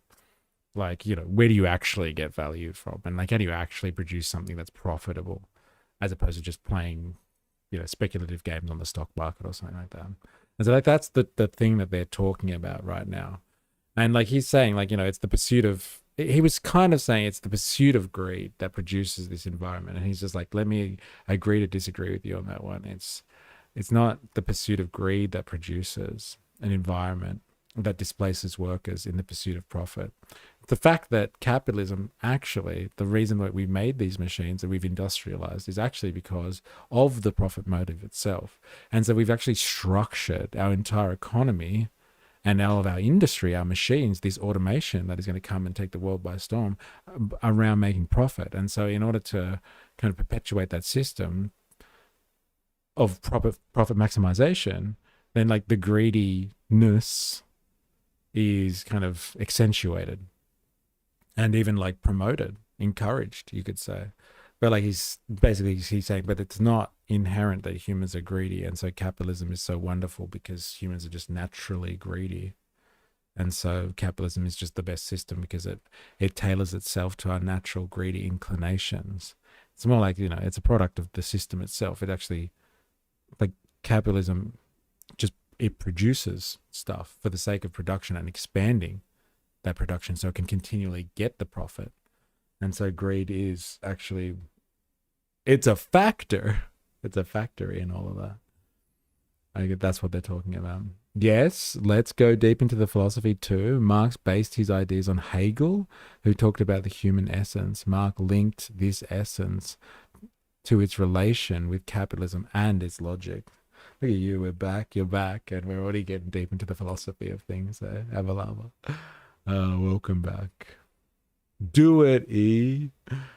Jackson is a pro-Russia, pro-China, pro-axis of resistance, pro-Venezuela. He is in the American Communist Party but lives in Moscow out of fear of persecution. Damn. Also economics via Yahoo. For instance, some things I've added to my severely backed up reading list. Yeah, we all feel that. Is that true though? Like when the car took over the horse and the carriage, it created new industries and more jobs overall, not less. Yeah, that's fine. And that's why it's more of a tendency than an absolute rule, I would say. So like AI will displace jobs. It'll also create ones that didn't exist before. But like what I was saying before though, dilemmas is like we're facing as a species a new form of technology that we haven't dealt with before. Like you were saying, the horse and cart was overtaken by like cars. Let's say that's like a vehicle powered by an animal is now taken over by a vehicle powered by an engine. It's still a vehicle that we're talking about. It's just like a development of that vehicle. And so like, people that traded in horses lost their jobs, but then people that made cars gained some jobs.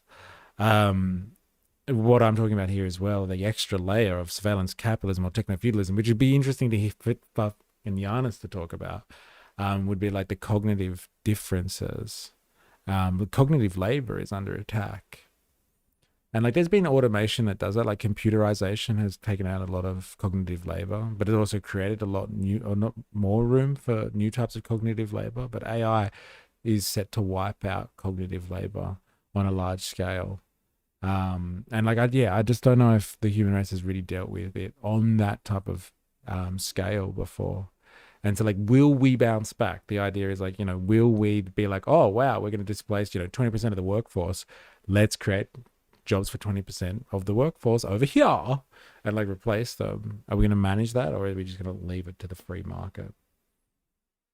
And like, it would look like we're probably not going to try and plan for that as much. We're just going to leave it, roll the dice, let it work.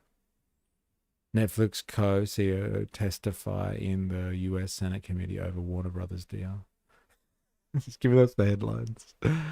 But yes, I'm sure the AI will help create new jobs that weren't there before, but will it do it at the same place that it kicks people out of work? I guess is the $1 trillion question. Soul destroying. Like a coal mine. It is replaced by unbridled greed, which is soul destroying.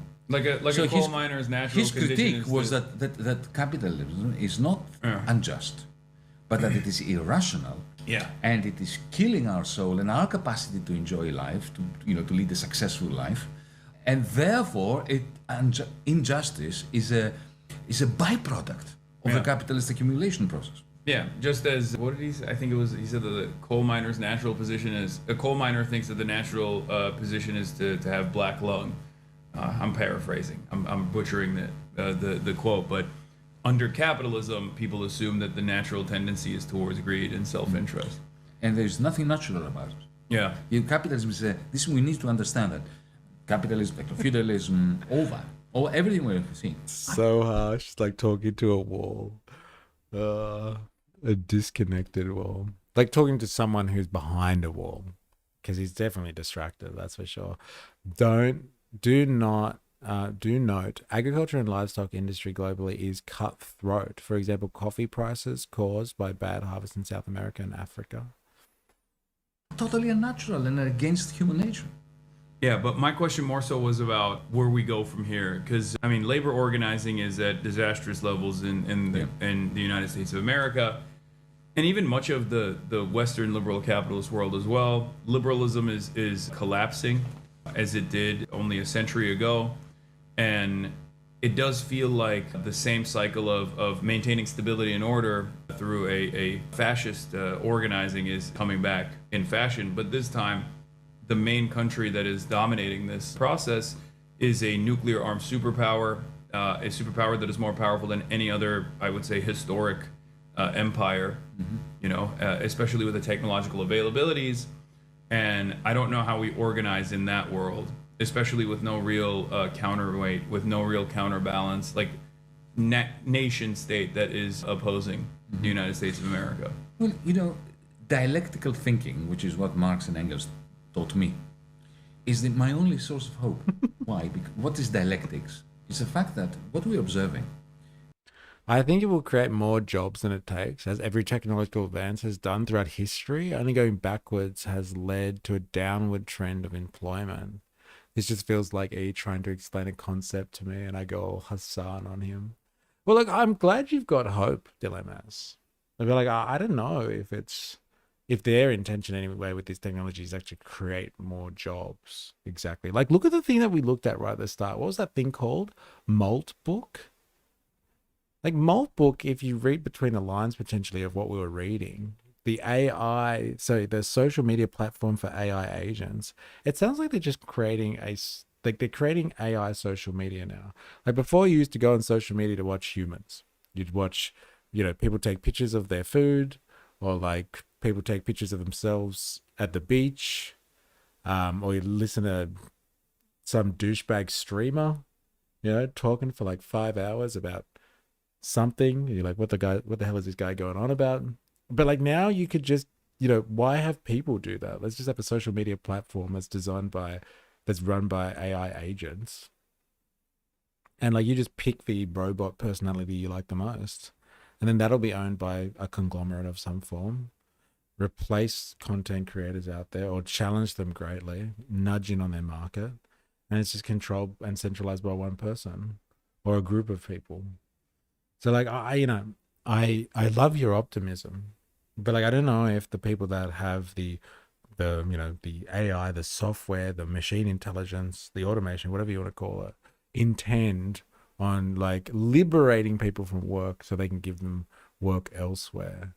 It seems like more of a, you know, general, let's just liberate them completely, and then give them UBI and everyone should be happy kind of thing. I'm begging on pushing for enshrined rights as a bulwark against the tyranny. Hence why I get fired up about speech and guns. Well, you better be a revolutionary then, because it's the only way you're going to get it, is we have some type of revolutionary event, especially in Australia anyway, and we reconstitute it somehow. My money's on, like, you'd have to form a republic, and then you might have a chance of writing into the constitution some of the human rights that you're advocating for. Jag, as long as they have a man bun and an inkling of knowledge, I'll give them the benefit of the doubt. Yeah, listening to some douchebag talk for 5 hours. But do they have a little bit of knowledge and the man bun? You know, it sounds like Hassan is not very informed about geopolitical trends. There are already examples of life beyond capitalism. Look at China. It also contends with the US in every aspect. Yeah, I was wondering, because he was just like, oh, we have a nuclear power that has like incredible means. Like, what's the alternative? Like, it's really the most powerful entity. There's nothing that can challenge it. I was like, but like, you know, like China, it is a threat. Like, look at the way that the US is responding to China. It's obviously threatened by it. No mystery, Mold Book and AI is just hype trash. Another crypto shitcoin wave in a new form. Hey, I hope you're right. But it seems like they're trying to replace, humans with AI slop. in an interesting turn of events. Jordan, fun fact, in 2016, Democrat Hillary Clinton did not want Bernie Sanders as Secretary of Labor and replaced with the CEO of Starbucks, a known union buster. That's pretty funny, man. My understanding is that that doesn't happen every single time, but it is generally true. Imagine how many people would be employed in a factory that doesn't have automation versus one that does. Economic case study, China under Deng Xiaoping. You missed Lava's assessment of Hassan? Oh, did I? Oh, no, I got it. Sounds like Hassan is not very informed about geopolitical trends, that one. Jag. Quickly, everyone. Dogpile on Hassan. Let's get him. Hassan is showing off the stereotypical American internal view of the world. Yeah, it's a bit like that. He's like, but what's the alternative? Is there anyone that can fight back? And it's funny because, like, didn't he just come back from China? He should know about this. He should know. Is a contradiction. Yeah. You know, you have a remarkable technological means that could liberate us, and at the same time, we have the worst form of illiberty in the history of humanity. Yeah. It's worse than feudalism what we have now. Yeah. I mean, people underestimate the degrees of freedom that peasants used to have in the fiefs in the 18th, 17th, 16th centuries, right? Even freedom of movement. Freedom of movement. And also, you know, they worked for fewer hours. They had a lot of rituals. Every third day was a holiday. Yeah. They sang and they danced and they lived in their grandparents' houses. And they didn't have to worry about, you know, social housing or private markets or anything like that. So I'm not saying that the life was fantastic, but anyway, you know what you're catching my drift. Yeah. This huge contradiction between, you know, the capacities that we have already developed as a species and the poor quality of life that the masses are experiencing, even rich people, you know, who go to shrinks and, you know, they can't sleep at night and they have to take pills and they have to find gurus and, you know, go to India in order to find themselves, and they never do. Right? Yeah. So this contradiction is the source of hope, because this can't continue like this. So, of course, it will all end up, you know, blowing up in our hands with a nuclear disaster, or even more likely a climate catastrophe or collapse. But at the same time, the possibility is there to grab those machines and make them work for us, to use those capacities. You know, we can feed the world. I mean, there's no need for people to be hungry. There's no need for people not to have housing, except the capitalist relations production. So, you know, that for me is the source of hope. But you mentioned trade unions. Look, trade unions sold out. It's really very simple. The moment they gave up the notion of social ownership of the workplace, and they simply tried for better wages and terms and conditions. Yeah. That's it, they lost the game. And to illustrate this, what I tell people is this. You're worried about... That's a really interesting point. And I don't think a lot of people understand that either. And he's right. He's on point there. The unions used to be, like the union movement, like the Labour Party as well, like in the Labour Party in many countries, like they used to be like socialist organizations, like in their objectives, they were like, better working conditions for workers, etc., etc. But seize the means of production, let's create a society, beyond capitalism. Am I right? Am I right, boys? Am I right? Like unions actually used to be about that. They weren't just like, let's just work with our bosses to get higher wages and holidays and, I don't know, healthcare or something. They were like, okay, let's get these wins on the board now. Let's get better conditions and then agitate for a new society, basically. And he's like saying when they lost the revolutionary edge, the idea that they actually are a form of workers' organization that is fighting not just for their rights in their workplace, but for like the general working class, and creating a society that actually suits the working people, like other working people like them. When they lost that vitality, that fire for life outside of just their workplace, they lost the game. They lost the game completely. Like the really interesting, like the Labour Party in Britain, like it didn't actually remove from its objectives, from its manifesto, the idea of seizing the means of production until the 90s. Like look at that neoliberal organization in all of its glory now, but they still had as an objective somewhere in there, deep in the dark heart of the Labour Party in the UK, they were like, no, we're going to seize the means of production. And so like without that fire, that imagination, that idea, that objective, that vision that goes beyond just must get best conditions right now, must be able to fight my manager who's being unreasonable and a douchebag.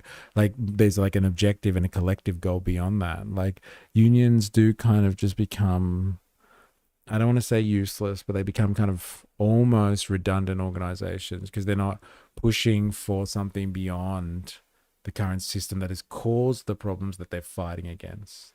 They're just trying to get wins on the board within that system.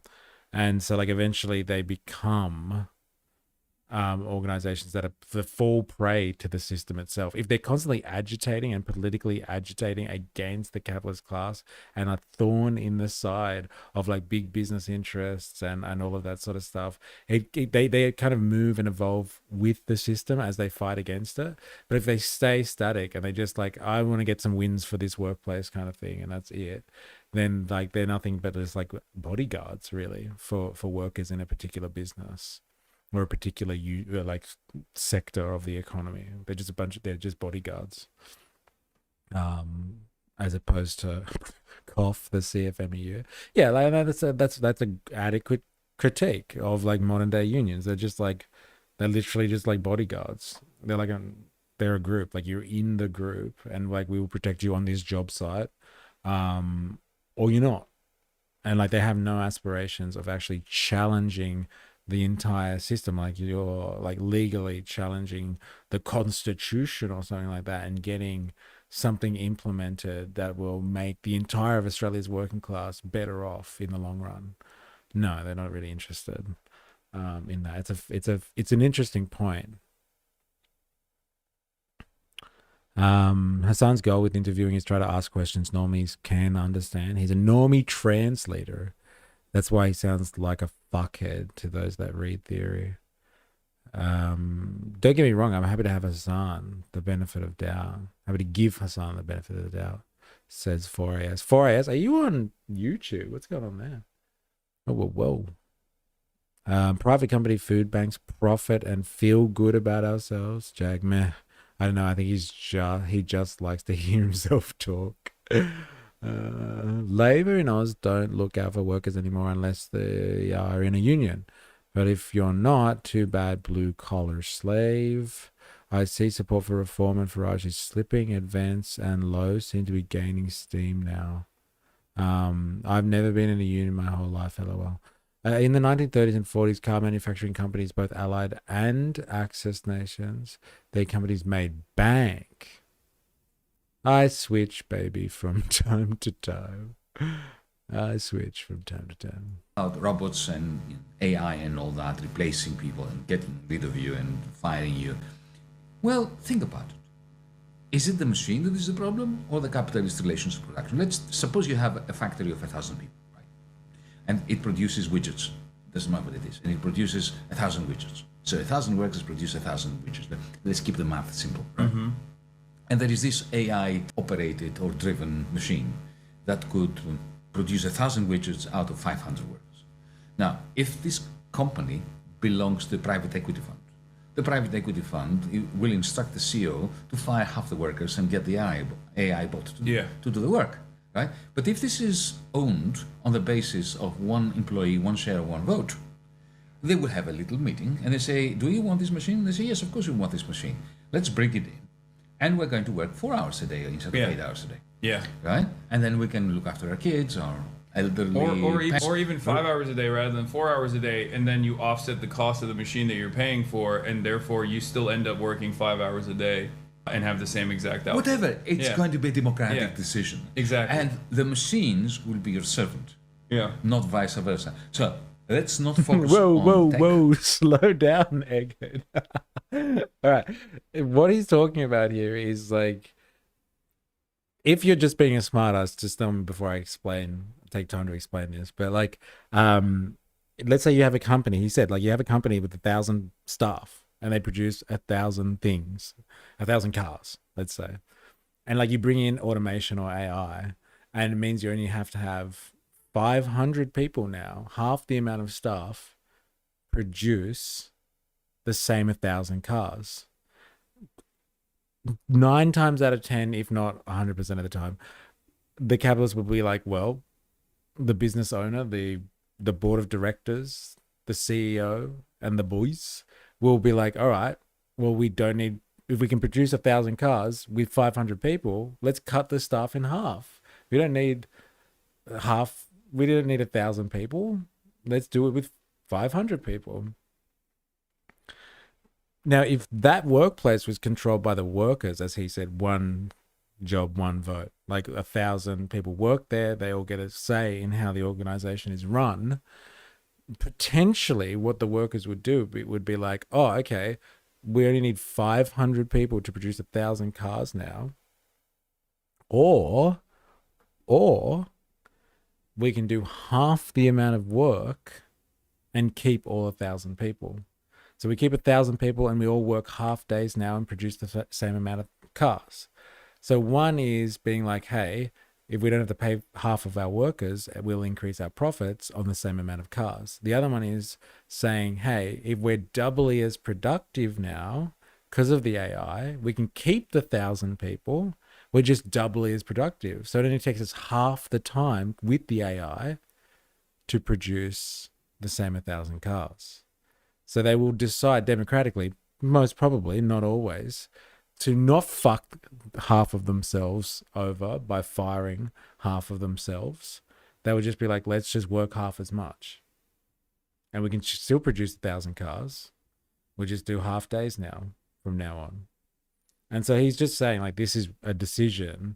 And like, if workers were actually in control of the economy, they would make decisions like this. They would make them democratically. So the economy would be controlled democratically, not just the political process. The economy itself would be controlled democratically, and workers would likely do things that are in their interests, so they can keep their jobs, keep the autonomy of having like subsistence, their ability to play in the system, delivered to them by their labor. They control that autonomy. And like, but then now they've just got more free time. That's potentially what workers would do given that scenario. That's what he's trying to explain there. Or that's what they're talking about anyway. Dynamis, assuming the physics of machines can produce more cars per hour, so to speak, so you still need the same run times. One philosophy is using the means of production to increase profit margins, while the other philosophy uses the means of production to produce better the masses' lives, better lives of the masses, I guess. In World War II, Henry Ford in the USA economy, Mercedes and Volkswagen for the Nazis in Germany, Toyota for Mitsubishi for Imperial Japan. This is what I've been seeing here in Doha. Ironic. Don't forget about the tech. Concentrate on the social relations of production, distribution, exchange, and communication. Yeah, I mean, I'll be honest, judging by the interactions that I've had so far, I don't think anybody's focusing on the social relations. I did today. I mean, and they were looking at me as if I was an extraterrestrial. Yeah, no, but they're so far removed from that world. Everyone is on Sigma. But that's why we're here, right? Yeah. We're here to just make them feel slightly uncomfortable about being so disconnected to what the true issues are. Yeah.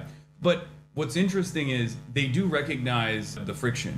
Like, it's impossible not to notice. As the contradictions worsen, I think a lot of people, even wealthy people, start noticing the instability. It's kind of like the conversations that have taken place, I'm sure you're more familiar with this than I am, but like in Davos for like the last decade have, I think, shifted dramatically in the direction of like, maybe we need to do, first they said, maybe we need to do ethical capitalism. Do you remember? Yeah. This was, I think, around 2016 or 2017, when they were like, maybe we need to do ethical capitalism. Maybe we need to focus on stakeholder capitalism. I got a hernia laughing. Yeah, stakeholder capitalism rather than shareholder capitalism, where like workers also are a part of the stakeholders. Yeah, but they're never going to do it. But they never did it. They talk about it. They have a collective action problem. Yeah. You know, it may be, they recognize that it will be in their common interest to fund universities so that students do not go into debt, to have a proper health service, because the one you have in the United States, which is coming to Europe. Oh yeah. On a daily basis. Oh, we're increasingly so. We're importing our brain rot and our privatization. That it's totally mad. They know that, right? Yeah. They know that. But they simply don't know how to react to this knowledge. So it's what this is the tragedy of the commons. They have that. They know that collectively they should be doing that. But there is a strategy which is far more profitable for them. It is to say, well, let all the others do it while we don't. This is a prisoner's dilemma. Yeah. And then the result is none of them does it. Yeah. So they talk about it, and they expect everybody else to do it except them. And then, in a never-ending circle of confirmation, when the others are not doing it either, they say, well, what am I going to be, the fool that do it on my own? Yeah. And also, even in America, if you look at domestic output, domestic production, it's like with the services offered, with corporate consolidation, it's much easier to engage in price leadership than ever before, when everyone else is constantly corner cutting, and then the other like 2 or 3 market competitors also engage in the same process. Free rider problems. Yeah, they'll be like, okay, we should do this as well. And then the average person doesn't realize why the services that they're getting are no longer as affordable or no longer as good as they once were. And that creates more instability. And in the process of that instability, you have this cycle where reactionaries will come in and say, oh, it's because of insert a vulnerable group. Oh, it's because of trans people. It's because of the scapegoating. Yeah, exactly. Just like pointing the finger of blame. But that's very successful, and that's how we arrive at someone like Donald Trump. It's called divide and conquer. Yeah. The British Empire ruled 3/4 of the world using it. Yeah. And then racism in the United States managed to separate white workers from black workers, and then you have identity politics doing the same thing at many different levels. So we have to go back to organizing. Yeah, I do think that, this is something I think about quite a bit. I feel like one of the major issues is the lack of political education. Using my work as a base, if we bought 4 machines to replace the packers we had, we could get rid of those workers, but the remaining workers would still have to work the same hours to produce the same amount of widgets. Yes. So if you just use machines to replace people, then the people are gone. Is that what you're pointing out? Jag, by definition, he's a bad influencer. The average person only asks 2 questions per 15 minutes. Top influencers ask 10 questions per 15 minutes. Where did you get these stats from? They've done a study on influencers and how they interview. The lumpen proletariat knows something is wrong. They just aren't sure what it is. What's that in reference to, Clarice? Is that something that they were just speaking about? It's like one of the major issues is the lack of political education, especially in America.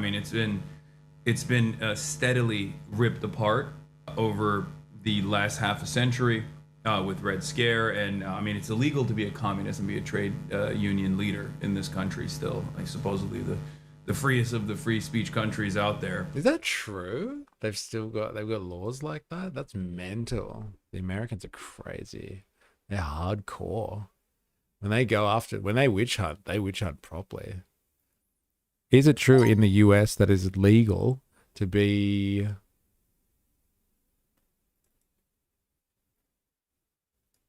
it is illegal to be the head of a trade union and a communist?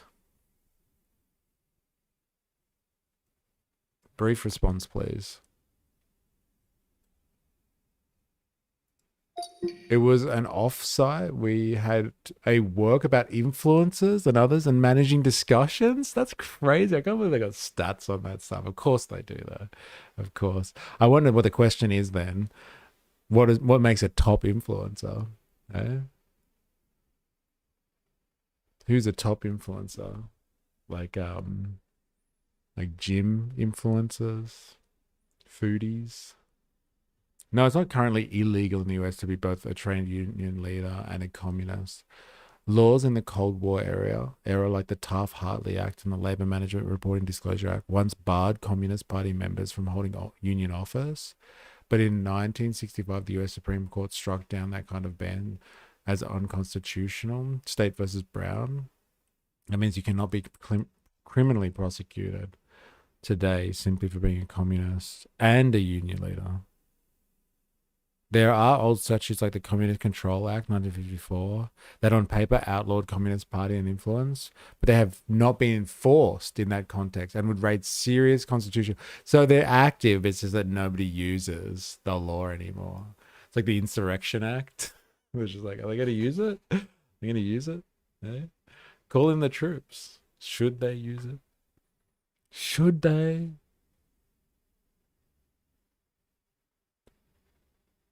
Oh, this point of disaffection links well with the book Burnout Society. Interesting. Haven't read it. Haven't heard of it. In the USA, HR management are just the lapdogs of the corporates at the end of the day. Yes, HR are the worst.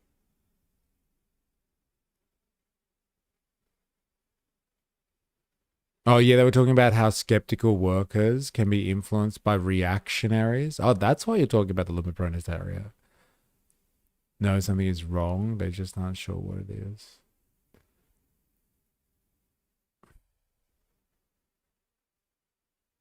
Remember America only added God into their Pledge of Allegiance in order to fight the commies? I didn't know that.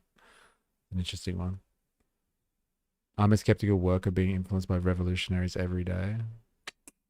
Eh? Damn right you are. Don't you forget it. And yet your political ideology is such a threat that you can't even be openly a communist and be a part of a labor union or be in a leadership in a labor union.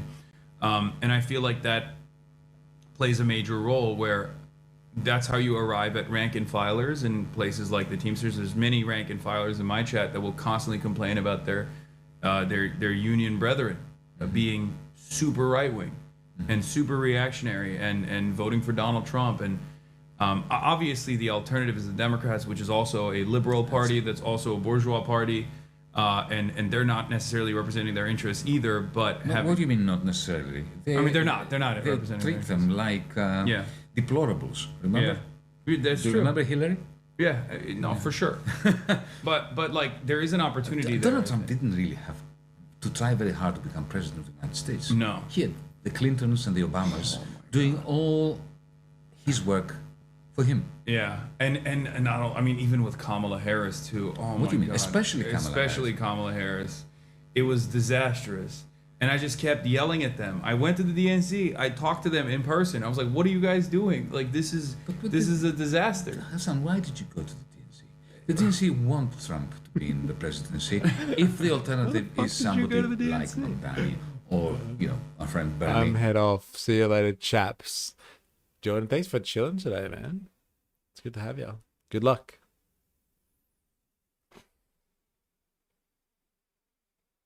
Yeah. They actively chose Trump in 2015-16 over Bernie Sanders.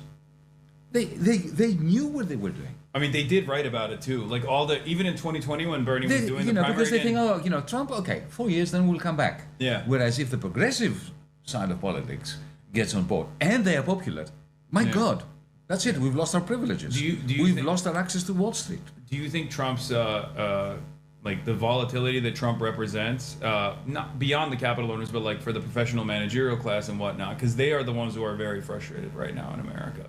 Well, at the tippy top, the capital owners, they deserve it.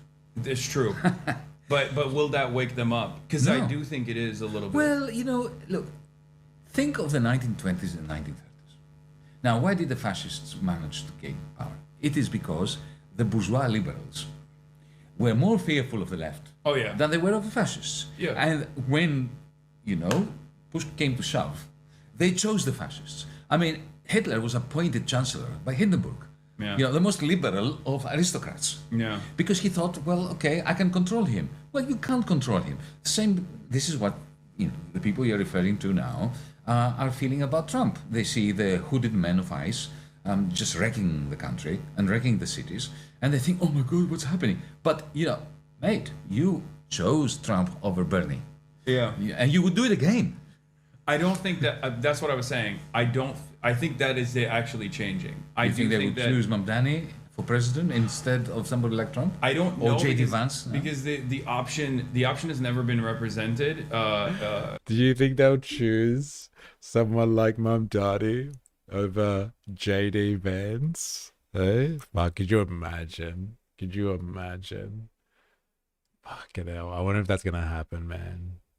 This is why I say we aren't voting our way out of this. Well, you also say they're never going to be voting ever again. So don't worry about it. I'm still unsure about if I comprehend your theory of the midterms, I must admit. Like, I really want to understand this better. But what you're saying is the way that they're manipulating the voting system at the moment. Because there have been some big advancements recently, right? With, like, they went in somewhere...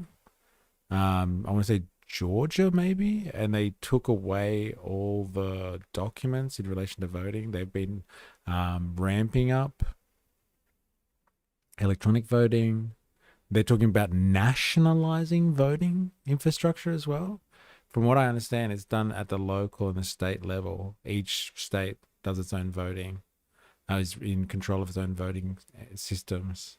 And like Trump wants to nationalize voting. They've been tearing up postal voting or making it hard to do postal voting and tearing up voter registration. So it's like this perfect storm of like clamping down and purging the voting system. So like the only people that are left are people that are able to vote / can be bothered voting. Suppress, deny, and manipulate. And so how do you feel have you heard about this nationalization of the voting system? Suppress, so they're going to suppress votes, yes. They're going to deny that things have happened and manipulate. But like they've denied a lot of stuff already, hasn't been conducive to any type of regime change. Like it hasn't allowed them to stay in power or something like that. They've denied stuff before. They've made up bullshit about it. Manipulate, like the census is a big thing as non-citizens are counted by also a lot of redistricting. Trump finally found about 11,000 votes to get rid of that. He needed to in 2021. What do you mean, Dr. Nathan? Trump finally found about 11,000 votes to get rid of that. He needed to in 2021. Just Oracle. Hey, what's your thoughts on the Iran situation? Hello, Just Oracle. Like, what part of the situation? We were just looking at it before, and it would seem like what's actually going to happen? I don't know. Like, I'm assuming the Americans are going to do some type of military action against Iran. But it's pretty... It's a hard slog because like they'll definitely get heat for it. Like is not rail or a US base or a number of US bases are going to get hit. And like the Iranians will be looking for casualties this time. Like last time they retaliated after the 12-day war last year. They didn't retaliate like properly. They warned the Americans they were going to hit the base in Qatar. And they did it. And like, it wasn't much of a fuss. But like this time they're going to go for casualties. So like, can Trump bear the casualties that come out of US aggression this time? Like, I'm not sure. But it is weird that they would move the Armada close and not do something with it, if you catch my drift.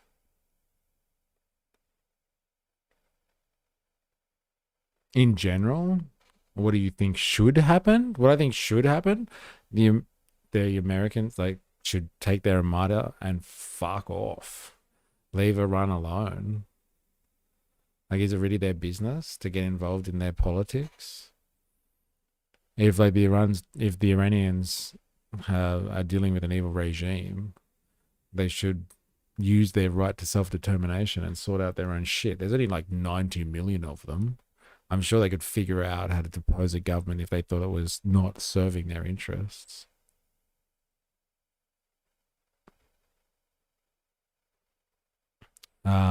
Oh yeah, the Speaker of the House has even come out and supporting nationalization narrative. It's interesting, isn't it? Like, nationalization sounds like dirty communism to me. Hey, nationalize the voting system. Hey, we want socialism in our voting. That's what we want. An interesting theory I have heard is Trump is trying to find the proof the 2020 election was stolen from him so he can run again. Ah, yeah, I was wondering what all of this is amounting to. It's a very interesting one, right? The infamous phone call post-election. Only in the states they think will lose ground in. Is this the Georgia thing? I saw someone talking about it this morning. They're like, we did the votes. We counted them already. We've had 3 separate investigations and nothing's happened. Like, what do these people want? In an hour-long phone call with Georgia Secretary of State Bud Raffensperger on Saturday, President Donald Trump falsely claimed it was not possible for him to have lost the Peach State and asked the secretary to find the exact number of votes he would need. Just 1 vote over the margin that he trailed President-elect Joe Biden by, so he could be declared the winner of an election that 3 separate counts confirmed he lost. It's pretty funny. The people of Georgia are angry. The people of the country are angry, and there's nothing wrong with saying that. You know that you've recalculated. Trump said on the call, all I want to do is this. I just want to find 11,780 votes, which is 1 more than we have. Fellas, I need 11,000 votes. Give me a break. What the fuck? Raffensperger, a Republican who supported the president's re-election but has maintained Georgia's election was legitimate and accurate, rebuffed the president's allegations, saying the data the president is citing to claim tens of thousands of illegal votes is wrong. Despite the president's persistence, the secretary plainly stated, we believe that we do have an accurate election. No, you don't. You don't have. Not even close. You're off by hundreds of thousands of votes. Trump claimed in that response. Interesting.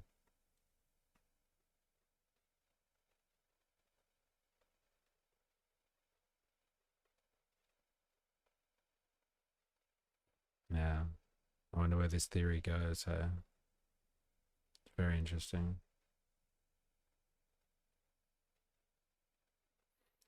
Just Oracle. But we tried a few times. They will kill all of us since they've money, Chinese tech, and weapons, and we've nothing. Sorry if what I'm saying is kind of off topic. I know you guys were talking about elections and stuff. No, that's fine. We were talking about this before. It's okay. But like, so wait, you want Americans to come in and start warring on your nation? What if that kills like more people, like more Iranians? Like you think the US is going to solve your domestic disputes for you and not capitalize on just controlling your country? Look what they've done to Venezuela. What other choice do we have? Yeah, look, I guess your prospects aren't great, but I don't know if I trust the Americans. What are they going to do? Eh? What are you going to do when Is Not Rail finds its path to Persia, as they've called it? I derailed this stream all the time, lol. Don't worry about it. We all derail this stream. All right, fair enough. And like, you know, if that's your opinion, you go for it. You want the Americans in there to start raining down fire from the skies, then, you know, so be it. I don't know. I just don't see... I don't agree with American world police attitude, which is them walking around the world, stomping around the world, and getting involved in other people's politics. I wouldn't like that to happen to my nation, but like, you know, I'm also not experiencing the economic sanctions, the pressure that Iran is, and I don't live under an Islamic Republic either. So like I don't understand fully what you're experiencing. I just don't agree with American imperialist tactics. I don't want them to be the world police. That's why we got the UN. And the UN's help sort out your stuff. I know that they're a toothless organization, but like, I don't know. It's a good question. Just Oracle, are you coming from Iran, or are you Iranian coming from somewhere else outside Iran?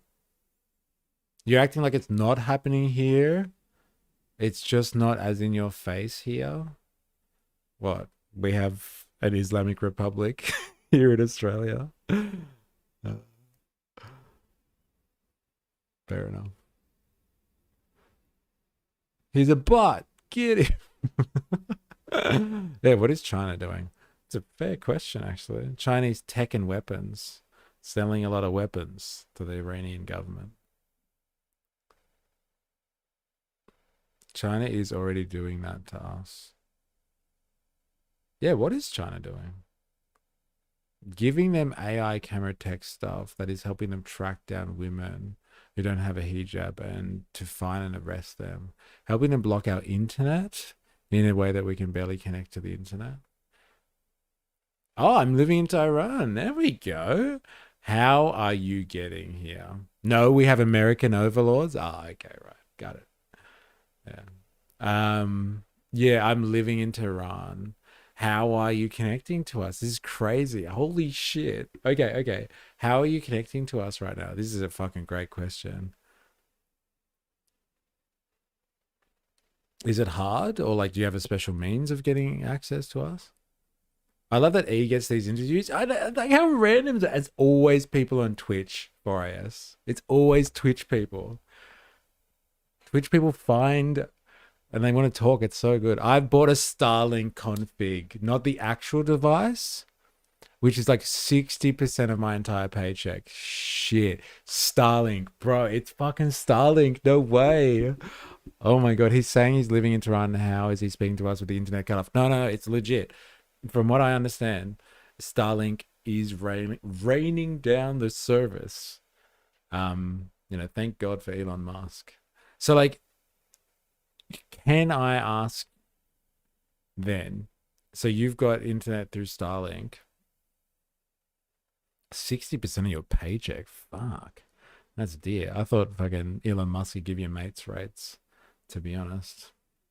So like, what do you think should happen? Like, why are you asking me what should happen with Iran? What do you think should happen with the US like US intervention in Iran?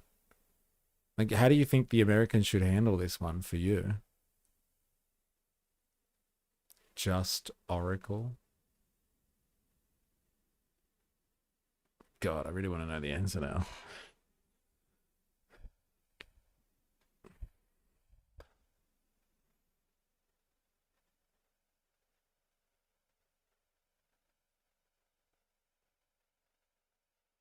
Oh, man.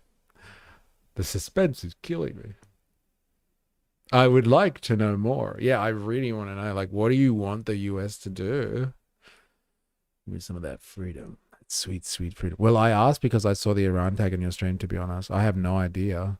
Hit Khamenei. Get rid of every single IRGC base they can see. Give us free Starlink. Well, you should fucking speak to Elon Musk about that. I can't believe you're spending 60% of your paycheck. What Elon Musk, what a tight ass. He's almost a trillionaire, as if he can't give you some free Starlink so you can get information in and out of the country. Huh? Tight ass.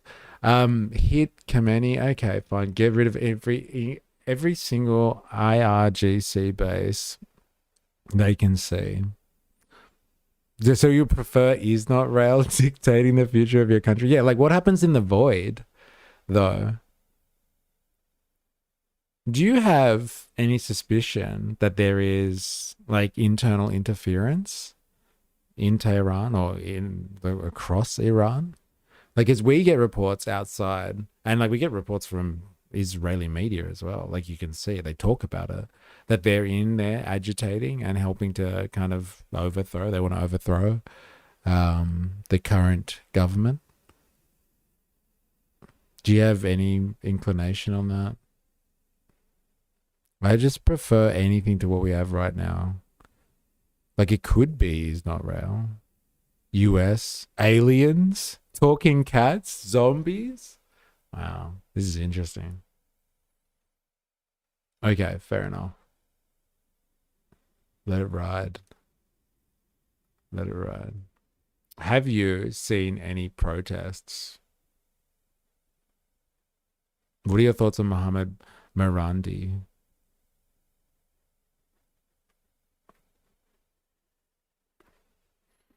Wow, this is crazy. I would like your address, please. We need to verify that you're really from Tehran. I couldn't imagine seeing what America has done to Libya, Iraq, Syria, Somalia, Lebanon, Yemen, etc., and wanting that for your country. Yeah, it's fair call.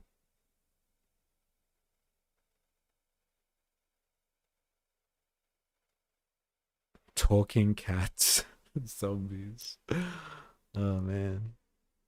I've been to 2 protests, pretty huge ones.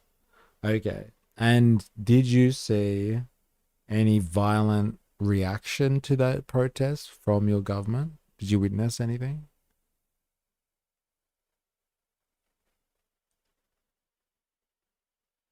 Morandi does propaganda for the regime.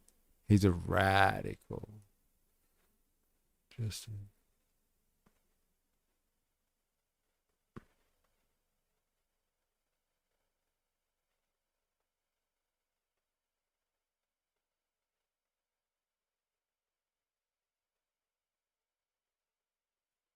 interesting.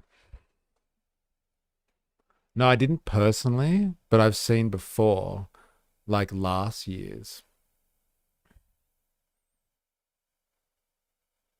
But I have a friend who's in jail right now. Okay.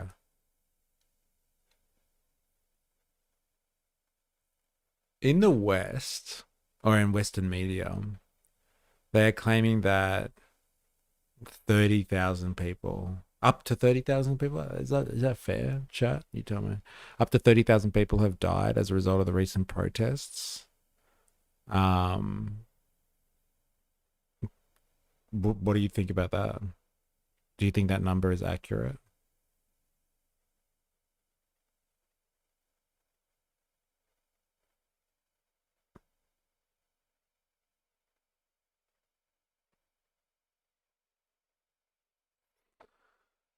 Thank God for Starlink. I've seen some crazy numbers. There's no way we can know the actual numbers. Like you've seen the numbers like reported, or you've actually seen numbers. But I don't know.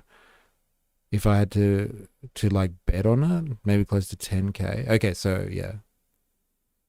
So like you have witnessed and you know of like mass killing as a result of government repression or action against the protests.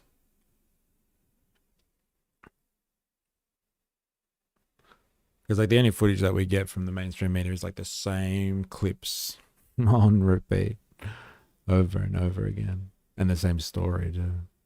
I've seen videos of dead bodies, and I know people who get killed in the protests. Okay.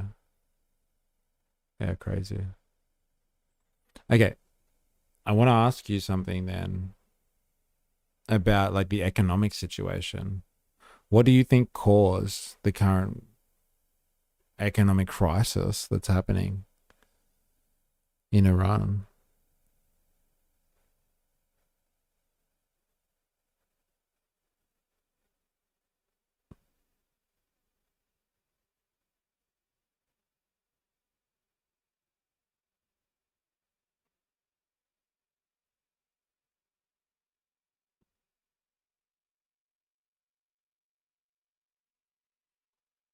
Can't believe we get to do interviews. It's crazy. Mm.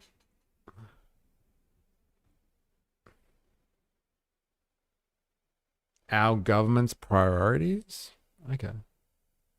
So like the economic crisis that people are upset about is being caused by government mismanagement or a shitty government.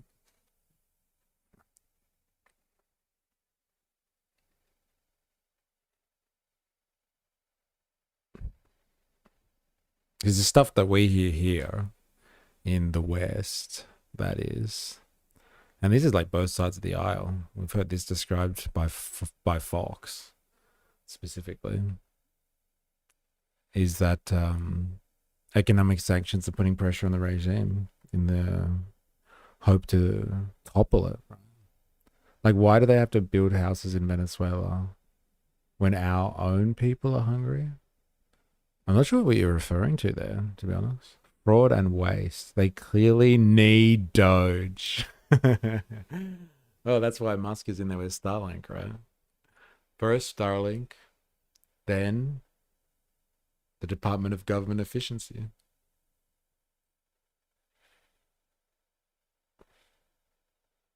Interesting.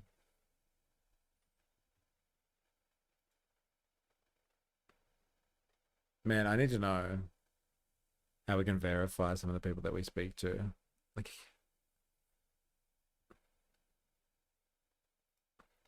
just Oracle. Also, why are they spending millions on religious institutions that are completely worthless and add nothing to the country?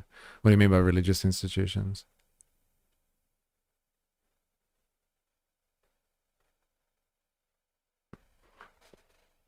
Be a little bit more specific.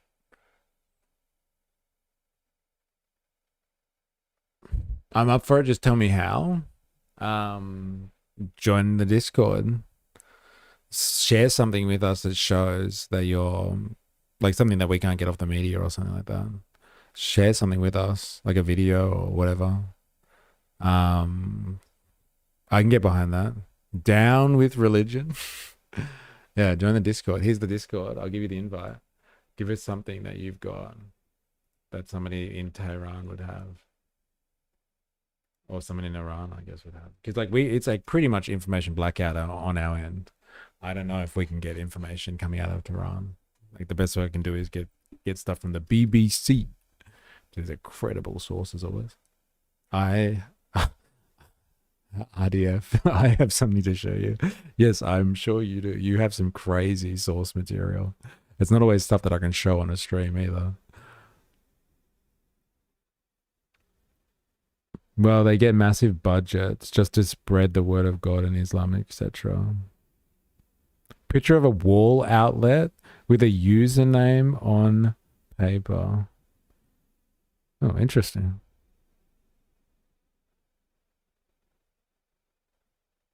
Thank you very much, RDF. Might play that one later, just in case it's not. Give something that will give a million views. Yeah, we want breaking news, bro. Yeah, if this is stuff about eating babies, I don't know if I can play that now. I'm sorry.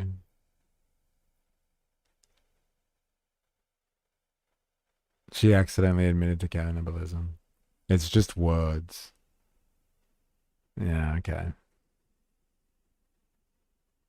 If you guys have Telegram, I can message you right now, and it shows that my number is from Iran. Nope. Don't have it. Sorry. Like, I'm sorry to be all speculative right now, but like, trolling is a thing. Wear a GoPro and go protests. Then we believe you. You should be. Yeah, I guess so. Internet is filled with grifters.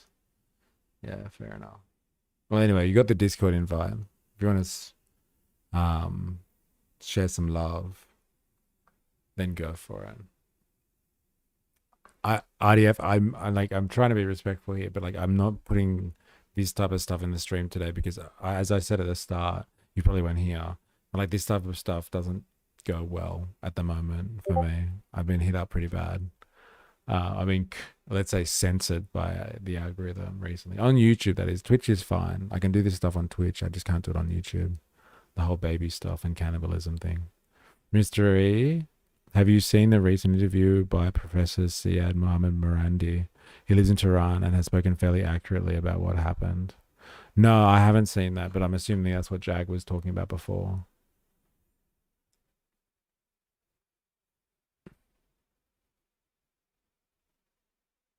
But according to Just Oracle here, Avalava, just in case you weren't here, Just Oracle said that. Where did you say that? Moroni does propaganda for the regime, and he's a radical.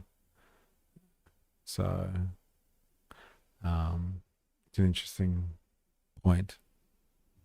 Iran published a list of about 2.9k people who died in the protests. Interesting.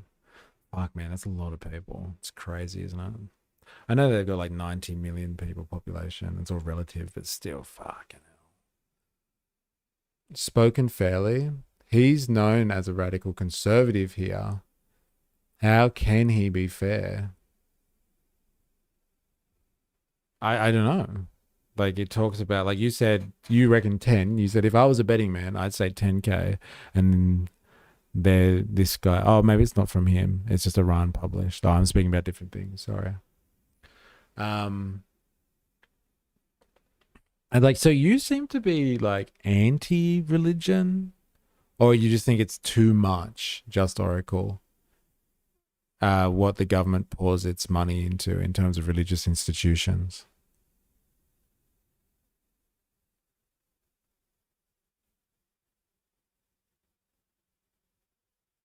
I'm an atheist. Okay, fair enough.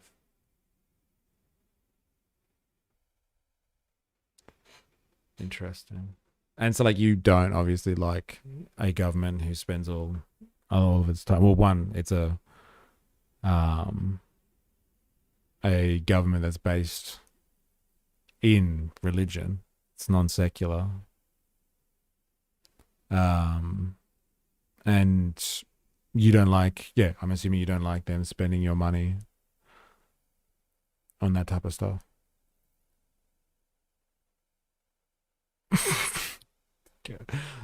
Steps. Pretty sure the Iranian government had pretty strict gun control. So good. Because all we know, Mr. E is actually 3 dogs. Yeah, Mr. E is actually 3 dogs in a trench coat. Yeah. Knowing how well Israel and Mossad operates, anyone is an imperial operative without being verified. Yes, a theocracy that won't let me drink and party and have a normal life, LOL. Well, I've got news for you. If you think the US isn't a Christian-based theocracy, it's pretty funny, actually. I'm full atheist till I met my son for the first time. Oh, I thought you didn't like religion dilemmas. I thought you've already made that. You made that sentiment clear. Well, Just Oracle, when you're ready, if you can provide us with, I don't know, something in Discord.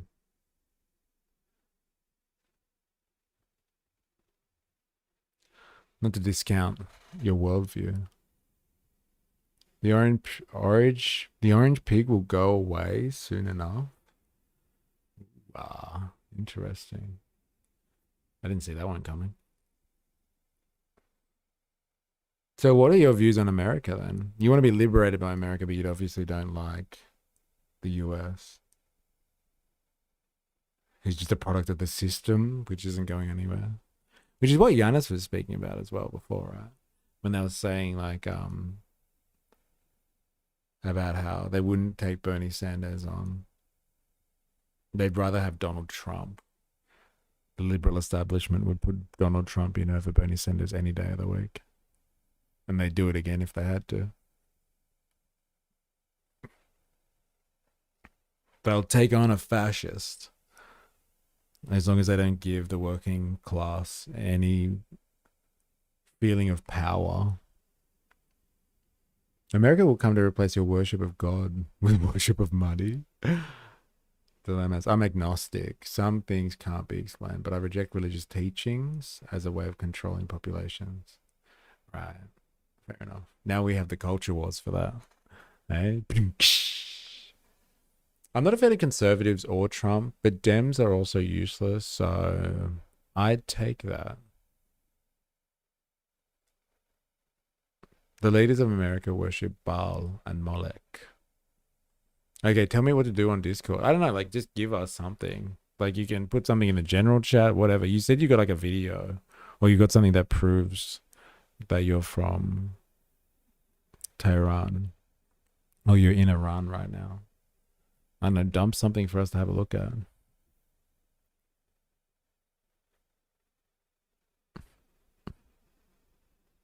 Oh, another question for you, actually. While I've got you. The nuclear capabilities, nuclear facilities in Iran, were they completely destroyed by the Americans in June of last year? Or is the government there? Has the government got other nuclear facilities around?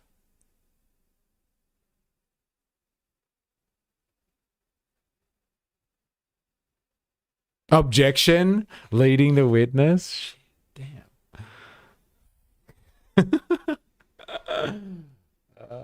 Come on, I'm just trying to make sense of the news that we digest here. They moved everything in the facilities before they got hit. Yeah, we heard that one before, actually. Somebody said that. Was it you? You said that. The Chinese came in and helped them move everything. Actually, someone asked a question about China before. You said China is helping with surveillance or something like that? What's going on with, like, your opinion on China and helping Iran? Objection. What was it that you said? Chinese tech and weapons. Interesting.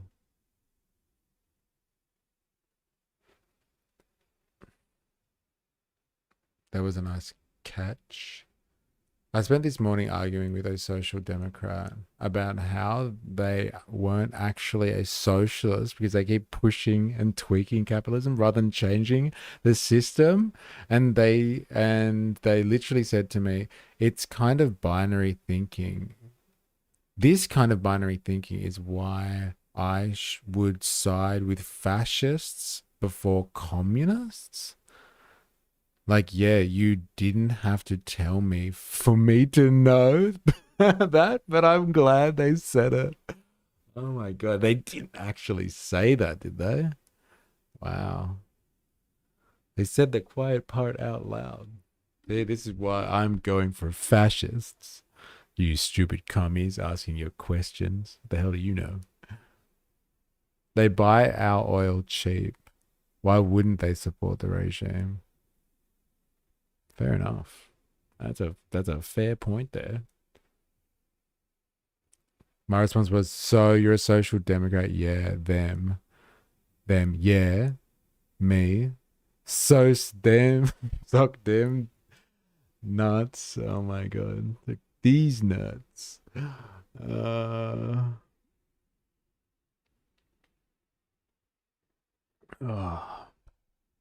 Interesting. Man, the streams get wild in the afternoon sessions. My God. Did our new mysterious friend disappear into the night? Do you want me to write something on a paper next to my books that are all Farsi? I guess, but like, you could do that anyway, couldn't you? I don't know, take a picture of outside. Or like a video of it instead of a picture, I guess. I don't know. Does anyone have an opinion on this? We just want to know if you're legit. Like, you're answering questions, which is fantastic. It's lovely to get information that doesn't come outside of the fucking manufacturing consent machine. It's just too delicious. Like, it's too good to be true.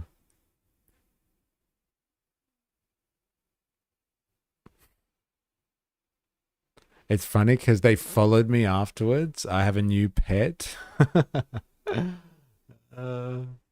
America won't even buy the oil if our government goes in. They will just take it and carve up Iran. Or at least you will have your freedoms, though. Freedoms. Next time, describe yourself as a social libertarian, like I do, and watch their brains melt. Please don't use Sora. LOL. Wall outlet with username is the best way. What do you mean by username? Like you actually write your username on the wall outlet? What do you mean? Matt Bond, I have arrived. Video of the Iranian news. Yeah, actually today's Iranian news. You wouldn't get that in the West. Hobo Joe, we just need a debit card and 3 numbers on the back. Don't worry, it doesn't mean anything. The real is down. It's trading 0 for the euro right now. Oh, that's fucking hilarious. Debit card with 3 numbers on the back. Got some bills to pay.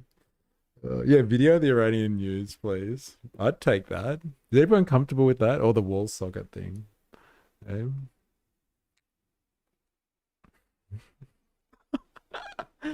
It's hilarious. Oh, man. I get the username and outlets now. Either or. I still don't get it. I missed something here. The wall outlet shows what country you're in, I guess. But the username?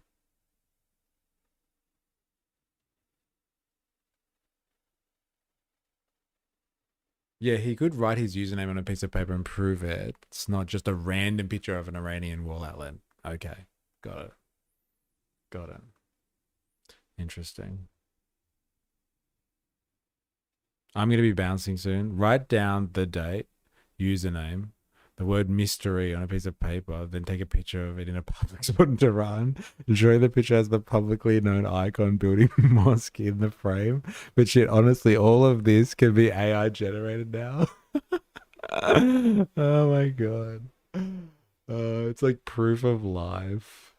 Oh man. But thank you for answering the questions anyway.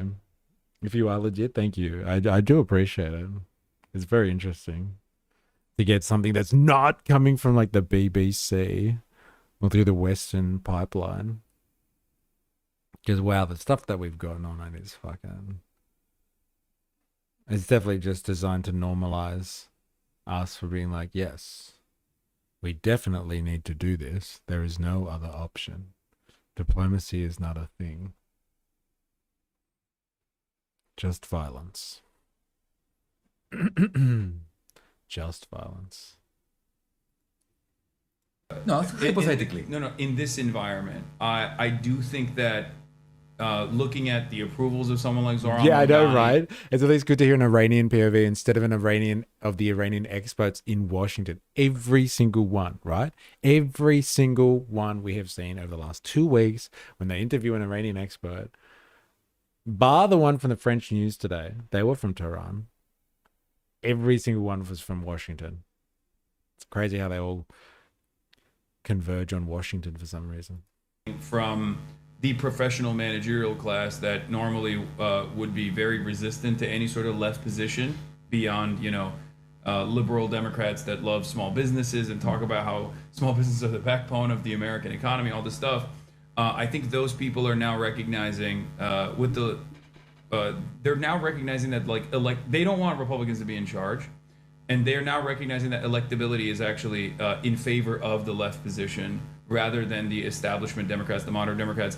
And it's largely in part because of Chuck Schumer's ineptitude, his incompetence, or rather, I don't know if incompetence is the right word because they are very competent. I think liberal Democrats are very competent at gatekeeping and at shutting off the left position from gaining any sort of access. They're incredibly competent when it comes to that. Yeah. They behave like they're incompetent and feckless in their resistance to Trump, but I think that is by design. Hassan, do you think their lives has been materially diminished by Trump? I don't think it has. I mean, aesthetically they don't like Trump. If we're talking about aesthetically, they don't like ICE, the side of the hooded man and all that. But in the end, if you look at their portfolio, if you look at their net worth, if you look at what they are doing every day, every night, where they go, to their office, to their various do's and gigs and whatever it is that they do at night, their life has not been that severely affected. They may be interested in somebody like Mamdani because he's electable and so on, but the moment he's going to move from New York to the national scene, and he will not be able to have a 3-point plan. He will have to have a multi-point plan. And the moment that his agenda starts undercutting their privileges, I very much fear that they will yet again succumb to the lure of fascism. So how do we combat that? Well, we don't count on them. We count on the right-wing Teamsters, on the right-wing, not the leaders of the Teamsters, but the rank and file. We have to speak to them. We have to address them with respect. Dismissing the Trump voters as fascists is a very big mistake. I call Trump a fascist, but we must never. We've definitely talked about this one on the stream. I am fucking fair dinkum, man. You use the word fascist, go for it. Call out a neo-Nazi for being a neo-Nazi. But if you're just going to call people fascists because they sit on the right side of the culture wars and you don't like the look of them, you don't like what they're saying, don't use the word fascist lightly. It's fucking stupid. It degrades the term fascist anyway. Fascists are abhorrent people. You want to use it correctly. Yanis based. Call the fascists, but don't just use it as an insult because you want to get under someone's skin because you don't like what they're saying to you. It's just cheap shit. It is cheap. And it's a bad tactic, if you ask me. Surrender masses of deprived people to the fascists. They are not fascists. They are people whose discontent has driven. Or call One Nation supporters all racists. Yes, fair enough. Because there are lots of One Nation supporters that aren't racists. That's fine. I'm cool with that. But there are racist One Nation supporters. That is definitely a thing. And I think racism and fascism aren't interchangeable terms, though. That's what I'm saying. Just because you don't like someone and you think they're racist or something, don't call them a fascist for the sake of it. Just because you think that's going to get under their skin. But yeah, it's a similar thing, yes. Them to vote in that way, but I do agree with we have to pull them back. I do agree with that. My way of communicating this is whether you think they're racist or fascist or not, it doesn't matter. They still need healthcare, right? So this is one area that you can talk to them directly on. I've done this in the past as well. I mean, this is a more comical approach, but there's this podcast where these two kids have ultra MAGA parents called a Necessary Conversation podcast.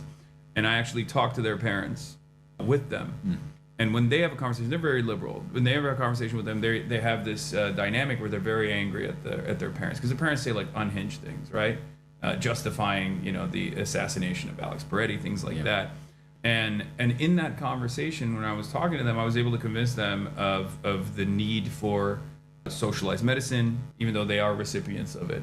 The parents are, because they're old. They're 75 plus. Sure. So they're already receiving government-funded healthcare, so they're I got mine, I'm good. But and even convince them on the necessity for public education as well in order to remain competitive. No, I don't know, man. Society is permanently stuck defending perpetrators. It kind of reminds me of the don't call people racist. People aren't just running around calling people racist. They see your actions. This is defending a pedophile by calling. Because he's being called a pedophile. I don't know, man. That's the thing. If you're not, if you just say, yeah, all One Nation supporters are racist, then you're missing it because not all of them are. A lot of them, for some reason, believe that One Nation is going to solve their problems, and it's got nothing to do with race. So it's not fully the same. I don't think. And just calling out people on the right wing because you don't like them, just calling them fascists because they're right wing. it's not it's not the same. There's been a right wing longer than there has been fascism. So like I think you definitely have to be discerning on how you use like terms that should be used against people that do horrendous stuff. Like they just throw it around like you're calling someone a douchebag. It's got so much more gravity to it. It should be used properly. That's my opinion anyway. Was it Parenti who said, scratch a liberal and a fascist will bleed? I don't know if it was definitely Parenti that said that. But like I remember hearing it on by an Antifa someone on the Channel 5 news. Like Andrew Callahan was interviewing. And they were like, yeah, scratch a liberal and a fascist will bleed. A side note, massive side note, scary thing too, like a week ago, Parenti died. R.I.P. Parenti, by the way. Parenti was a fucking absolutely incredible thinker. Very insightful man. I'll concede that, but the NSN sure aren't One Nation fans. Not openly, but I'd say a lot of people that affiliate with the NSN would probably also affiliate with One Nation. Let's be honest, man. Let's just be honest here. A square is a rectangle, but not all rectangles are squares. While Hassan justifies the murder of Charlie Kirk, the double standards. If people are willing to overlook the racism of One Nation policies, then they are not complicit in racist policies. Well, like if you consider what basically cutting migration is racist, then yeah, I guess. But like, you know, not all migration policies, just because they are migration policies, are racist. Like the white Australian policy, that's racist. Like it's literally delineating people based on their race. But like cutting the numbers of migration, if you're insinuating cutting the numbers of migration is racist, then like, I don't know, man. That's what politics is all about. Numbers and stuff like that. That's what policy is, really. It's not just their migration policies, it's their policing policies too. Okay, I don't know enough detail about that then. Matt Bond, I mean, you can attack the party and say One Nation is racist, but you don't have to attack their supporters, because their supporters can always leave them. Yes, that's what you should be focusing on. If you don't agree with, if you think the party is horrible, you should be asking the question, why are people going there in the first place? And like, how do you convince certain people, if they can be convinced at all, that they are in the wrong place because someone is not going to be meeting their class interests? A lot of One Nation supporters are racist, dude, and they have underlying racist ideas they aren't aware of. Otherwise, they wouldn't follow that party. Yeah, but like, again, okay, yes, a lot of One Nation supporters are racists, but like a lot of them probably aren't as well. Like, look at how hard the media is manufacturing consent for One Nation at the moment. There'd be a lot of people out there that aren't racist, but they've been told that, oh, Pauline Hanson is surging in the polls, and oh, the coalition is down, we better look to One Nation now. They're probably being fed, and like the manufacturing consent machine is a huge factor. And so like, if you don't think that people are told who to vote for, despite actually knowing any of their policies, or even potentially even being racist, and they'll just vote because, oh, well, the media's been saying so much that the coalition is over, so like, who else am I going to go for? I'm not going to vote for Labour. I'm not going to vote for those damn Greens. So then they'll naturally go to One Nation. I don't think it's as black and white as you're making it, that if you're racist, then you vote for One Nation kind of thing, and it's open shut. I think it's way more nuanced than that. But like, you know, fair enough. Each to their own. I don't think NSN like Pauline wearing an Israeli flag. Yeah, fair enough. I don't either. But I would say that they would definitely associate more with One Nation than the Teals. It's not just their migration. Oh, no, I read that before. Parenti was the first speaker to make me think maybe the commies weren't the objectively evil people we thought they were. Yeah, R.I.P. Parenti, bro. Immigration is a racist policy when it's targeted a certain group. Cutting immigration to 130,000 isn't racist. It's smart. That means you are purposefully ignoring reality. I'm sorry, you're not worth the oxygen. It's pretty disappointing to watch people cherry pick actively in the chat. I think there's also a sliding scale of each person that considers racist. And there are plenty of racists in parliament that aren't One Nation. Look at Farouk. Sure, they're being told to vote One Nation, but they wouldn't if they didn't have underlying beliefs that aligned with One Nation. Yeah, that makes me sad. Parenti was a real one. Yeah, Parenti, like, he just cut through the fucking noise and focused on class politics, can I just say? Spoke a lot about the fucking culture wars and denounced them greatly. Wrote a lot about how the culture wars are manufactured to divide us. And there's definitely nothing new there. Perhaps you should do a segment on him, Mr. A, if you haven't already. I haven't done a segment on Parenti, to be honest. I haven't. And yeah, it's a good idea because it's very insightful. I'll find some good Parenti stuff, and maybe, yeah, we can all have a look at it together in a stream. It's not a bad idea. I don't think it was racist for Pauline to tell Faruqi to go back to Pakistan after Faruqi mouthed off just after the Queen died. That's a nice way of saying One Nation supporters are all racist. Was it a microphone that finally ended him? Huh. Yeah, I don't know. I wonder what happened to him, actually, because I just heard that he died. I guess he's just old, right? Hey. Life. Hey. Life.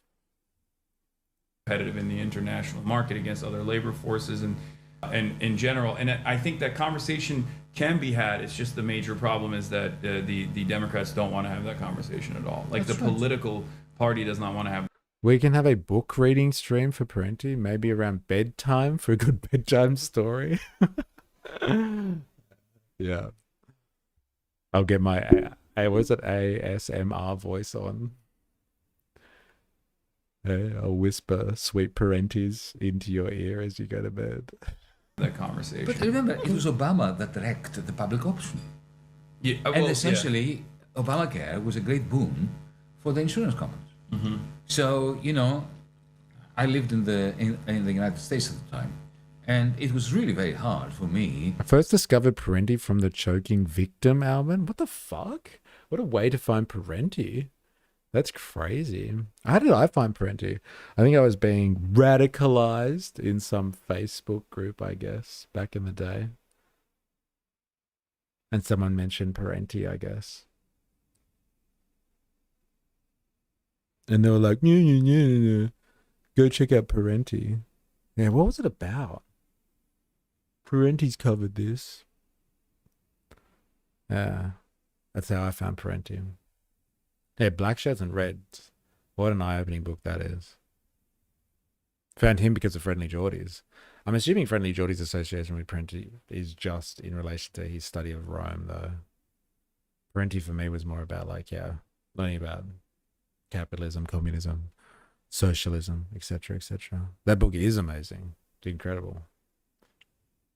And it's not a usual conversation on the topic either, especially when it comes down to the fall of the Soviet Union. That was very eye-opening stuff. Very important analysis too. To Barack, you know, to support Obamacare. I mean, I wanted to. It's a right wing. But it was already a right wing. But it was a right wing thing. You know, people were pointing out the fact that he was enriching the insurance companies. Yeah. It was, Well, that's not what they were pointing out. The right wing was actually saying that they're going to do death panels, they're going to kill people. Like, the right wing was very indecent about their propaganda, I mean, which that was the propaganda worked. that was coming from the top of the Republican Party. Yeah. But some of the more thinking Republicans were not, they didn't defend it in the way they would defend Social Security. Yeah. If they're recipients of Social Security. Yeah. The cover that was offered was crap. And it was really terrible, the cover that Obamacare offered. you may say that's better than nothing, but in the end, the greatest beneficiaries were the insurance companies. What's this? Black Shirts and Red, Parenti. Comrades Library. Tanky Tube, Parenti. Eh?